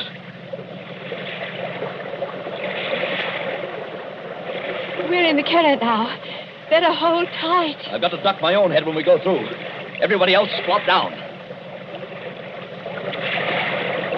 I still protest against this. Don't you understand, Mr. Courtney? Get ready. Here we go.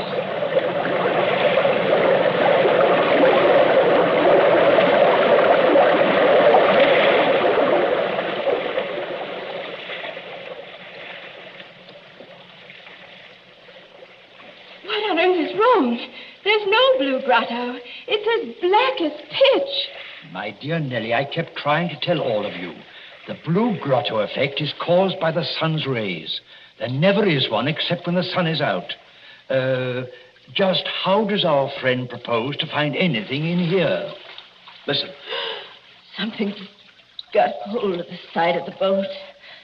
I felt it move. Not the dead girl, I trust. There's a hand here. A wet hand. Lucy. She's not alive. Mr. Granger, help me lift her up over the side. Easy now. Don't tip the boat. Oh, Lucy. Lucy, are you all right? Tom. Are you all right, Lucy? Can you hear me? All right. I'm just exhausted. I got in here. Couldn't swim out against the current. Oh, don't try to talk. I've got to talk. I'm going to faint. Tom, who's with you? Only our friends. Who's with you? Is the murderer with you? I was just wondering the same thing. To be shut up in the dark at 3 o'clock in the morning with a criminal lunatic. Who spoke then? Now, Lucy, don't hold me so tight. Let go, dear. I'll get the boat started and have you out of here in a second. Who spoke then? Only Dr. Davis. Tom, I've got to tell you. I know how that girl, Josephine Adams, died. Almost killed me. Has anybody here got some brandy? Or a flashlight? I have a flashlight, my friend. Will you allow me, as a medical man, to examine Mrs. Courtney? You better keep back for just a second, Doctor. She's hysterical. Give me the flashlight, please. I walked into the other room. Nobody with me. All alone except Tiberius. Yes, Lucy? Somebody called my name. From the balcony, I thought. Very softly. Mrs. Courtney said. Mrs. Courtney. Did you recognize the voice? Yes. That That's why I went. Hadn't you better start up this boat and get out of here? But Now, don't pay any attention to them, Lucy. Nobody can hurt you now. I went out on the balcony. It was bright moonlight. Bright as day. But there was nobody there. Nobody on the balcony? No. I looked out over the sea. And then something came at me. Something flew out of the air and came at me. Just one moment before Mrs. Courtney goes on. Is anybody in this boat carrying a revolver? Not that I know of. Excuse my mentioning it, but I felt something. Metal. Like a revolver. Brush past my hand. Oh, it was only the flashlight. Excuse me, it was not a flashlight. Mr. Courtney's got the flashlight. Would you please let Lucy go on and finish? Lucy, you were on the balcony and something came at you. Yes. Like a snake. Sideways. Out of the air. It went over my head. Fastened around my neck. It was a rope. With a running noose in it. A rope? That's it. A rope. It was thrown from another balcony. I'm small and light, like Josephine Adams. It pulled me sideways and over the rail. I fell. I think I begin to understand They what... couldn't see what happened to Josephine Adams. Frosted glass doors to the balcony, so they couldn't see. Now, take it easy now. You're perfectly safe. Is she perfectly safe? The murderer let her fall on the rope. But the rope was jerked tight long before she struck the water. That broke her neck. Then the murderer lowered her softly. So there wasn't any splash. And the current took her away, rope and all. That's it. It would have happened to me. Only the rope must have slipped through the murderer's fingers. Through whose fingers? What did I tell you? Somebody in this boat has got a revolver. Who's overboard? Somebody went. Switch on that light, my friend, and shine it on the water. All right, Doctor. There's your light. Look at it. Turning over and over. The water in the blue grotto is red now. Tom, stay close to me. Oh, it's all right, Lucy. I swear you're safe enough now. Did he shoot himself? Yes. Did who shoot himself? Who had a balcony exactly like ours on the house next door? Who began life as a cowpuncher and would have known how to use a lasso? Yes, and knew Josephine Adams well, and got it into his maniac's head that Mrs. Courtney was Josephine Adams all over again. Harry Granger. Look. There's his 10-gallon hat floating away.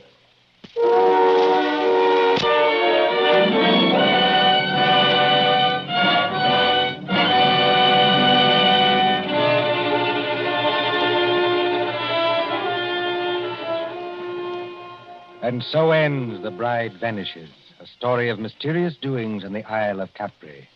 And tonight's story of suspense.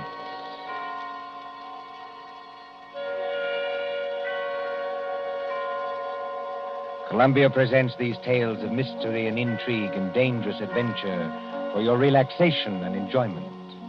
Next Tuesday, there'll be another in this series. Same hour, 9:30 Eastern Wartime.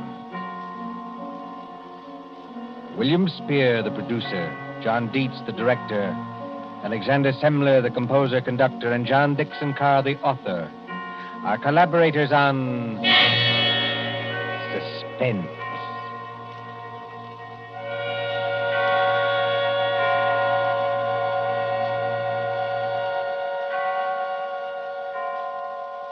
This is the Columbia Broadcasting System.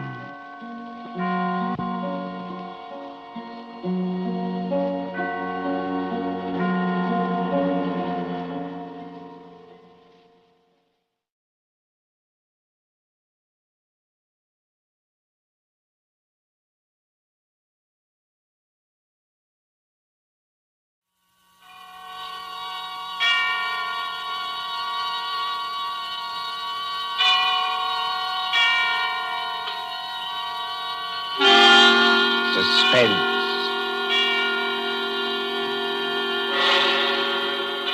Tonight, Columbia brings you as guest star Hollywood's genial character actor, Stuart Irwin. The story is by the author of The Thin Man and The Maltese Falcon, Dashiell Hammett, one of America's acknowledged masters of the art of suspense. Suspense is compounded of mystery and intrigue and dangerous adventure. In this series are stories calculated to intrigue you, to stir your nerves, to offer you a precarious situation, and then withhold the solution until the last possible moment. Tonight, for instance, Stuart Irwin plays for us a pleasant, easygoing assistant chief of police in a small town who, to everyone's surprise, was instrumental in solving a murder. We trust that with this tale we shall keep you in suspense. For Suspense tonight, CBS presents Stuart Irwin in Two Sharp Knives by Dashiell Hammett.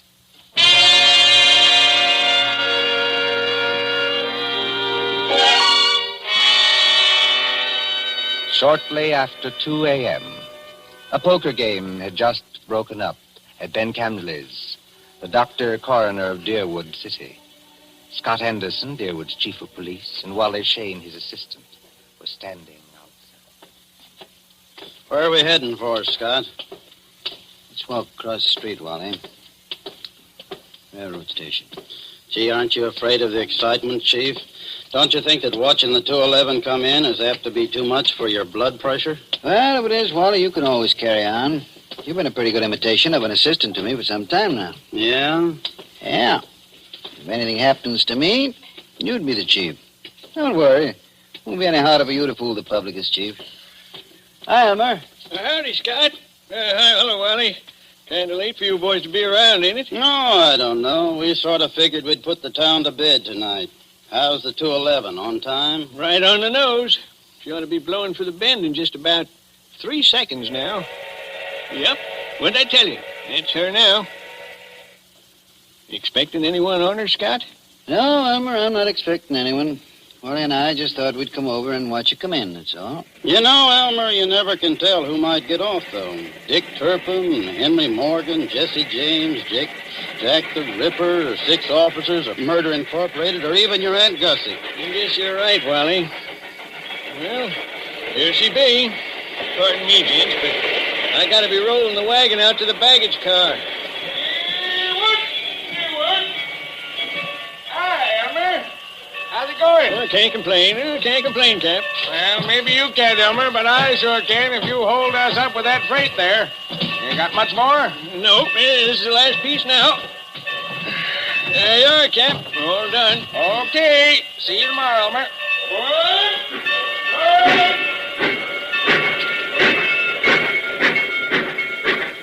Hey, Scott, do you see what I see? I mean, do I see the man who just got off that train? The answer's yes. Well, he's a ringer for the guy we got a picture of. That is the guy. Well, then, what do we do now? We take him, Wally. My car's at the corner of the alley. But, Scott... We'll tail him up the street. Okay, Scott. There he goes now, over toward the taxi stand. Come on. Let's follow him.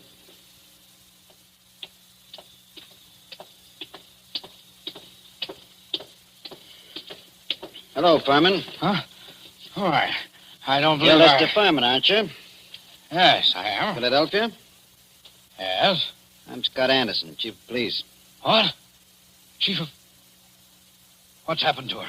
Happened to who? Oh, no, you don't. No? Let me go. Hold You on. think you can pull that sort of stuff with Okay, me? You're Scott, very let me much get a mistaken. crack at that Now, mug. No. Wait a minute. No. Wait a minute, Hold it, gentlemen. Wally. Well, Furman? Well, I am sorry. For a moment there, I thought you weren't really a policeman. Thanks. Nice to know I look almost human.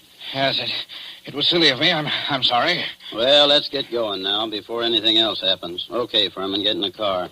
I'll drive, Scott. In you go.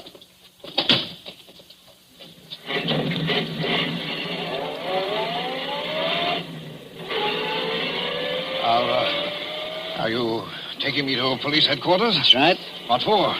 Philadelphia? I don't think I understand. You understand that you're wanted in Philadelphia for murder, don't you?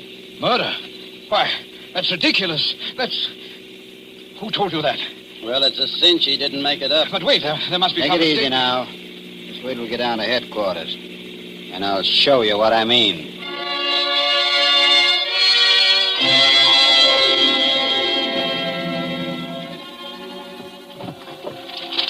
Now then, here's the circular on Lester Furman. It was sent out by the Trans-America Detective Agency in Philadelphia. Take a look at it. Oh, $1,500 reward for the arrest and conviction of Lester Furman, alias Lloyd Fields, alias J.D. Carpenter, for the murder of Paul Frank Dunlap in Philadelphia on December 8th, 1942. Well? It's a lie. You're Furman, aren't you? Oh, yes, but... That's your picture on the circular, isn't it? Oh, yes, but I... Well, Scott, I see you and Wally got Furman, huh? Oh, hello, George. You lucky stiffs. Now you two split $1.50 reward. I never seen nothing like it. You know, if it ain't vacations in New York at the city's expense, it's reward, though. Judge, someday, if you don't remember you're the jailer around here, not the D.A., you're going to be wearing your teeth on the outside of your lips, and I'll be the guys who arrange them that way. Savvy? Just because you caught a guy who's hot in Philadelphia. It's a lie. It's a frame-up. You can't prove anything. There's nothing to prove. I never killed anybody. I won't be framed. Take it I won't easy, be framed. Furman. Take it easy. You're wasting your breath on us. Save it for the Philadelphia police. We're just holding you for them. But it's not the police. It's the Trans-America We Detective... turn you over to the Philadelphia police. Mr. Anderson, Well, then there's nothing I can do now. There's nothing any of us can do till morning. We'll have to search you now, then we won't bother you anymore till they come for you. But Wally, you look through his bag. I'll see what he's got in his pockets. Okay, Scott. Well, all he's got on him are some business cards, a few letters, $160, a book of checks in the Philadelphia bank, and a few odds and ends. What's with the bag, Wally? Not much. A couple of changes of clothes, some toilet articles, and... Oh, here's a .38. Loaded. Pretty little thing, isn't it? Okay, put those things in what I got in the vault. All right, George. You can take Furman now and lock him up. This is the most ridiculous Come thing on, darling, come on. We ain't had nobody in our little hoosegow for 3 days running. Hey, yeah? You'll have it all to yourself. Just like a suite at the Ritz. But Go on, in you go. I tell you, you're making a mistake. I demand to be allowed to get in touch with my lawyer. Hey, how about you boys cutting me in on a little of that blood money, huh? Oh, sure, George, sure. I'll forget all about that 2.5 you've been owing me for 3 months. Make Furman as comfortable as you can, George. Take good care of him. He's valuable, huh? Yeah, now, if it was some bum that didn't mean a nickel to you... George, any day now, I'm going to forget that your uncle is county chairman and throw you back in the gutter just to see how high he'll bounce. Remember that. Oh, Scott, I didn't mean nothing. That's all, George. Never mind the rest. I'm going home now. If anything's urgent, I can reach there. But get this. I don't want to be disturbed. Unless it is urgent.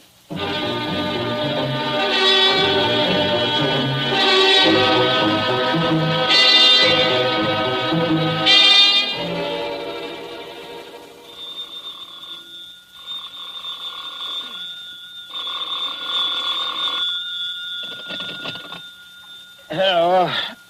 Scott, this is Wally. Yeah, Wally, what time is it? It's 5 after 6 in the morning, and you'd better come right down, Scott. That fella Furman's hung himself. What?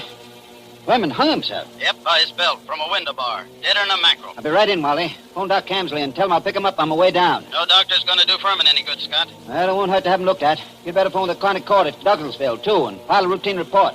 Already did that. And what's more, hold on to your seat. The DA's on his way over, in person. The DA? Yeah. I'll be there before you hang up, Wally.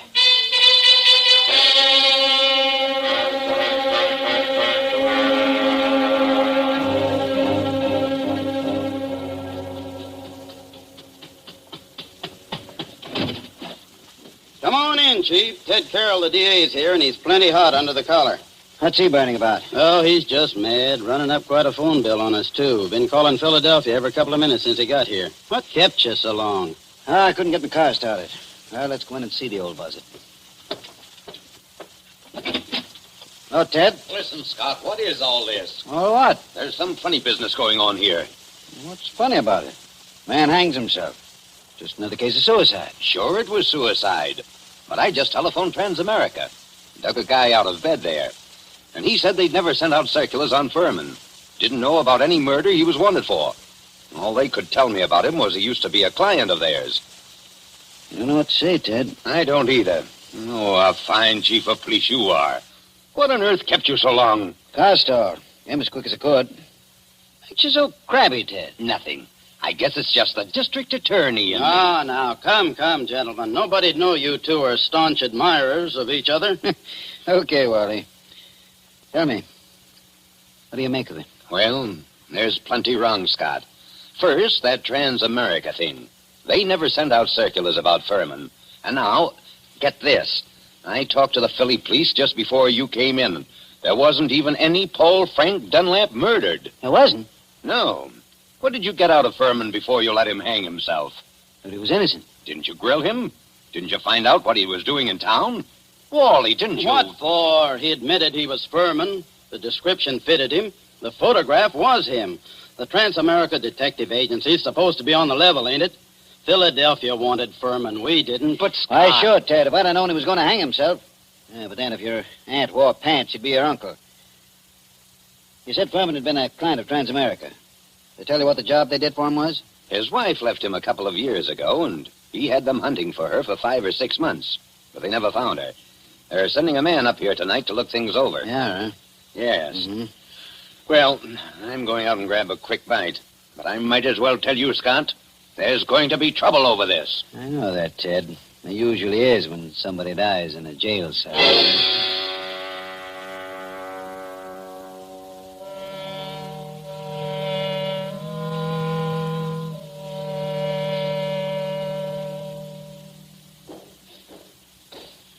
Well, so what's become of that 1,500 fish now, huh, Scott? What happened there last night, George? Nothing. Furman hung himself. Did you find him? Uh-huh. Wally took a look in here to see how things was before he went off duty, and he found him. You're asleep, I suppose. Well, I was catching a nap, I guess, but everybody does that sometimes, Scott. Even Wally sometimes when he comes in off his beat between rounds. Yeah, but I always wake up when the phone rings or anything. Oh, sure. Well, suppose I had been awake. You can't hear a guy hanging himself, can you? Did Doc Camsley say how long Furman had been dead? He done it about 5 o'clock, he said he guessed. Oh, you want to look at the remains, Scott? They're over at Fritz's undertaking parlor. Not now. Hey, and speaking of Furman, what are you going to tell the guys from Trans-America when they show up here tonight?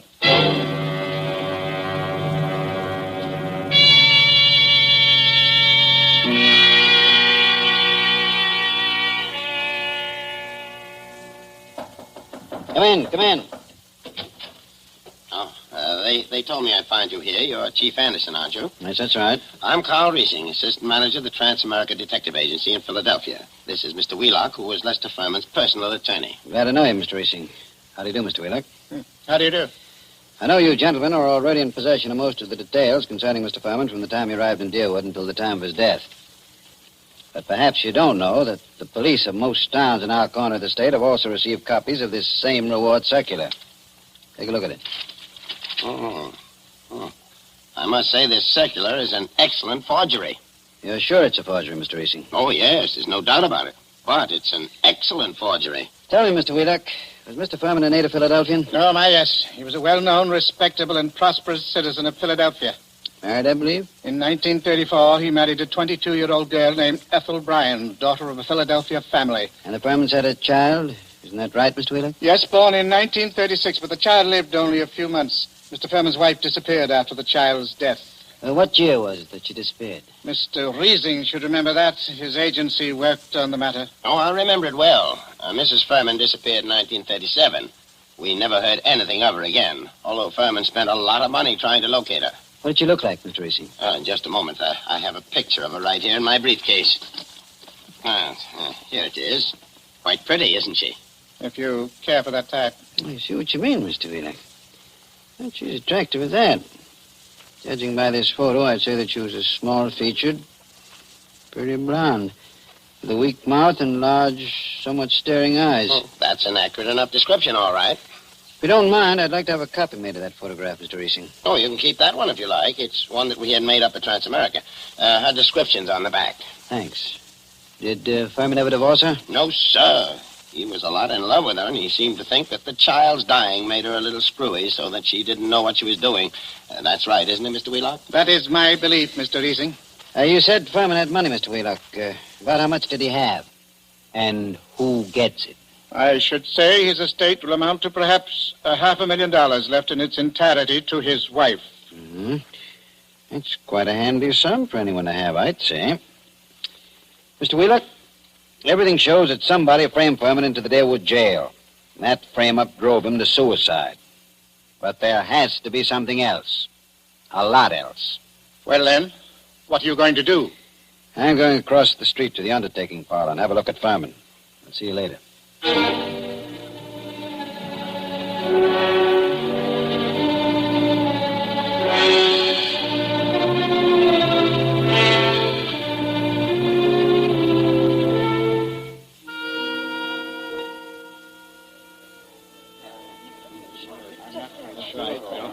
Hello, Doc. Hi, Scott.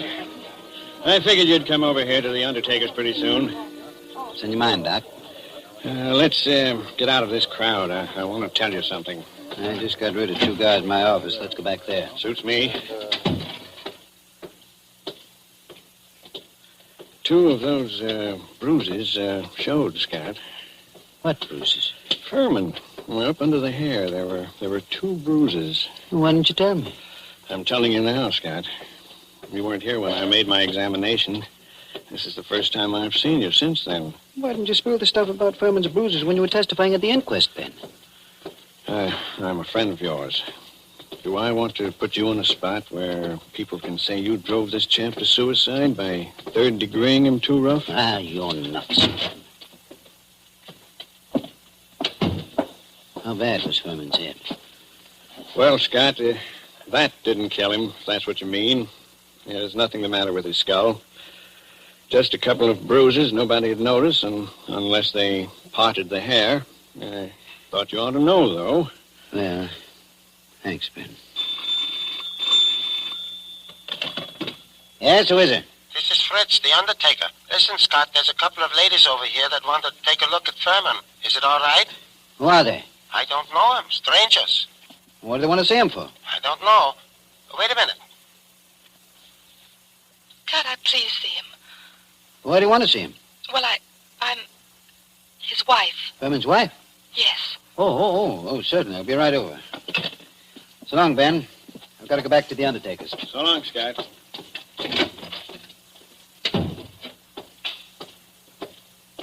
Hey, Scott.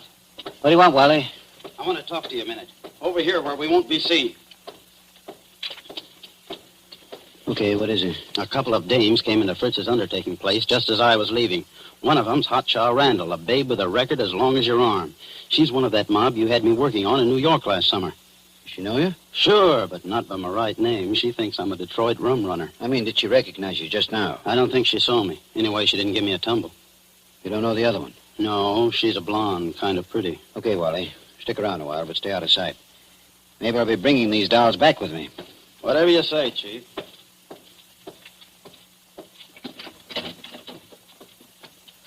Oh, there you are, Scott. I wondered when you were coming.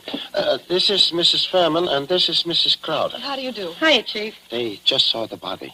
Mrs. Crowder, I thought your name was Randall. What do you care, Chief? I'm not hurting your town any. Don't call me Chief. You city slickers, I'm the town whittler. Thank you for letting me see him. It's all right, Mrs. Furman. But I'll have to ask you and your friends some questions. So if you'll just come across the street to headquarters, we'll get on with the routine.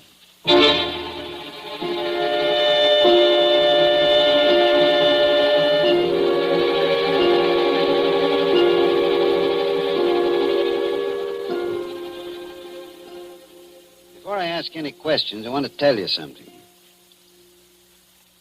Mrs. Furman, your husband didn't commit suicide. He was murdered. Murdered? Ah, Chief, we got alibis. We were in New York, and we can prove it. And you're likely to get a chance to. What brought you down here, anyway? Murdered? Well, who's got a better right to come down here? She was still his wife, wasn't she? She's got a right to look out for her own interests, hasn't she? Mm-hmm. It reminds me of something. Excuse me a second. I've got to make a phone call in the next room.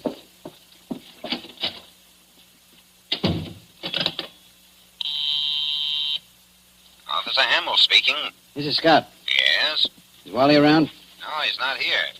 He said you told him to keep out of sight. I'll find him for you, though. Right. Tell Wally I want him to go to New York tonight. Send Mason home to get some sleep. He'll have to take over Wally's night trick. Oh.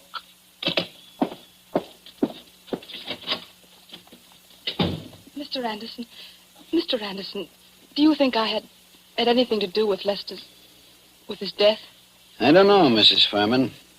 I know he was killed. I also know he left you something like $500,000. Wow. Dollars? Dollars. All right, Chief. Let's stop clowning. The kid here didn't have a thing to do with whatever you think happened. No? No. We read about Lester Furman committing suicide in yesterday morning's paper, and about there being something funny about it. And I persuaded her she ought to come down to deal Mr. with Anderson, I wouldn't have done anything to hurt Lester. I left him because I wanted to leave him. I wouldn't have done anything to hurt him for money or anything else. Had I wanted money from him, I would only have had to ask him for it. That's the truth, Chief. For years I've been telling Ethel she was a chump not to tap him. But she never would. I wouldn't have hurt him. Why'd you leave him then? Oh, I don't know how to say it. The way we lived wasn't the way I wanted to live. I wanted... Oh, I don't know what. Anyway, after the baby died, I couldn't stand it anymore. Excuse me. Hello? Oh, yeah, Hammer? You gave Wally the message? Yes, I want him to go to New York tonight. Okay, where is he? Home? He is home, huh? Okay, thanks. Mrs. Furman, this circular that got your husband in the jail. Did you ever see that picture before? No. Why, that can't be. It's a snapshot I have. It's an enlargement of it. Who else has one? Nobody that I know of. I don't think anyone else could have one. You still got yours? Yes. Don't remember whether I've seen it recently. It's with some old papers and things. But I must have it. Well, Mrs. Furman, it's stuff like that that's got to be checked up. Neither of us can dodge it. Now, there's two ways we can play it. Yes? Mrs. Furman, I can hold you here on suspicion until I've had time to investigate things. Or I can send one of my men with you to check up in New York. Yes? I'm willing to do that if you'll speed things up by helping them all you can. If you'll promise you won't try any tricks. I promise. I'm as anxious as All you right, are. all right. How'd you come down? We drove down. We got a great big car. That's my car, see? That big green job across the street. Yeah. Yeah. And my man can ride back with you, but no funny business. Oh, don't worry, Chief. Come on. We're going to see Wally Shane, the man who's going to drive to New York with you.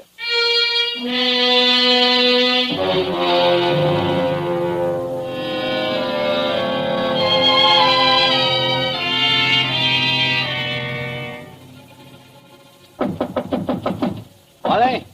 Who is it? Scott, Wally. Come in. Ladies first. Harry. Ethel. No, you don't. No, you don't. No use reaching with that gun, Wally. Already got you covered. I guess you win, Scott. Yeah, I guess I do. Come along back to headquarters with me like a good little boy. Wally, you're under arrest for murder.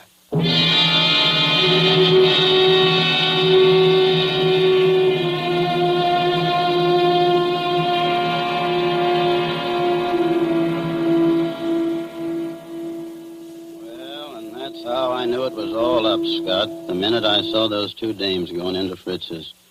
Then when I was ducking out of sight, I ran into you, and I was afraid you'd take me over there with you, so I had to tell you one of them knew me. Figured you'd want to keep me under cover for a little while anyhow, long enough for me to get out of town. Why didn't you get out, Wally?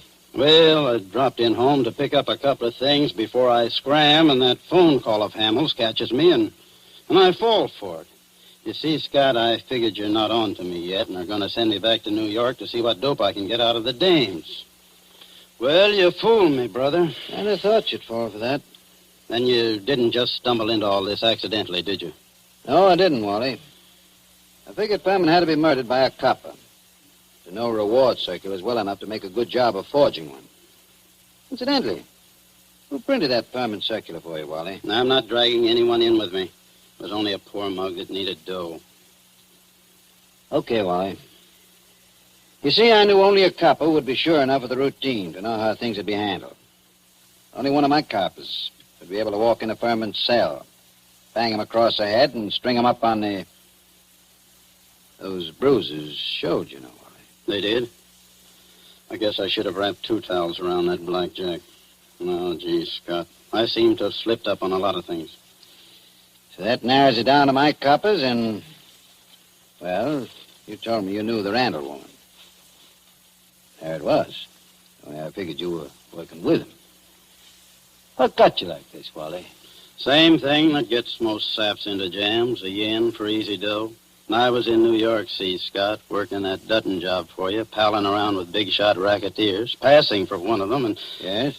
Well, I got to figuring that my work takes more brains than theirs, and they're taking in big money, and I'm working for coffee and cakes. That kind of stuff gets you, Scott. Anyway, it got me. Mm-hmm. Then I ran into this Ethel Furman, and she goes for me like a house afire. I liked her, too, see, so that's dandy. But one night she tells me about how much dough her husband's got and how he feels about her, and I get to thinking... Thinking what? I think she's nuts enough about me to marry me. So I get to thinking, suppose he died and left her his role. Mm-hmm. I see. So I run down to Philly a couple of afternoons and look Furman up, and everything looks fine. I took my time working out the details, meanwhile writing to her through a fellow in Detroit. Go on. Finish one. Well, I decided to do it. I sent those circulars out to a lot of places, not wanting to point too much to this one.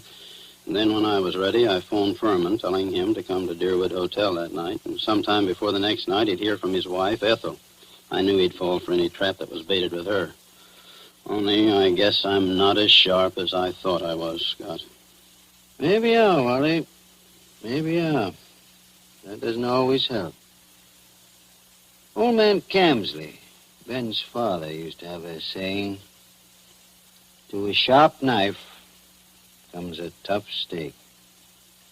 Well, sorry you did it, Wally.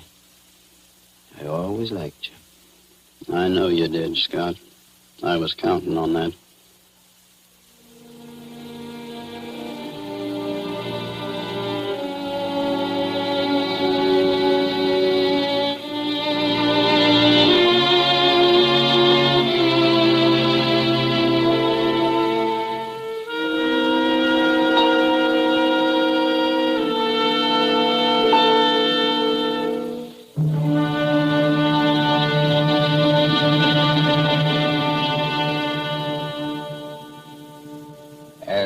So ends Dashiell Hammett's Two Sharp Knives, starring Stuart Irwin. Tonight's story of Suspense. Columbia presents these tales of mystery and intrigue and dangerous adventure for your relaxation and enjoyment. Next week, Suspense will not be heard because of a special holiday broadcast. Columbia's review of the events of the year, 12 crowded months, which has been scheduled. On the following Tuesday, January 5th, there'll be another in this series. Same hour, 9:30 Eastern Wartime. William Spear, the producer, John Dietz, the director, and Bernard Herrmann, the composer-conductor, are collaborators on Suspense. This is the Columbia Broadcasting System.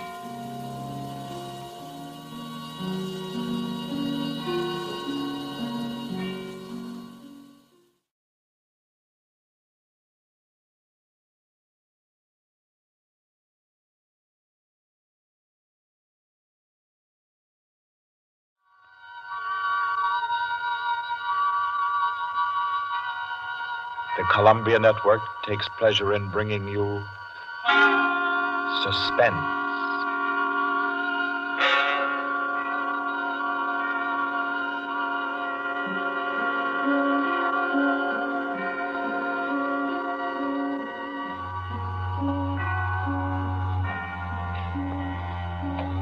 Suspense.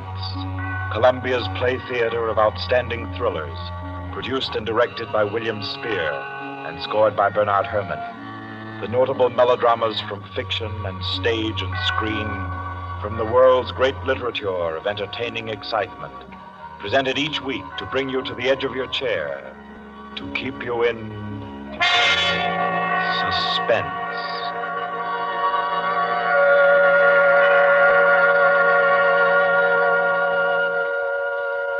Tonight's story, by America's distinguished author-playwright Owen Johnson, gathers its suspense in a very gentle way. It doesn't have a spectacular finish, garnished with revolver shots. There are no graveyard watches. There's not so much as a single lifeless body, identified or unidentified. It's a tale told in a club room, the Artists and Writers Club in New York. A tale of high-class robbery and suspicion, and of how some ladies and gentlemen nervously counted 100 in the dark.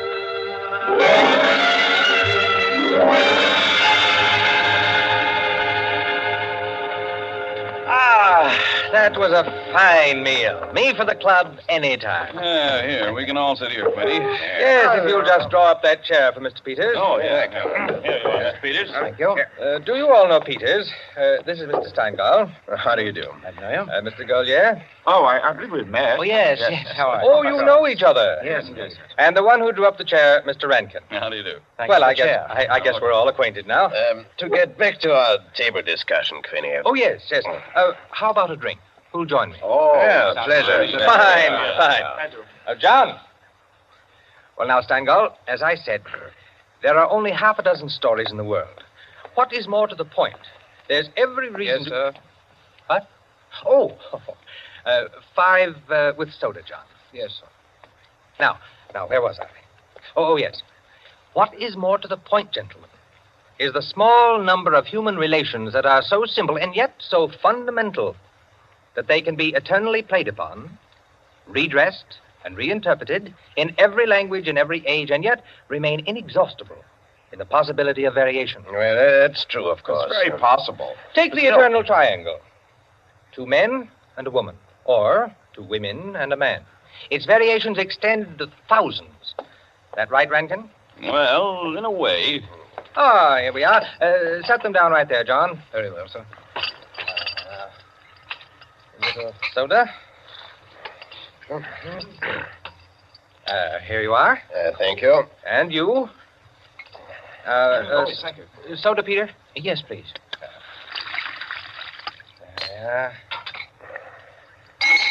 Another one. Here you are. Thanks. And here's yours. Thank you. And now, a little soda in mine. Well, here's to you all. Cheers.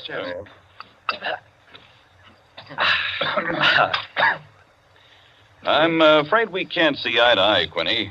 I believe there are situations, original situations, that are independent of your human emotions, that exist just because they are situations, accidental and nothing else. As for instance? Well, I'll just cite an ordinary one that happens to come to my mind. In a group of 5 men, such as we are here, a theft takes place. One man is the thief. Which one? Now, I'd like to know what emotion that interprets. And yet it certainly is an original theme at the bottom of a whole literature. It's not the same thing at all. Detective stories. I could answer that the situation you give can be traced back to the commonest of human emotions, curiosity. I think Quinny has you there, Rankin. What is the peculiar fascination that the detective problem exercises over the human mind? You will say curiosity. Yes and no. Admit at once that the whole art of a detective story consists in the statement of the problem. Anyone can do it. I can do it. Steingall can do it. Rankin, I believe even you can do it. The solution doesn't count. It is usually banal. It should be prohibited. What interests us is, can we guess it? There you have it, the problem, the detective story. Now, why the fascination?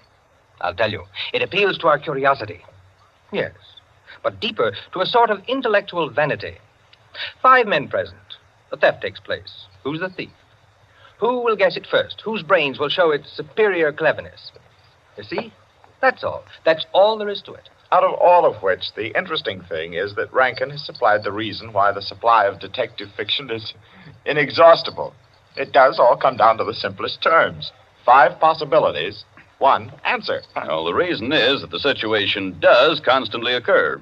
It's a situation that any of us might get into any time. Yes, I know of an incident of that kind that happened to a friend of mine last month. Of course, gentlemen. You are glorifying commonplaces.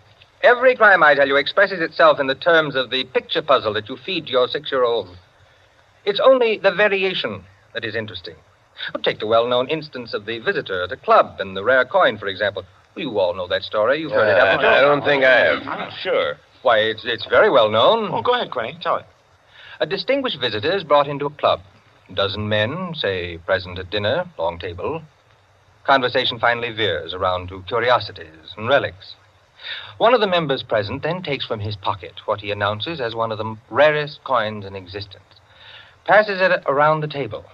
Coin travels back and forth, everyone examining it, and the conversation goes to another topic. All at once, the owner calls for his coin. It is nowhere to be found. Everyone looks at everyone else. First, they suspect a joke.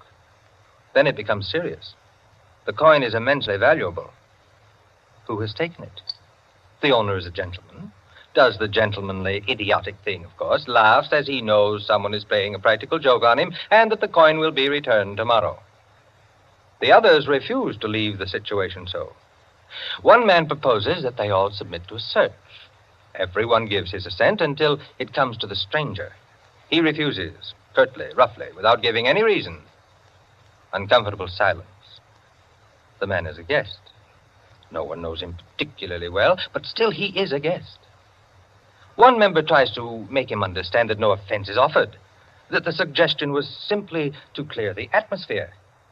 The stranger becomes very firm, very proud, and says, I refuse to allow my person to be searched, and I refuse to give the reason for my action.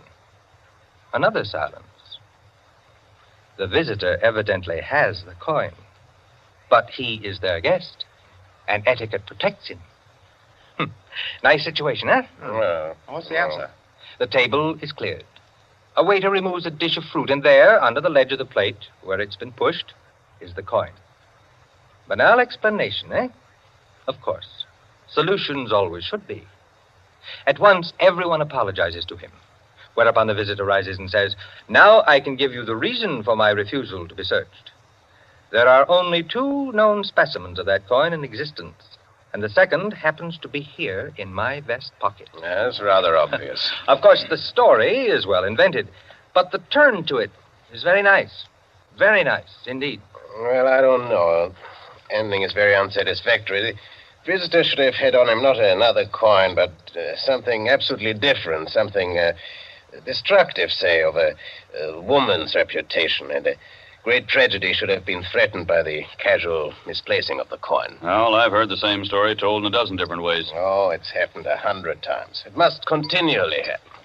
I know of one extraordinary instance. In fact, the most extraordinary instance of this sort I've ever heard. Peters, you rascal.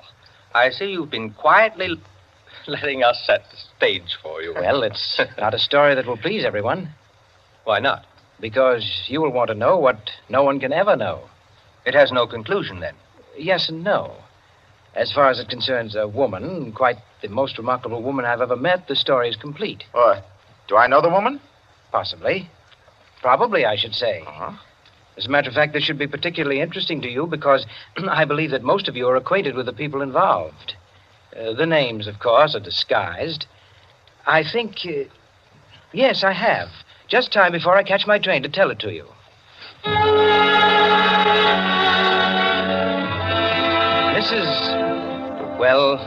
Mrs. Rita Kildare inhabited a charming bachelor girl studio, very elegant, with a duplex pattern and one of the buildings just off Central Park West. She knew very nearly everyone in that indescribable society in New York that's drawn from all levels and that imposes but one condition for membership, to be amusing. In this mingled society, her invitations were eagerly sought. Her dinners were spontaneous, and the discussions, though gay and usually daring, were invariably under the control of wit and good taste. On the Sunday night of this adventure, she had, according to her custom, sent away her Filipino butler and invited to an informal chafing dish supper 7 of her more unusual friends. At 7 o'clock, having finished dressing, she put in order her bedroom, which formed a sort of free passage between the studio and a small dining room, to the kitchen beyond. Then, going into the studio, she struck a match and was about to light the candlesticks which illuminated the room when the bell rang. And a Mr. Flanders, a broker, compact, nervously alive, well-groomed, was waiting as she opened the door. Well, you're early. On the contrary, you are late. Well, in any case, hello, and come inside. Here, let me take your things. Thank you. Well, I'm the first, I suppose. Of course. And since you are, you can be a good boy and help me with the candles. Delighted. Who's to be here tonight? The Enos Jacksons? I thought they were separated. Not yet. How interesting. Only you, dear lady, would dream of serving us a couple on the verge. It is interesting, isn't it? Assuredly. Where did you know Jackson? Through the Warings. Jackson's a rather doubtful person, isn't he? Well, let's call him a very sharp lawyer. They tell me, though, he's been gambling pretty much. In deep. How about yourself? Me? I'm a bachelor. If I lose my shirt, it makes no difference. Is that possible? Probable, even. Who else is coming? Oh, Maud Lily. You know her? I don't think so. You met her here some time ago. A journalist. Oh, yes, of course. I'd forgotten. Mr. Harris, a clubman, is coming, and the Stanley Cheevers. Stanley Cheevers? Are we going to gamble? Don't tell me you object. Certainly not. Only the Cheevers. They play quite a game. Yes, well united. They have an unusual streak of good luck. Oh, by the way, it's Jackson, isn't it, who is so attractive to Mrs. Cheever? Quite right. What a charming party. Where does Maud Lily come in? Don't joke. She's in a desperate way. And young Harris? Oh, he's to make the salad and cream the chicken. See the whole party. I, of course, am to add the element of respectability. Of what? Don't play baby with me, my dear Flanders. I apologize. That's better. No one, of course, knows who else is coming. No one, of course.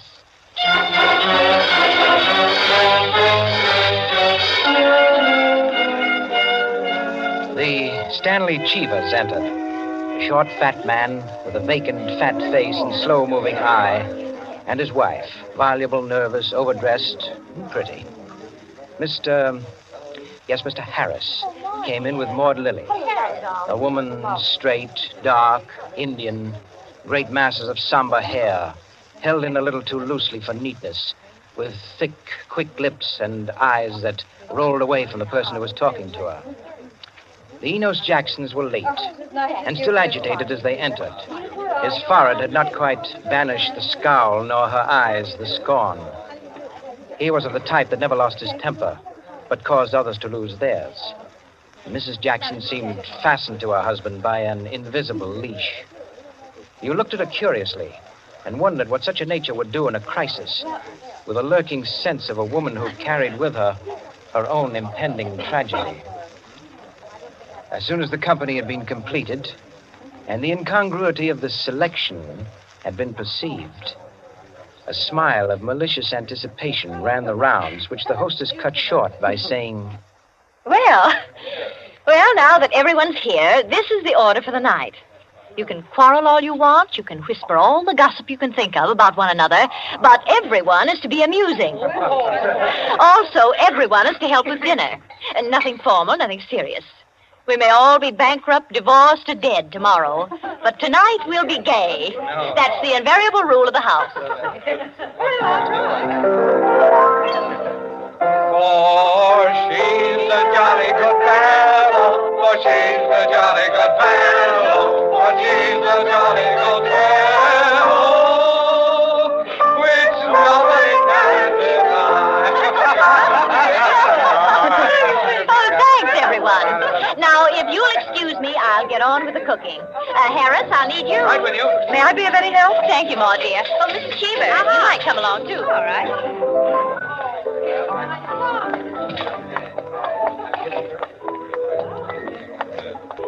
This is an adorable bedroom. Oh, thank you, dear. Now for my apron. Oh, there it is. Tie me up in the back, will you please, Maud? Of course. There you are. Fine, thanks. Now just let me get my rings off, and I'll be all ready to go to work. Oh, this is such a lovely apartment, Mrs. Kildare. Thanks. Soap and water always seem to do it. There. Your rings are so beautiful. They are nice, aren't they? But there's only one that's very valuable, the sapphire. Oh, it's beautiful. Let me see. Oh, it must be very valuable. It cost $10,000 6 years ago. It's been my talisman ever since. For the moment, however, I'm a cook. You're not going to leave the rings there? Why, of course. Now, I'm the cook. Maud Lily, you're the scullery maid. Harris is the chef, and we're all under his orders. Mrs. Cheever, did you ever peel onions? Oh, good heavens, no. Well, there are no onions to peel. All you have to do is help set the table.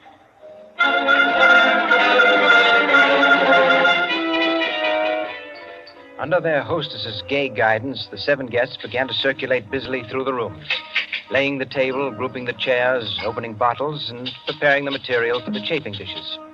Mrs. Kildare, in the kitchen, ransacked the icebox, and with her own hands shredded the chicken and measured the cream.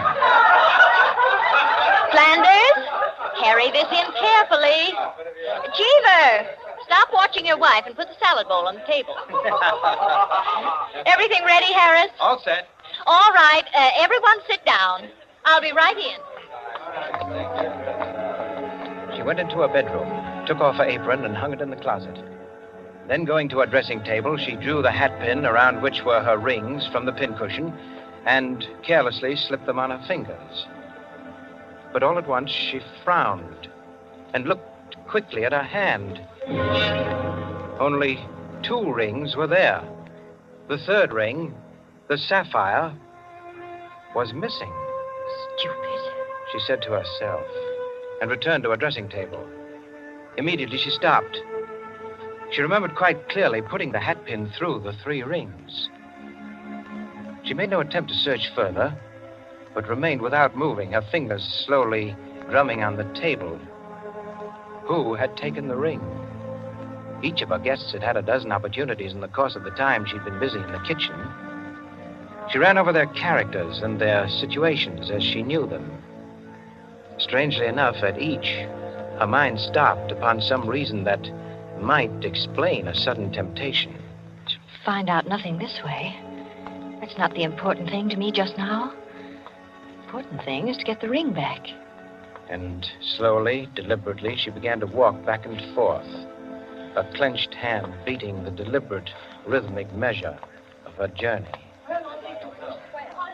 5 minutes later, as Harris, installed as chef over the chafing dish, was giving directions, spoon in the air, Mrs. Kildare came into the room like a lengthening shadow. Her entrance had been made with scarcely a perceptible sound, and yet each guest was aware of it at the same moment, with a little nervous start. Heavens, heavens, dear lady. You've come in on us like a Greek tragedy. What is it you have for us? A surprise? I have something to say to you. Mr. Enos Jackson, Yes, Miss Kildare? kindly do as I ask you. Certainly. Go to the door, Go to the door. please. Yes? Lock it and bring me the key.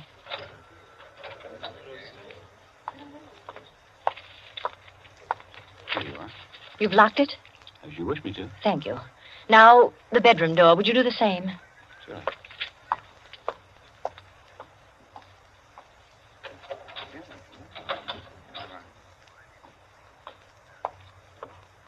Thank you, Mr. Jackson. Mr. Cheever, Yeah? would you blow out all the candles except the candelabra on the table? Blow out all the candles. Except the candelabra. All right.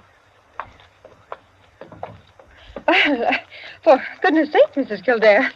What is it? I am getting terribly worked up. My nerves are all sorry, ahead. Mrs. Jackson.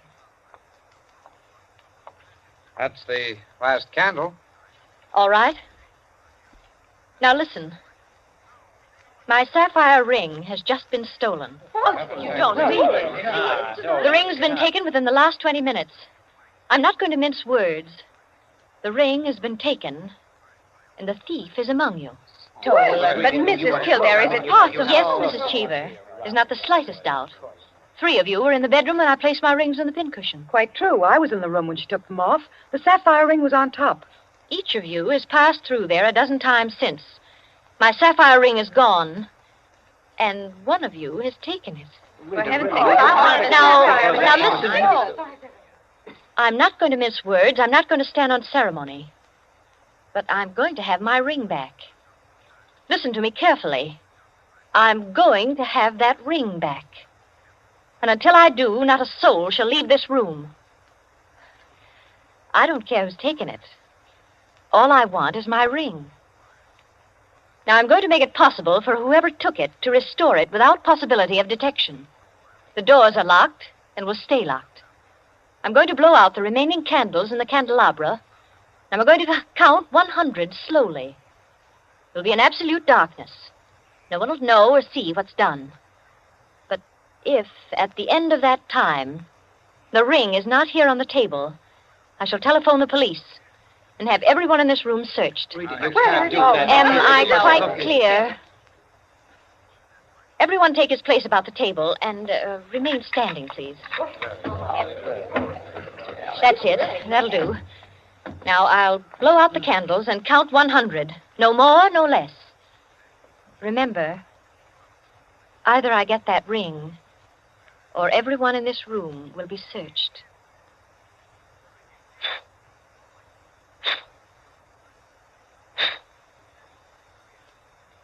One, 2, 3, 4, 5, 6, 7, 8, 9, 10, 11, 12, 13, 14, 15, 16, 17, 18, 19, 20, 21, 22, 23, 24, 25, 26, 27, 28, 29, 30, 31, 32, 33, 34, 35, 36, 37,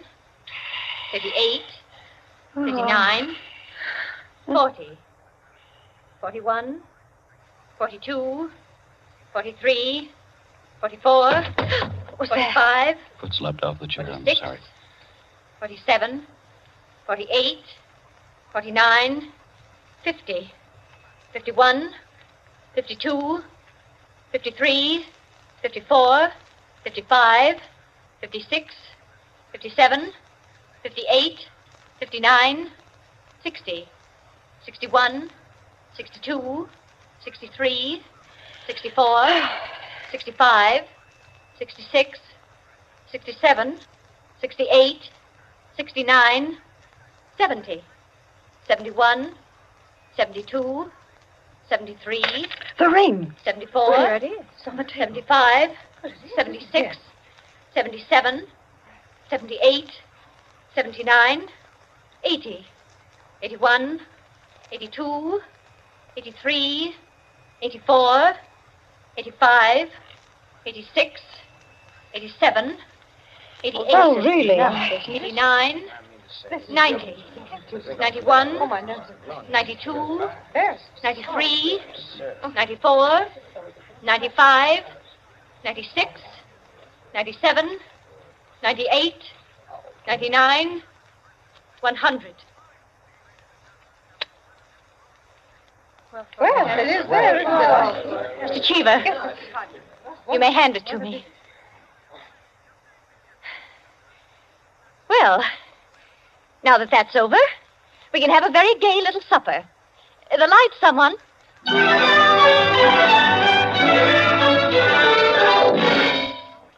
And there you are, gentlemen. Oh, I say, Peters, that's not all. Absolutely. The story ends there? Story ends there. But who took the ring? What? It's never found out? Never. No clue? None. I'm not sure I like the story. It's no story at all. Permit me, it is a story. And it is complete. In fact, I consider it unique because it has none of the banalities of a solution and leaves the problem even more confused than at the start. Well, I don't Of see... course you don't see, my dear Enkin. You do not see that any solution would be commonplace, whereas no solution leaves an extraordinary intellectual problem. Well, how so? Well, in the first place, whether the situation actually happened or not, which is in itself a mere triviality, Peters has constructed it in a masterly way, the proof of which is that he has made me listen. Any of those present might have taken the ring. There are, therefore, 7 solutions, all possible and all logical. But beyond this is left a great intellectual problem. How so? Was it a woman who lacked the necessary courage to continue? Or was it a man who repented his first impulse? Is a man or is a woman the greater natural criminal? Oh, that's simple, Quinny.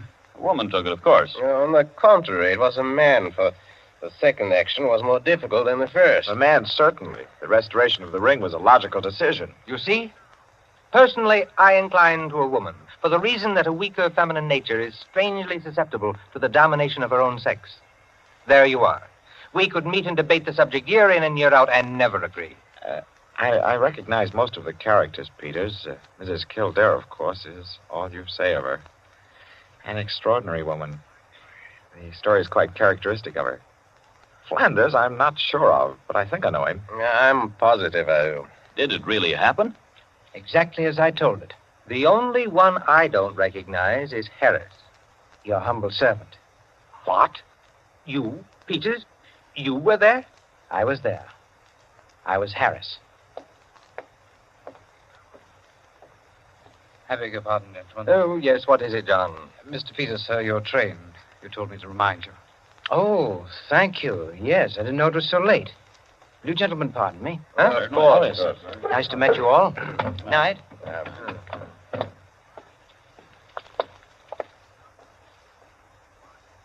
Curious chap. Extraordinary. Well, now, I wonder. I wonder if we're wondering the same thing, gentlemen.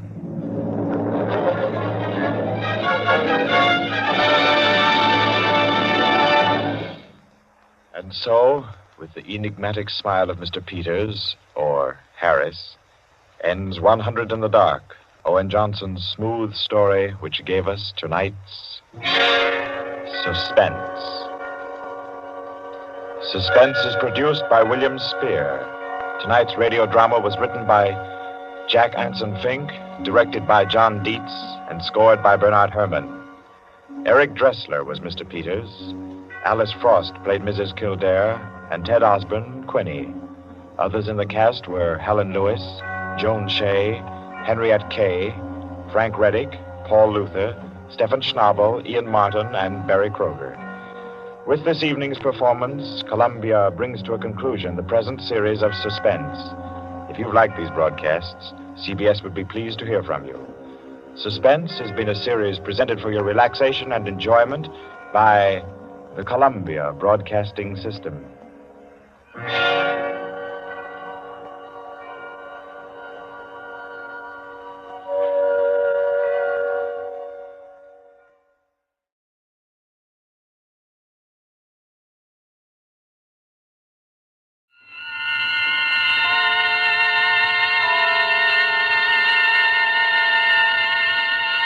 Columbia Network takes pleasure in bringing you Suspense.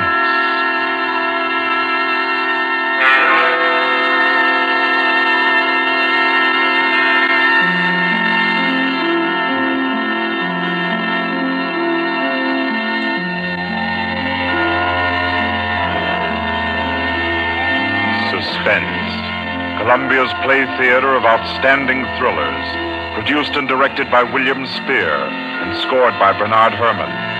The notable melodramas from fiction and stage and screen, from the world's great literature of entertaining excitement, presented each week to bring you to the edge of your chair, to keep you in suspense.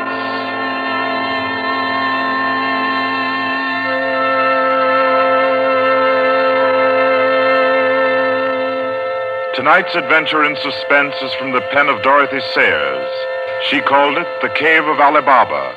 Like the tale told by Scheherazade, a distinguished ancestress in the storytelling art, Miss Sayers' thriller deals with 40 thieves and with 2 magic words. For your uneasy listening, then, Suspense presents The Cave of Ali Baba.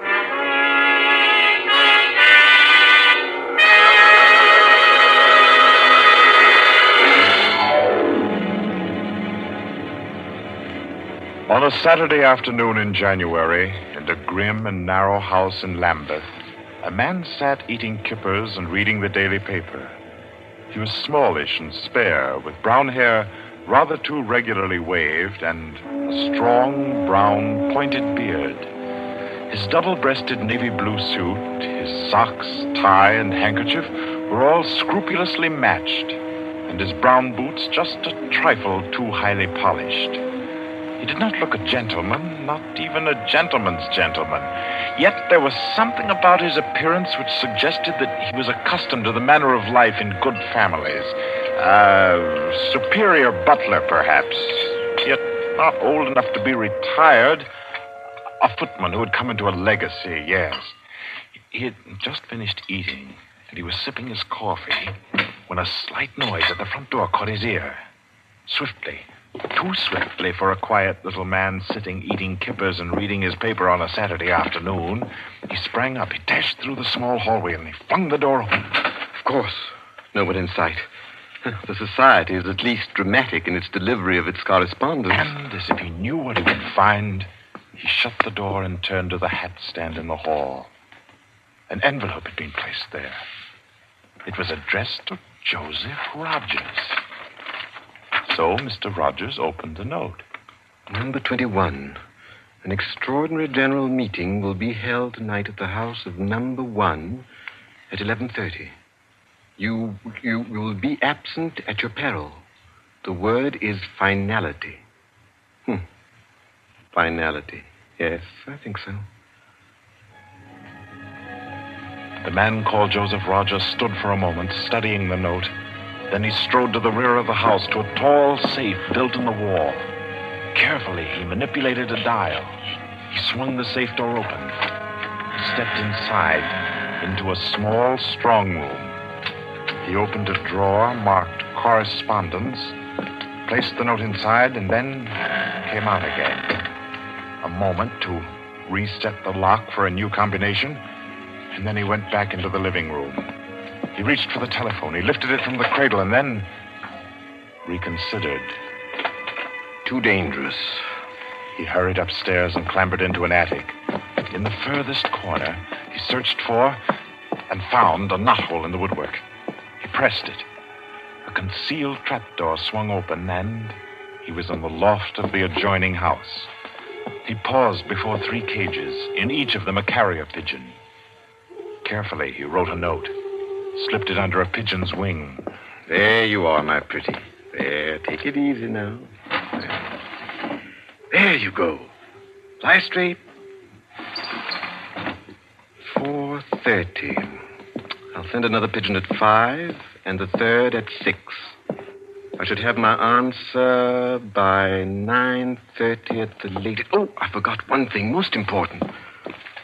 Mr. Rogers moved through the trapdoor, back into the attic of his own house, and once again he stood before the tall safe built in the wall. He opened the door, stepped into the strong room, moved for a moment quietly in the dark, and then spoke gently. Now, be good, my sweetheart. I'm depending on you. Open sesame. Come on now, old thing. Open sesame. Open sesame. That's better. That's very much better.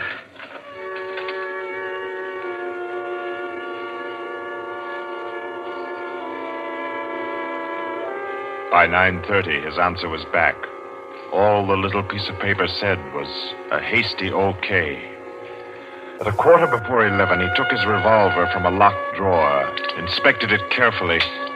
Yes, loaded it with cartridges from an unbroken packet, and left the house. He walked quickly, keeping well away from the wall. And when he climbed on a bus, he sat next to the conductor, where he could watch all who got on and off. By 25 minutes after 11, he was out on lonely Hampstead Heath, pausing in the shadow of a large tree to adjust a black velvet mask, on which, in white thread, was stitched the number 21. Then he stepped briskly to the door of the villa that lay before him and...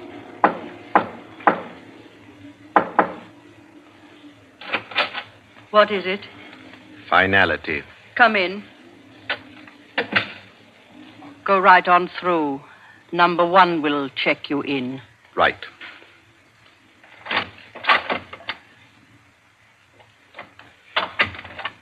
"21, sir. Lift your mask. Very well, 21. You may go on to the meeting room. Thank you, sir.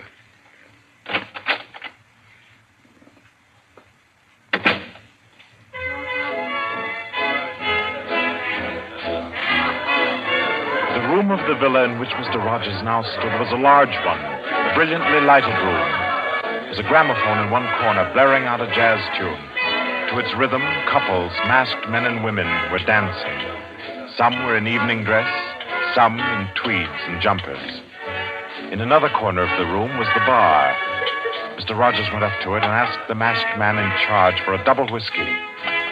He consumed it slowly, leaning on the bar. The room filled.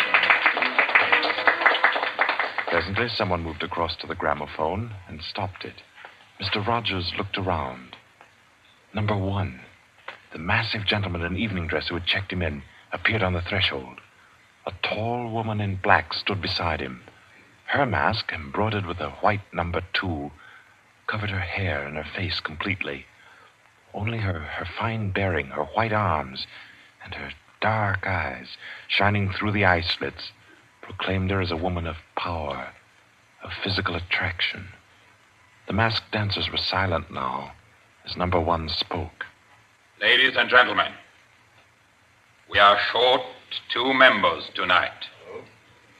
I need not inform you of the disastrous failure of our plan for obtaining the plans of the Court Windlesham Heliscoper. Our courageous and devoted friends, number 15 and number 38, were betrayed and taken by the police.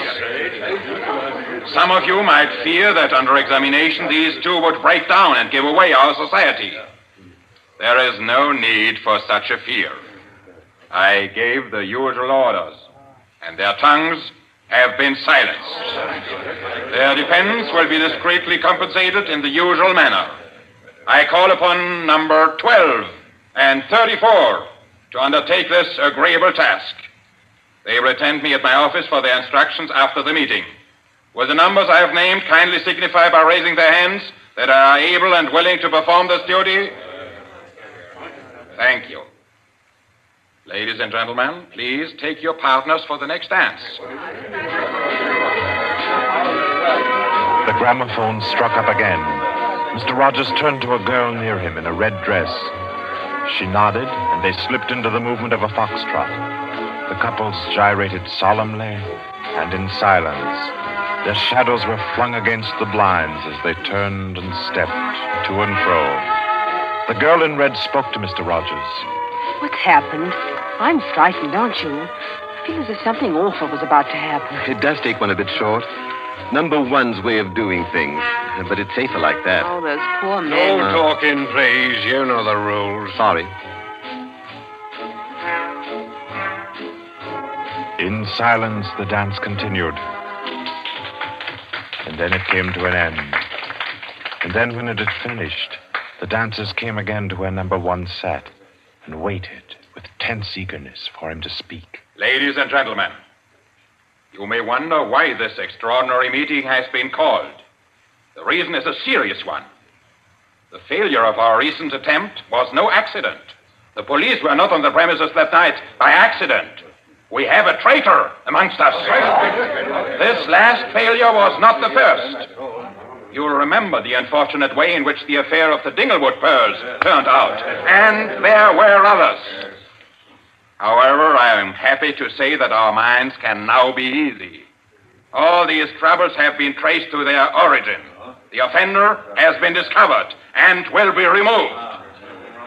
The misguided member who introduced the traitor to our ranks will be placed in a position where his lack of caution will have no further ill effects. There's no cause for alarm.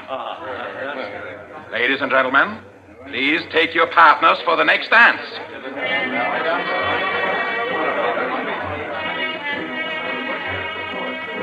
Again, the gramophone took up its bizarre monotony, and The masked dancers glided and turned, and their movements were sharper, more staccato.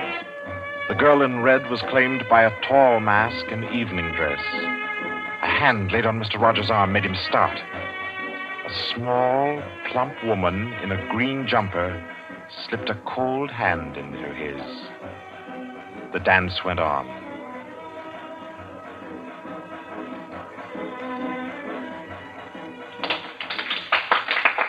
When it stopped, everyone stood detached, stiffened in expectation. The endless interval was over. Number 1 raised his voice. Ladies and gentlemen, you will no doubt wish to be relieved of the questions on your mind. I will name the persons involved. Number 37. No! Silence! I swear on never. Silence! You have failed in discretion. You will be dealt with. If you have anything to say in defense of your folly, I'll hear it later. Sit down. Number 37 sank down upon a chair.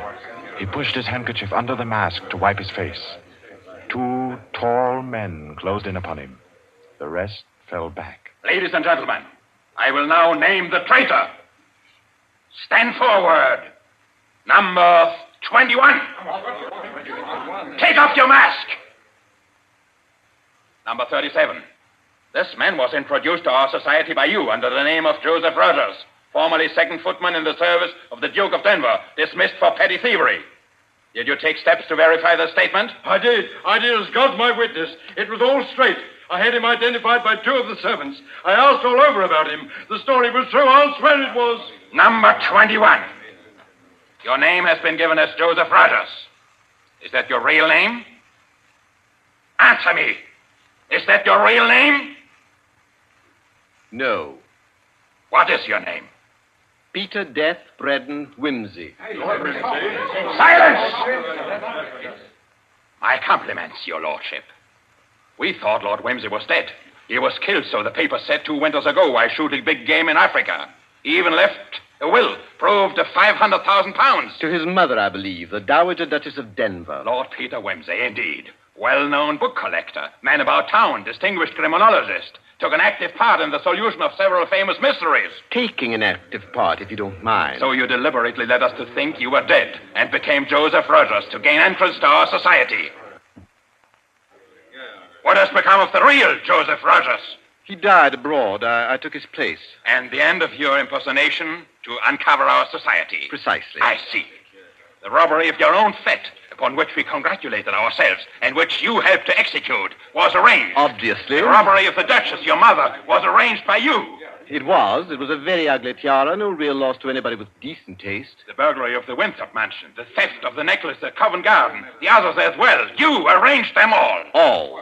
May I smoke, by the way? You may not. Numbers 15, 22, 39. You have watched the prisoner. Has he made any attempt to communicate with anybody? None. His letters and parcels have been opened. His telephone tapped and his movements followed. Even the water pipes in his house have been under observation for Morse code signals. You're certain? Absolutely. Then we may be sure that he has been alone in this adventure. Well, ladies and gentlemen, please take your... Very well. Take the prisoner away. And be sure you explain carefully to him first the manner of his death. I'm sure he'll enjoy it. Wait, at least you can let me die decently. Take him away. Stop, I have something to say, something to sell. We make no bargains with traitors. No, but listen. Do you think I haven't thought of this? I'm not a fool. I've left a letter. To whom? To the police. If I don't return tomorrow, it'll be opened. It's a bluff. The prisoner sent no letter. He's been strictly watched for months. I left the letter before I came to Lambeth. Then it can't contain no information of any value. Oh, but it does. The combination of my safe. Indeed? Has this man's safe been searched? Yes. What did it contain? No information of importance, sir. An outline of our organization, the name of the house, nothing that can't be altered and covered before morning. And did you investigate the inner compartment of the safe? You hear what he says, did you? He's trying to bluff. There is no inner compartment. I hate to contradict you, but I'm really afraid you must have overlooked it. And what did you say was in the compartment, if it does exist? The names of every member of this society with their addresses, photographs, and fingerprints. How did you say you'll contrive to get this information? By doing a little detective work on my own. But you've been watched. True, the fingerprints of my watches adorn the first page of the collection. That statement can be proved? Certainly. The name of number 40, for example... Stop! If you mention names here, you will certainly have no hope of mercy. Bring the prisoner to my office. Ladies and gentlemen, take your partners for the next dance.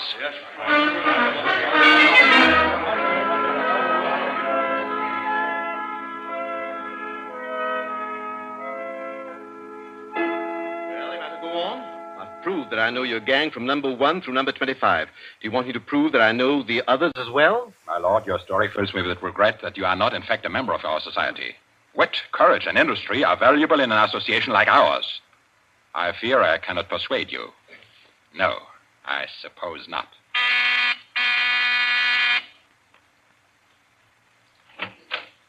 Yes?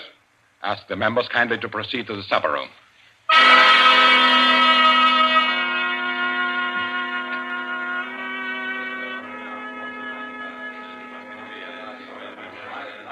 Ladies and gentlemen, I'll not conceal from you the seriousness of the situation. The prisoner has recited to me 25 names and addresses which were thought to be unknown except to their owners and to me. There has been great carelessness. Fingerprints have been obtained. He showed me some photographs of them. He tells me that the book of names and addresses is to be found in the inner compartment of his safe, together with certain letters and papers stolen from the houses of members, and several objects with fingerprints. I believe he tells the truth. He offers the combination of the safe in exchange for a quick death. I think his offer should be accepted.